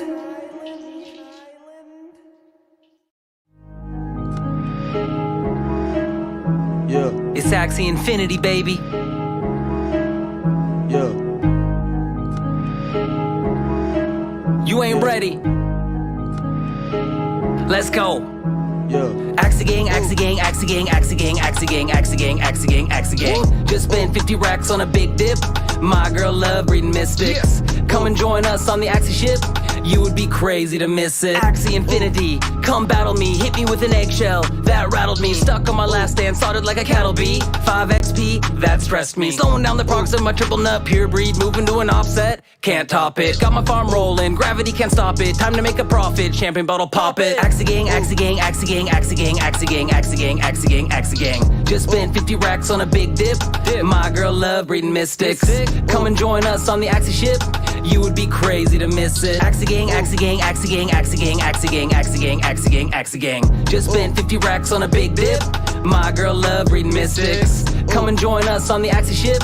You would be crazy to miss it. Internet monsters graduate with honors as muggle money squanders. Just sit and ponder. LT's under, driving in his Honda. Now he's got Geenie sitting in his lawn chair. D-Live sponsor, content monster. E-girls just start going bonkers. ETH transactions take a little longer. While we wait, we just get stronger. Axie gang, Axie gang, Axie gang, Axie gang, Axie gang, Axie gang, Axie gang, Axie gang. Just spent 50 racks on a big dip. My girl love reading mystics. Come and join us on the Axie ship. You would be crazy to miss it. Axie gang, Axie gang, Axie gang, Axie gang, Axie gang, Axie gang, Axie gang, Axie gang. Just spent 50 racks on a big dip. My girl love reading mystics. Come and join us on the Axie ship. You would be crazy to miss it.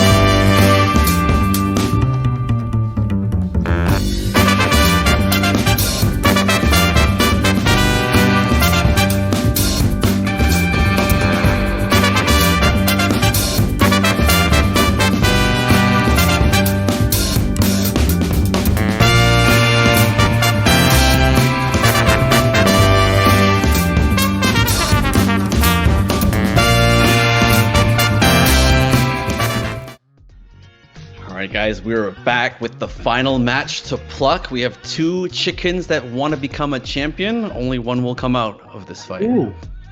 Yeah. Two chickens gonna be a I don't know why you call them the chickens, but Because they're full of feathers.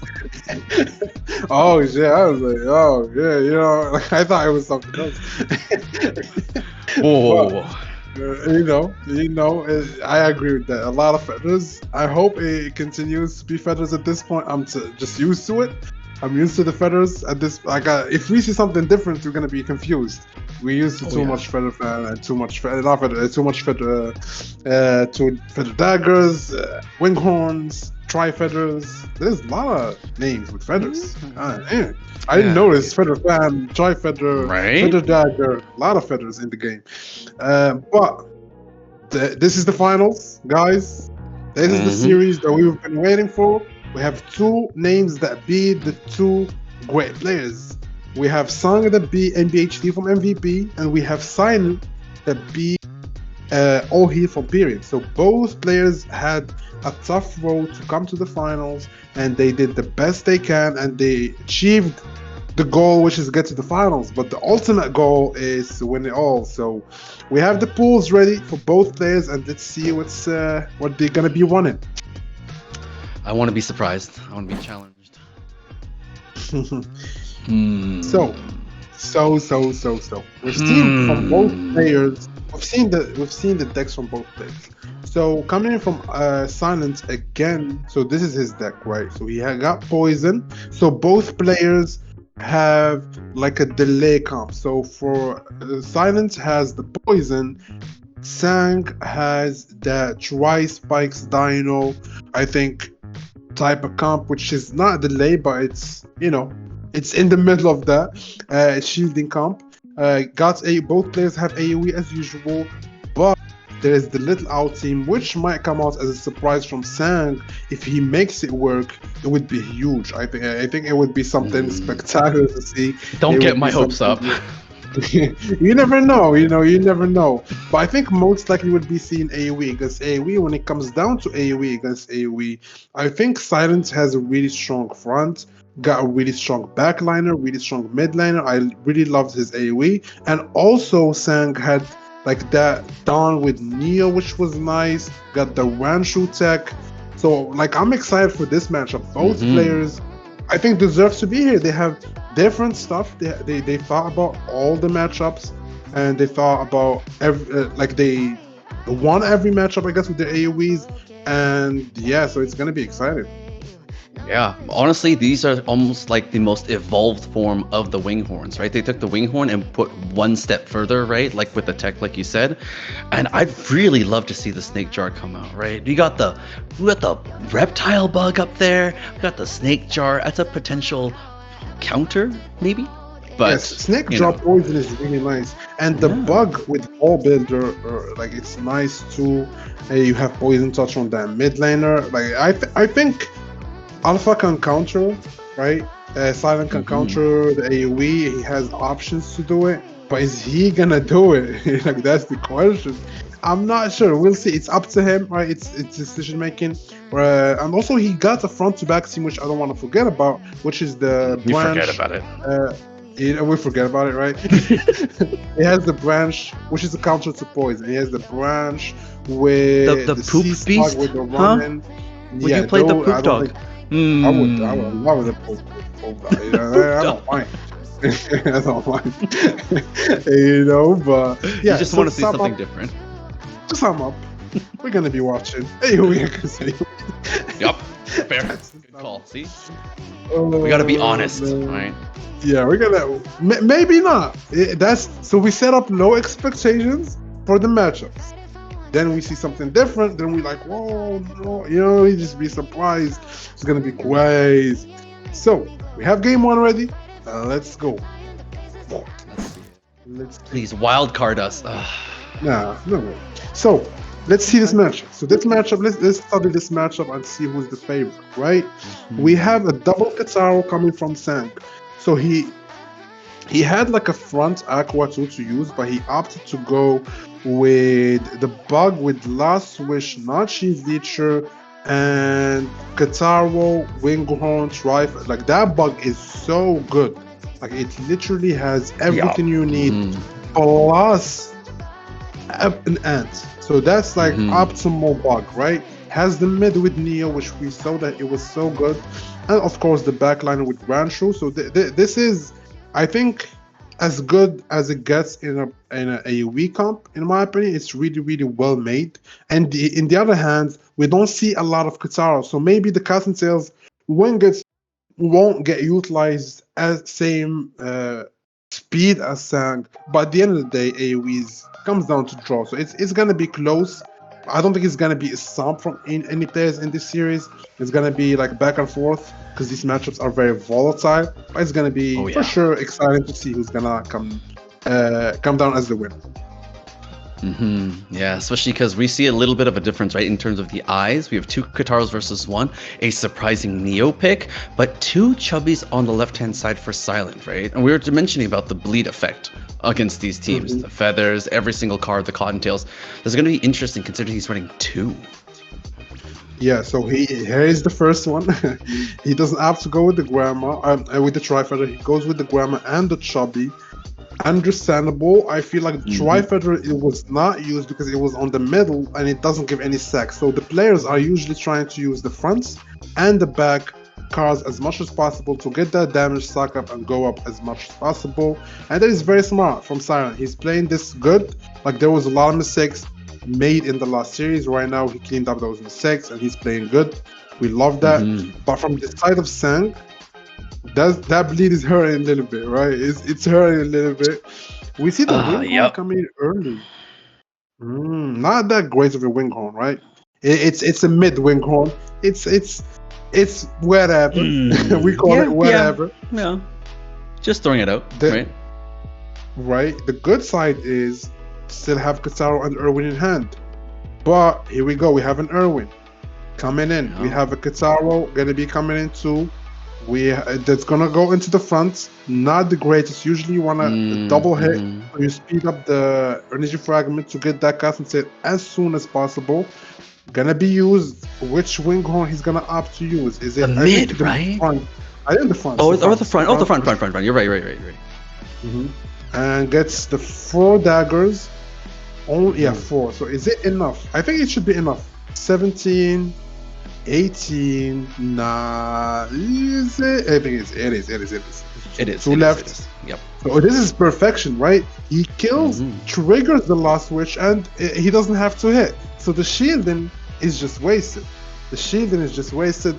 And Wow. now Sang is in a tough position. He lost his fronts, but he still got the Wanshu though that is going to be coming in right now. He hasn't drawn it yet. The Wanshu with the Axie Kiss, with the Winghorn. So this is still winnable. Also the revive, only 3 feathers, right? Only Mhm. 3 feathers, but 8 Ooh. feathers in the side of Sang. Remember, like that's huge. Yep. Here we go. Oh, he's opting to hold Winghorn for one more turn without playing Really? around the Ranchu? Did he miscount his Wow. energy? Nah, I don't think he has the option. He has only 6, but I would use it still. Right? I would still use it. That front Because is he might not have nah, another turn. right? Let's see. Does he? Look Here at how we many go. He cards he is goes. holding, Bestoko. It's that. He's got Wow, the everything. front is full HP. This matchup is so volatile that it don't even make Yeah. sense sometimes. Like one time, one guy wins with full HP. One time, the other guy wins with the same. It's just like you don't even know what is going on, man. You don't even know what is going on. But right now, Silence is showing that he's improved. He's showing that he deserves to be here. I love that from him, man. He didn't give up. Like he did some misplays, as we said, but right now he's rocking. I don't think Sang can win this. It's No. not. How would he do that, right? So the he should hit like 3 hits on the back to be even close, and it's not even close. So he's gonna use, I think, a surrender. No, we ain't gonna see a surrender. The players are trying to, Never give you up. know, be warriors, but sometimes, like there is no amount of copium that can save you from losing. There is the final prayer, right? What if they disconnect? Pray to Wi-Fi. I know this was way too dominant. You know, did that ever happen to you? Like, it actually happened to me Yes, once. no, I I've was had happened on stream. Last turn, I was Right, like, yeah, I was I like- should just surrender. And then the guy AFK'd. He disconnected. Yep. Yeah, I was like, yes! You never know. And it was You very never important surrender. match, true. I was so happy. But that was game one. Sang losing that one. Silence getting the dub. Wait for him 1-0. So like this is the crazy thing about this matchup, right? Like you see that match and you be like, he got the series, right? There is no way the other guy can win because it looks not even close. Well, surprise, surprise. No, hell no.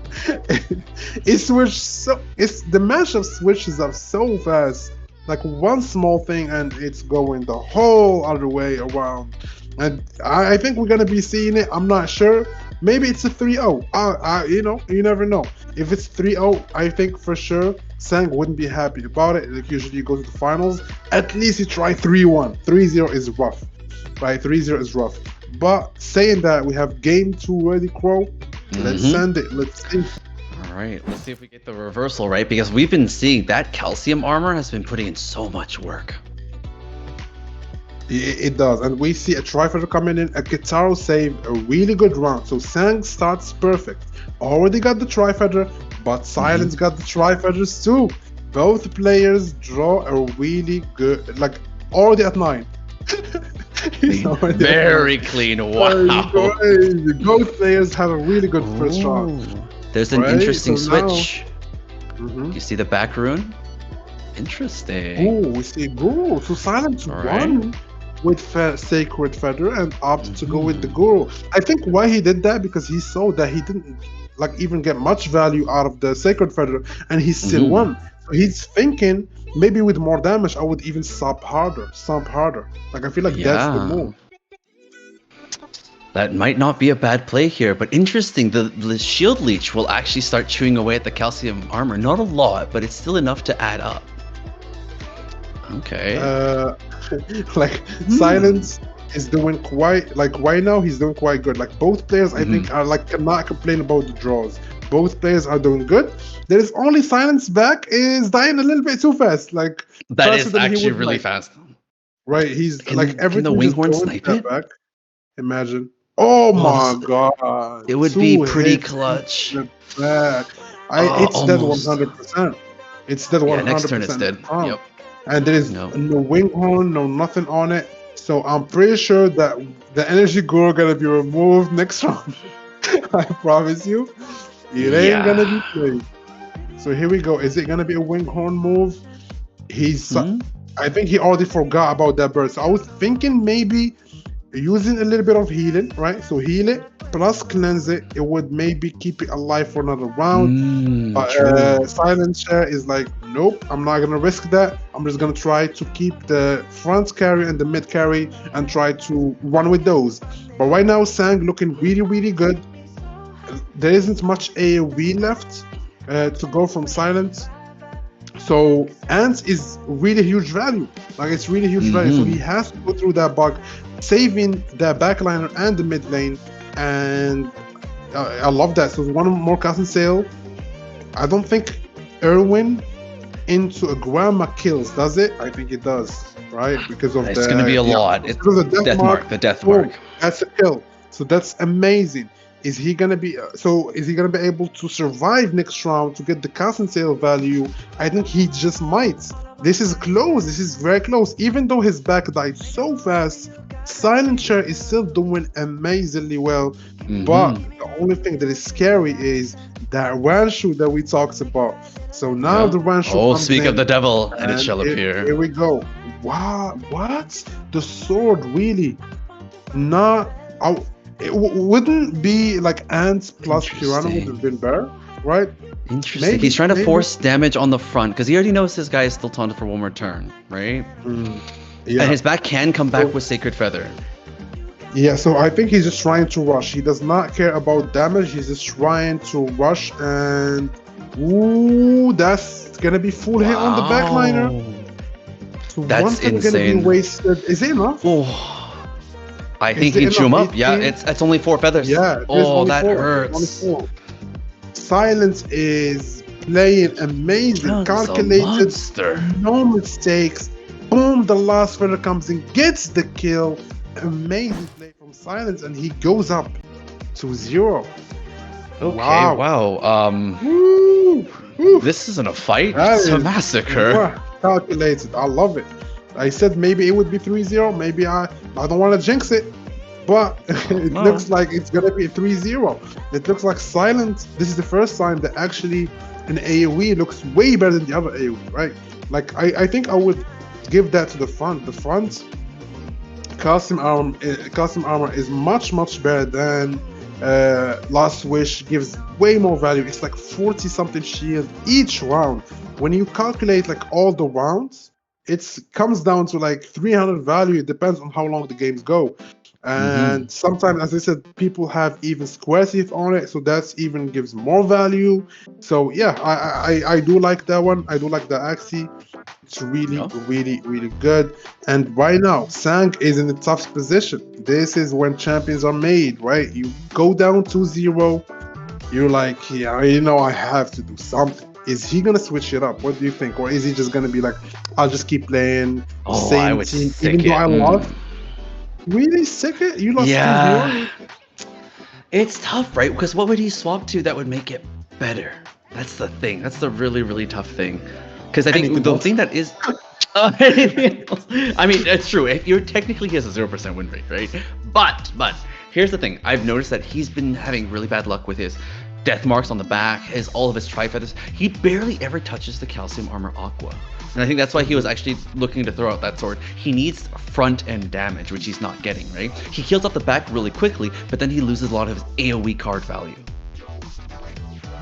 True, and how would he fix that? That's the problem, right? But I think right now, I would switch it up with anything. Just try anything else, even positioning, even rune choices, anything else. Be more aggressive, even with energy guru. Let's try something different. But we have game 3 ready for you guys, and let's see is there gonna be any changes or not? Let's discover together. Here we go. He's gonna go with his gut. So the team is the same, but we see a shield leecher coming in, right? So there is a switch. Sharp Talon. Ooh. Interessant. Mm. Here's the thing, though, Yeah, right? That calcium that armor does you reduce have the effect a changed. bit, right? It does. So, but it doesn't do that crazy of. So usually, if I'm not mistaken, it's 25% against no shield, 15% against shielded axes. So yeah, so that's the damage calculations into that. But especially right now, that Axie is gonna be doing crazy amount of damage. That's the carry right there. So let's see. Is that gonna make a difference? Let's see the amount of damage. I also just want to see the damage difference when it comes to Winghorn, when it comes to the feather daggers. That's interesting to. Or like just to me, I just want to see how much that's gonna be doing for future endeavors. You know? Oh wow, Sang is already locked and loaded though, right? He's got 6, 7, and 9 feathers, but it's gonna be a tough uphill match. Right, the feather count doesn't not really matter now because he doesn't have sacred feather. No, he doesn't. Like having 3, 4, or 9 does not really make that huge of a difference when it comes down to this matchup. It's still looking really good for Silent Share. It is looking rough. Maybe the damage at the end would switch it up. Let's see. Wanshu does only 30, 32. It's good, but it is not amazing. Let's see how much Winghorn does. Is he gonna send it with the Winghorn? Is he that Neo was it worth it? Ooh, 70 per hit. He's still bleeding himself though. Ooh, that's not bad. But you know, here's the problem, right? Again, this Aqua is way too healthy. Every time that Aqua is carrying like really unkillable. Really, yeah, it's for sure carrying, and it's looking like a 3-0. We ain't gonna say that though. I don't think it's looking like it. But anytime the damage can come in, look at that Erwin 7. The damage is insane. That is actually nuts. Wow. It went from like 50 something to 75. That's the Sharp Talon, right? He doesn't even have 19. Imagine in Mystic, How much you're gonna be doing again? Ugh, I don't want to. I don't 900? want to think about that. Oh No. man. The concentrate is used even though with no energy, right? He just has to use it for healing because the Dawn is gonna be dying in no time. He got to, but the thing is, it went from not even close to almost one shot his entire team. So now Silence is in a tough position, and he needs to this turn do crazy amount of damage to even make this game close. The Winghorn gonna be coming in, all the hits up in front. That's amazing value, amazing value. So now it's gonna depend on the draw. In my opinion, actually, I would have not used the Winghorn just because it's scout shaped, and I would have saved it, and I would have went with the Chubby and the Grandma just because I don't have a good option. Because the deck cycled, so now he's guaranteed not to get the Winghorn. But is he even gonna survive? That's the question. This Aqua, ooh, that's looking painful. Immediately opens up with that. I don't think he has enough damage. I don't think that's enough. No, it is. Oh, yeah. That's a lot of It is feathers. 100% enough. He's And chopping the him. Sharp Talon comes in clutch. 26. Exactly the kill. He gets exactly the kill. Congrats to him. Comes back from that 2-0 hole, and now it's a 2-1. Wow. So Sharp Talon looks really good, man. What do you think about that? It looks amazing. Yeah, that Sharp looks Talon said, phenomenal. sit down. We got another round. Let's go. Ooh. was Wait a good minute. damage, So now right? I'm thinking Silent Share would be like, wait, Sharp Talent does that much damage? Because this is on Esports server, by the way, guys, and everything is available for the players. If anybody's new, tournaments are played in Esports server, so you only need to have the Axes. So also that gives the availability, which we are very thankful for Axie for making that possible. Like usually you need to buy the runes and charm and everything, but in esports you only need the Axes. You only need the Axes, and you can participate. Runes, charms, everything is available on the esports server, and you can play it for free and participate in tournaments for free with only your Axes. And yeah, so right now Silent Share is thinking, do I do the same? It looked really good, and I have the bear team. Would I just try? I would. If I was Silent Share, I would 100% switch to Sharp Talon. I would be like, oh, that looks way too good. Put the Irwin on a retain. Put the put Irwin on the retain. Put the Winghorn on a retain, and I think I would just run my chance. What do you think? I think it would be viable, but let me call out something here. There was a Sharp Talon swap. He needed that because he didn't have enough front end damage to bring down the Aqua, but with the Sharp Talon plus the Feather Daggers, it actually did help. And also, Silent swapped the back Energy Guru back to Sacred Feather. Interesting thing that he did that, right? He had Energy Guru the round before when he won. Yeah. So both players are not even I understand. Like you don't even see the difference, right? Like you switch up, you win. Sometimes you switch up, you lose, and you switch up again, you lose. Like it's not consistent enough for me. Even right now, we've watched so much AoE, right? And I still don't know which one is better. Like generally, Sacred Feather looks good in situations.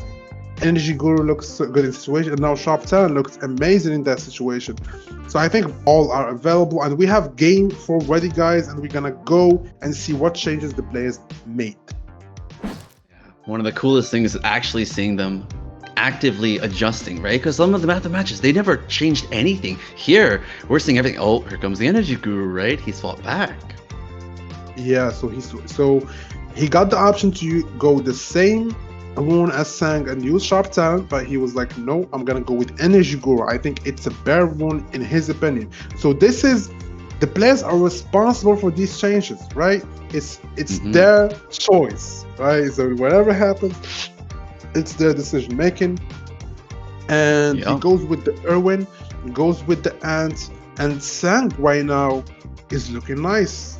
Already has the feather setup, already sacked a little bit of damage on the back, and same goes for Silent Share. Going with the Tri-Feather into Grandma's Fan. Both players are utilizing their front shielding ability to dodge, right? Also, Shield Leecher is a great switch also for last game from last switch that he was using at the beginning, right? To be able to counter Custom Armor, as if he got a Custom Armor himself, and it's even a better Custom Armor because he's doing damage with the shield leecher. So that's great adaptation from Sang. I really love that from him. Yeah, so he's gonna have to throw out something here. He's got the double chubby online. He has to consider using one right after the earwing because that Ranchu winghorn is coming up and that thing hurts, right? Especially because we saw the sharp talon that did so much damage combined. It was insane. Yeah, it was like That was 70 actually- per hit. Yeah. And like Erwin did like 75 per hit. That's one energy. It's insanity. And we didn't even see it with Wanshu. Just imagine with Wanshu. Oh my god. But this it is would be bad. insane. That bleed is actually gonna hurt this No, turn. but he cleansed it. He cleansed it. He cleansed has one it, white though. sage. Yeah. Yeah, That does he help a cleansed lot. it. So 73, he one Piranha shots the heal, back. too. He literally one shots the back. The back is gone. And he used the BEA constant tail. He does beautiful. not care. Sang right now is like, you know what? I don't care about any other Axie I have. I have one carry, and it's my back. I don't literally do not care about my front. Don't care about Katzen. Don't care about nothing. Just get me that. Keep that back alive. And with the luck, that back is never getting hit. As you notice, everything. He's a healthy boy. Throws, goes to the mid and front. Goes with those. Is he going to be able to get the kill? That's 16. Goes with another one, 17 plus 18, and that is not a kill. 1 HP left from Sang. Oh my god.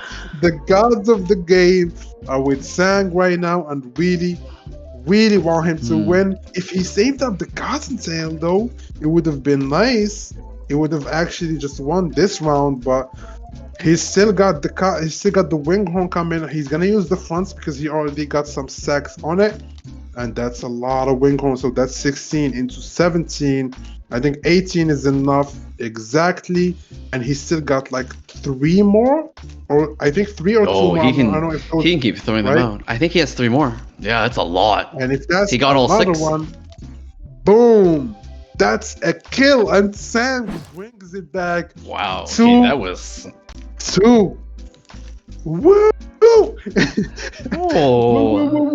The shield leech and sharp talon adjustment was actually huge. It's not, it's not even looking close at this point.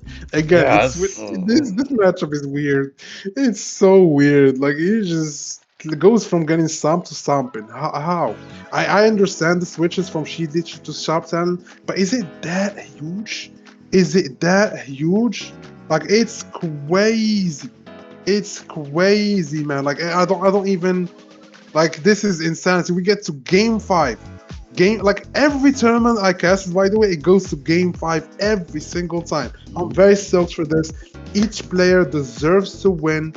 Like, each player fought so hard to get here. Like, these tournaments, guys, it's so hard to get to the finals. It's so hard to even get to here, to even participate, get the axes, prepare and everything, get to the finals, beat the amount of players they beat. Like, they deserve to be here, and I'm very excited. And hopefully, like, I think whoever wins deserves it for sure. Yeah, this is well fought by both players. Coming into the last match, though, it's going to be tense. Will we see any adjustments?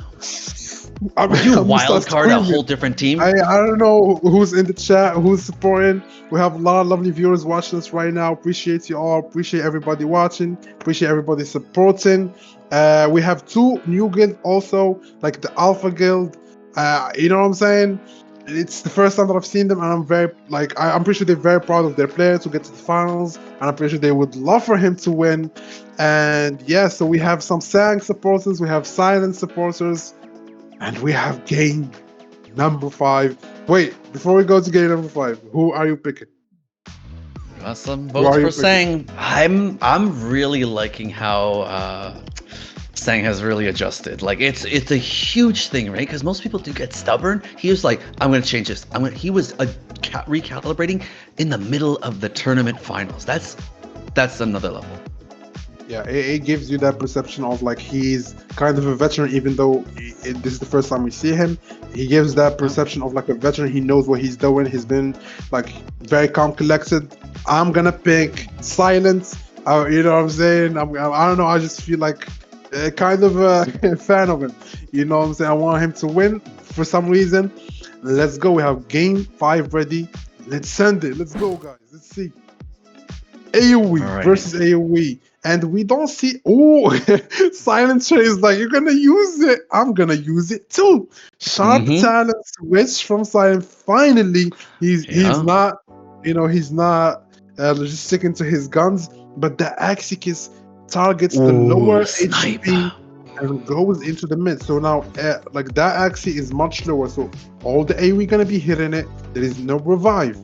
So this is a little bit of danger coming from the side of Sang already. He's a little bit upper hand just from that.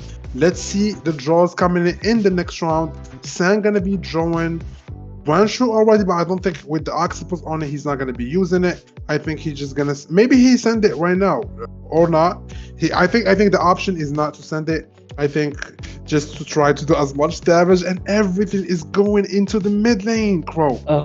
I know, that thing is, that's the problem, right? Sacred Feather gives you another chance, right? One extra turn, but that Sharp Talon might lose all of its value because it's getting slapped. Oh, but Silent says, I can snipe your guy too. I can also take out your Sharp Talon. Yeah, and he got Sun Stamp on it. He got Sun Stamp on that Kataro. Very smart move. Very smart adaptation. And I think the switch to the mid, thinking his opponents also might do something like that, but he didn't. And this Irwin gonna hurt. That's 61. And this everything is gonna hurt. Oh my god! No, what? Is he gonna use the? He should have used this first, then use the Kataro. But it's fine. It's a small mistake. Didn't hit the mid. It did not hit the mid. Oh no! Is that gonna be? There's still hope. If he hit the mid, I think it was GG. But now, an Irwin coming in, 62. I think a Guamas fan gonna be coming in. Oh, that's 42. That's a lot of damage. And now, where does the Winghorn go? Is it gonna go to the back? If it goes to the back, I think it's GG. It goes to the back. It goes to the back, and I think from that, Silent Share does not give up.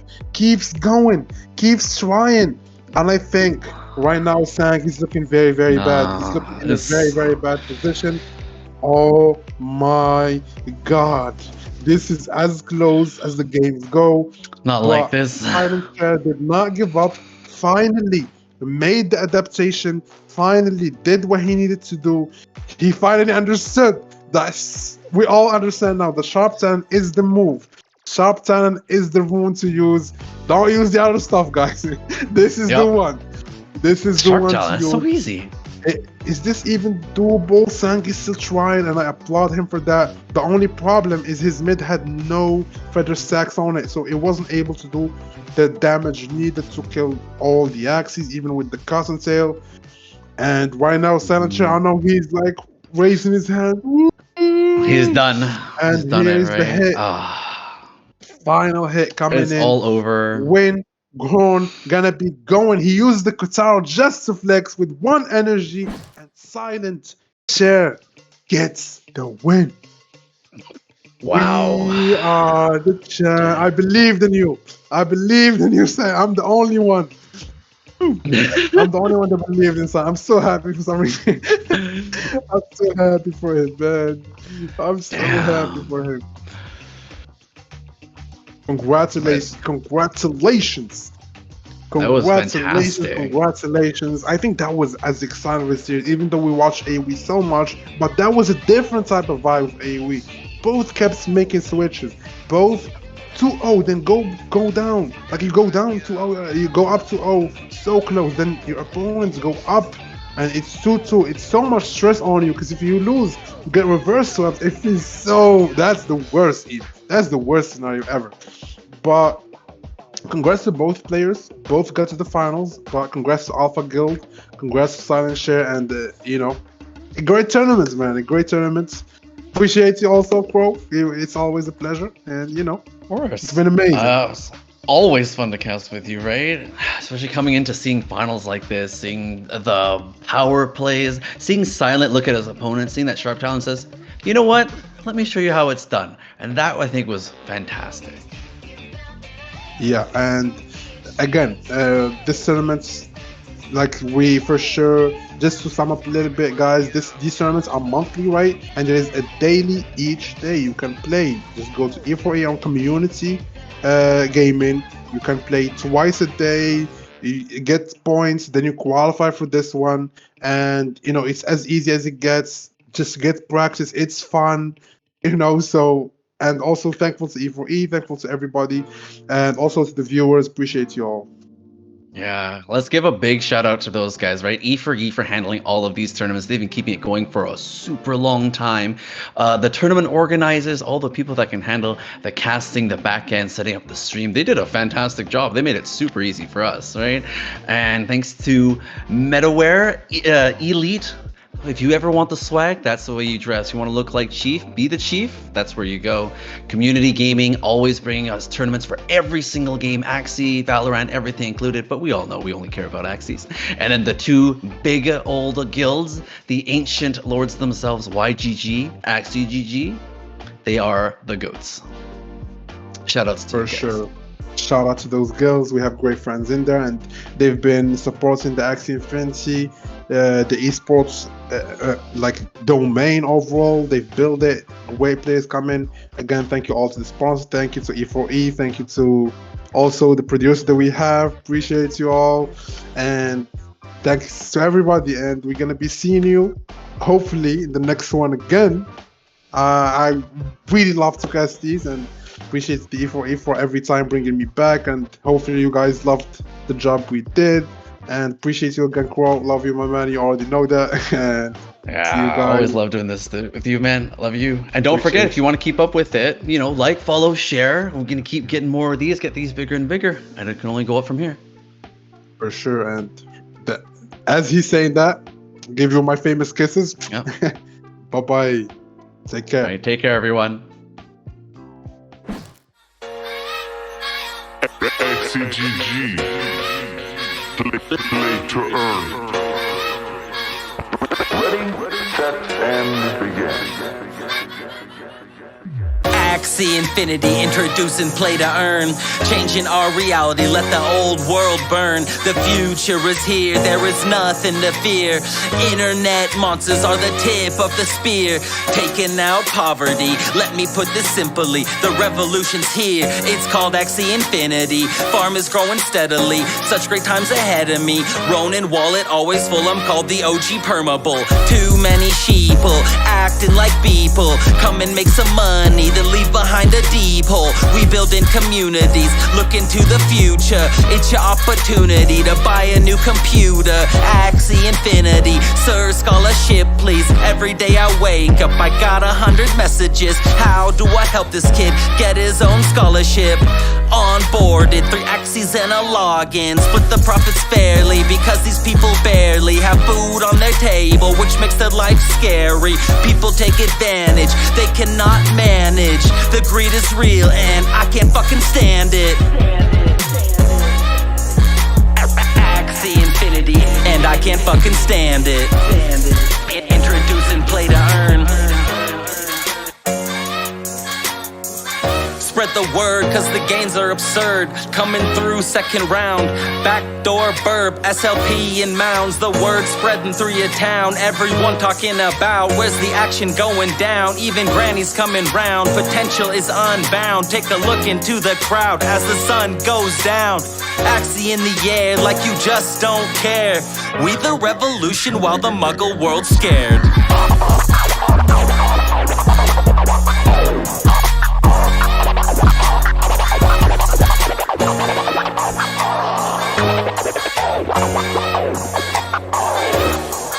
With a scholarship system,